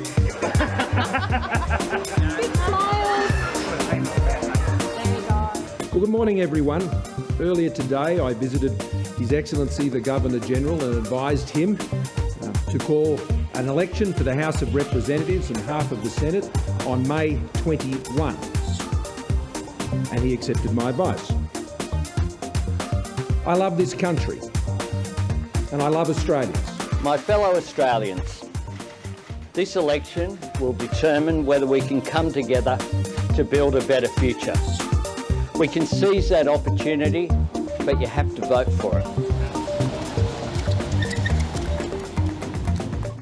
So that's how we got here, and those two political leaders, Anthony Albanese and before him Scott Morrison, will be fully mobile before too long, targeting those all-important marginal seats that need to be won or need to be retained in Scott Morrison's case. Now, as we've already covered in our extensive coverage today, the state of New South Wales is rich with marginal seats, more than a handful in fact, bearing in mind that the government or the opposition needs to pick up 7. New South Wales could yield 3 or 4 quite easily if everything went right for the Labor campaign. Why don't we check back in to another marginal seat around Sydney? We've already had New South Wales state political reporter for the ABC, Ashley Raper, in the seat of Reid. She's moved a little further west. Ash, you're now in the electorate of Parramatta, which sees a retiring Labor MP. What are you picking up there, Ash? Greg, it must be pointed out that it's not particularly busy in the Parramatta CBD on a Sunday afternoon, but the views of people we've been speaking to, they're quite mixed. But this is also a seat, and this is what's been discussed by people we've been talking to this afternoon, that this is a seat where those cost of living issues will really play out here. The pressures on families, petrol prices will play out here, you'd expect, at a ground level. This is also an area that in last year's lockdown was subject to one of the tougher restrictions that were brought in place by the state government. It had nothing to do with the federal government, but it goes to that bigger question here in terms of government support and whether small businesses have been hurting here. The CBD in Parramatta isn't particularly alive during the pandemic. So those issues and questions in terms of people being left behind after 2 years of the pandemic and whether there's been enough support and help from the government will really play out here. Now, this is going to be a focus for both sides because, as you mentioned, there is a retiring Labor MP, Julie Owens. Now, Labor has held this seat since 2004, but it is a seat that's also been held by the Liberals previously, so it does tend to change hand, and the margin is about 3.5%. And so it is also shaping up as an interesting contest, and 2 weeks ago, there were really no candidates here at all. Now, Labor selected its candidate first, and it's Andrew Charlton, who was the former senior economics advisor to the former Prime Minister, Kevin Rudd. Now, he has been parachuted into this seat. He doesn't live in the electorate of Parramatta, so whether that will ruffle a few feathers here.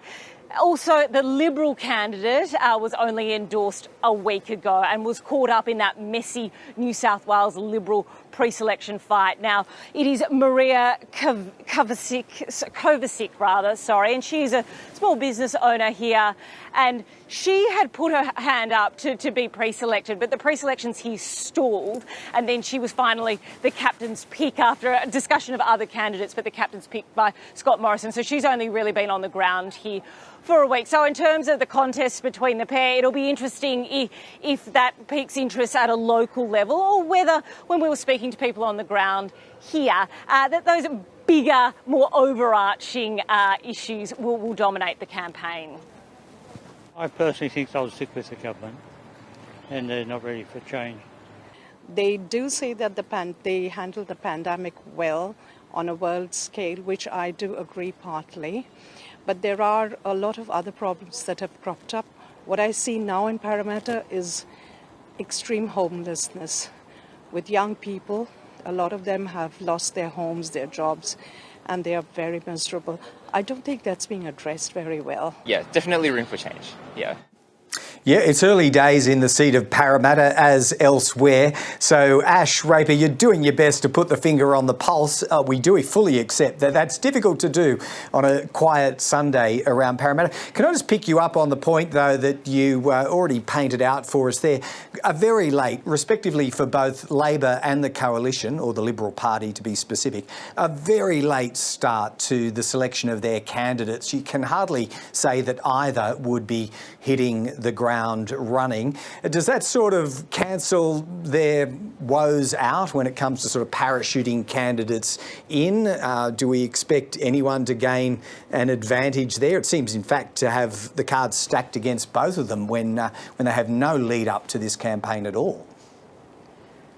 Yes, you couldn't say that either have got off to a great start or have got a lot of resources here on the ground to start their campaign. So you'd expect, which is quite interesting because this is a really key seat. It is a must-win for Labor to retain, but also the Liberals do really feel that this is in play and had been courting. There was talk even that a senior New South Wales Government Minister, David Elliott, might be brought in. So there had been so much focus on this. So it was quite surprising that really it took so long to get candidates in this seat. And whether that will play out, well, I'm not sure, but basically they're both starting from almost a low starting point. So it may be okay for both of them there. Yeah, no, fair point. It is intriguing that such a prize was left so late for both, but then that was beyond the control of either candidate, I suppose.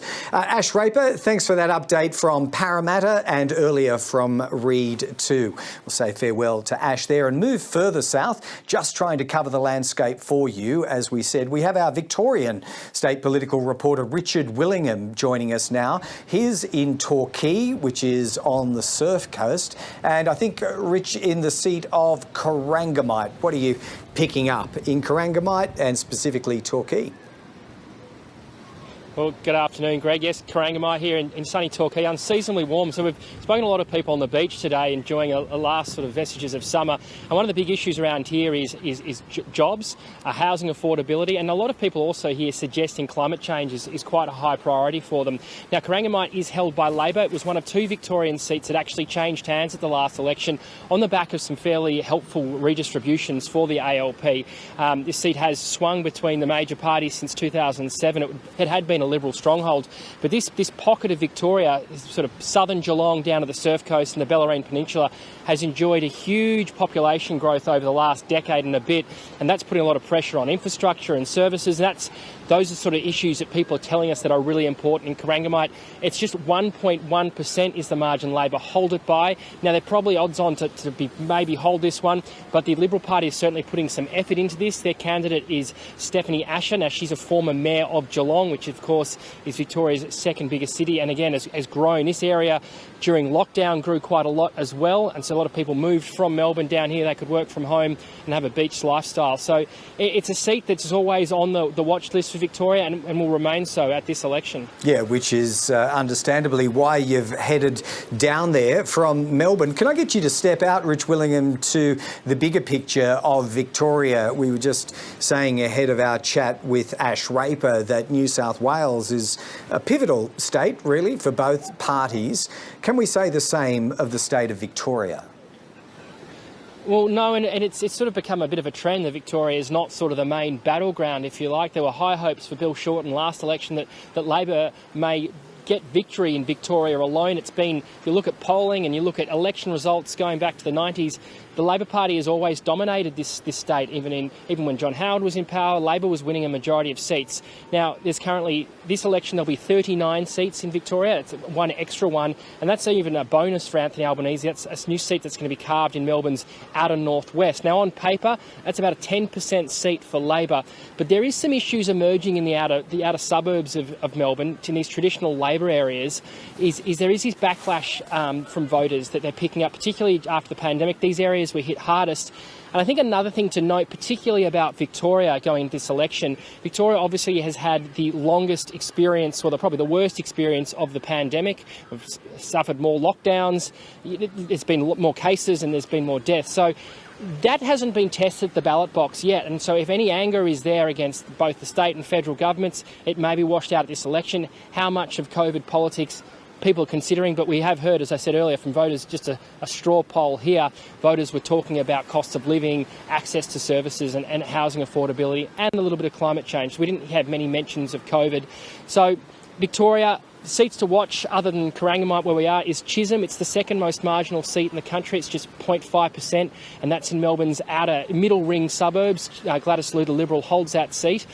And then, there's a couple of seats in Victoria where there's the so-called teal independents. These climate independents are challenging Liberal Party strongholds. You've got Josh Frydenberg, the Treasurer's once blue ribbon seat of Kooyong in Melbourne's Leafy East, is under threat from Dr Monique Ryan. And then on the Bayside in Goldstein, Tim Wilson, another Liberal, is facing a challenge from former ABC correspondent Zoe Daniel. And those campaigns seem to have quite a bit of momentum. If you drive through Hawthorn and Kew in Kooyong, there's certainly a big presence. Whether it'll be enough to topple them, it remains to be seen, but it does mean that the Liberals have to sort of sandbag these seats. Once upon a time, the Liberals could take these for granted and campaign elsewhere. So that's another element to this contest in Victoria. Labor is worried about their outer suburbs. And then there's also one other seat to watch that could become interesting, Greg, and that's Nichols in Melbourne, in Victoria's north. Damien Drum, the national, the former footballer, is retiring. We've got a three-cornered contest there, and there's an independent, Rob Priestley, who's in the mix there. And from all reports, he's right in the mix, and that could be one to watch on election night. But 6 weeks to go, it's a very long time. Things can change very quickly, as you know. Well, it certainly can, Rich Willingham. And for a state that isn't touted to have too many volatile swing seats, there's certainly a few on your list there that it will pay for us to keep an eye on, as I'm sure you will be. Rich Willingham joining us there, state political reporter. He's in Torquay today. Why don't we dart back into New South Wales, and the ABC's Emma Simpkin is at the entrance on the New South Wales Central Coast. Now, Emma's in the federal seat of Dobell, a seat, Emma, that I noticed has already had a lot of traffic. Scott Morrison and Anthony Albanese have been around there. Tell us a bit about the seat of Dobell. Well, as you say, Greg, it certainly is expected to be a real battleground here on the Central Coast. The seat of Dobell is at the northern end of the Central Coast. Here at the entrance, the sun is shining, which is rare in itself, and already the local members are out, obviously, door knocking today and trying to win over those votes, because the seat is held by Labor by just 1.5%. The member is Emma McBride, a local candidate, a woman who grew up here on the Central Coast. She went to school. Her father was a state MP for the New South Wales Labor Party as well. So Emma McBride is quite well known. She won the seat back in 2016, retained it in 2019, but holds it by a slim margin of just 1.5%. The area here has been underwater, literally, in recent weeks with the flooding in this area, and so issues around climate change will obviously be relevant to people here. The cost of living, once again, with housing affordability and availability, a key issue, and many of the voters that I've been speaking to today are still somewhat undecided in terms of what is going to influence their vote here in the seat of Dobell, an area that traditionally is probably more Labor than Liberal, although Karen McNamara did hold the seat in prior to Emma McBride. So it is one of those seats that both the Liberal and Labor parties would firmly have their eye on. Labor hoping it can retain it, and it's certainly one that the Liberal Party will be hoping it can win over. Yeah, so you've given us a bit of a picture about Emma McBride and her background. What do we know? In fact, I think you've even been speaking very recently, Emma, about the Liberal candidate.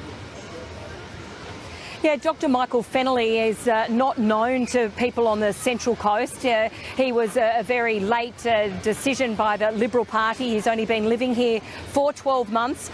He's a cardiac specialist, and he's not, though, unfamiliar to politics, Greg, because he's actually run before. You may know his name. He ran in the seat of Kingsford Smith against Peter Garrett back in 2010, ran again in 2013 and 2016, and whilst he didn't obviously win for the Liberal Party, he did manage to get a little bit of traffic heading in the Liberal Party's direction, despite those being quite a strong Labor-held seat, Kingsford Smith. So he has got a good record of being able to win over votes in an area that is traditionally Labor held. He was here at the entrance today. He was chatting to many of the voters. Certainly a carnival festival here on the Central Coast in the entrance. It's a popular area with holiday makers, so it was difficult for the new candidate to work out who the locals were and who the visitors were. But he was out here trying to make an impression today because he's not going to be well known. That's probably why the Prime Minister, Scott Morrison, was here just on Thursday making huge investment in infrastructure announcements. Over $1 billion worth of investment has already been announced for the northern end of the Central Coast, and obviously the southern end, the seat of Robertson, also marginal and is going to be a key area for both the Liberal and Labor parties in this campaign. No, sure will be. Emma Simpkin, and identifying who the voters are is thankfully something that ABC local reporters get to do in their regions. You and the team have done just that. Why don't we check in now with some of the views that were scooped up by Emma and the team at the entrance. Certainly housing's a big issue, rental properties and the cost of property to buy for young families. We're in that situation where we're looking for something to buy, but a lot of the housing around here at the moment is just too far out of reach for us, so I'm not sure what we're going to do. Look, certainly after all the rain, the roads at the moment are horrible. I don't know whether that's a council issue. I'm not sure which way I'm going to vote at the moment because I don't feel sort of that Liberal or Labor are doing a lot on either side, so I'm really not too sure. And over the last couple of years, the COVID restrictions and sort of what we've had to deal with, the amount of businesses that have shut down, I'd love to see some more support for small business to keep them going and get them started again, because I mean, you go through a lot of the main areas of the Central Coast and it's just a ghost town. There's nowhere to eat, there's nowhere to take the kids, everything's shut. So at the moment, I'd like to hear more from them about how they're going to help those small businesses get back on their feet. I think they're much of a muchness. I hope whoever gets in looks after us. I think the family, you just stick to the same parties that you've already stuck to, and it would take a big decision to change to another party. So I'd probably still stay with the Liberals because I feel that they're hardworking and, I don't know, yeah.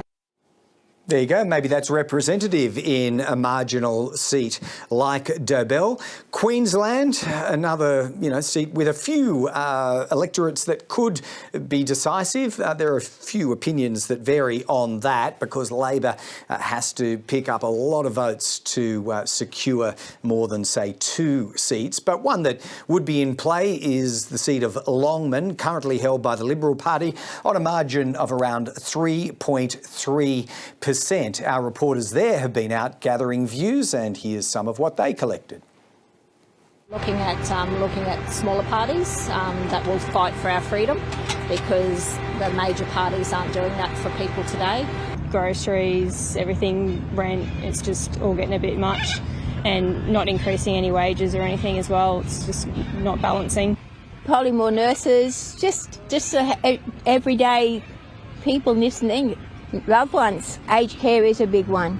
And I guess ambulances, but mainly aged care because, I mean, I'm in my 70s, but I'm still healthy, but yes, aged care is very important, I think. It really doesn't matter who gets in. They do whatever they want anyway. So does it matter who you vote for? Okay, much more coverage coming up on the ABC, as you'd expect, through the remainder of today and into the evening, right through to 7 o'clock news this evening. But just a couple of reminders for you about the full suite of offerings the ABC's running over this election campaign. We have the voter engagement tool, Vote Compass, again. It's all new for 2022, letting you know where you stand in the political landscape. Vote Compass Compass compares your views with those of the major political parties, as well as the pressing issues of the campaign. It takes about 10 minutes to complete, and you can have your results sent directly to you. To fill it out, head to abc.net.au/Australia Votes and then click on the Vote Compass icon. And then away from the cameras, of course, candidates are also fighting for your votes. So in your social media feed, you're going to see a lot from them, as well as on your phone and in your letterbox. We'll be shining a light on that feature too. It's called the Hidden Campaign, revealing how and why you're being targeted, as well as by whom. To uncover some of the tactics used, we do need your help though. To send us campaign material that you're concerned about, go to abc.net.au/hidden campaign, or you can just email us at hidden campaign, all one word, at abc.net.au. Now that pretty much brings us to an end of our current component of coverage from Parliament House here in Canberra. Thanks to everyone involved, many of whom have already moved on to other duties, but much more coming up on the ABC News channel with Meredith Sheehan and the team next.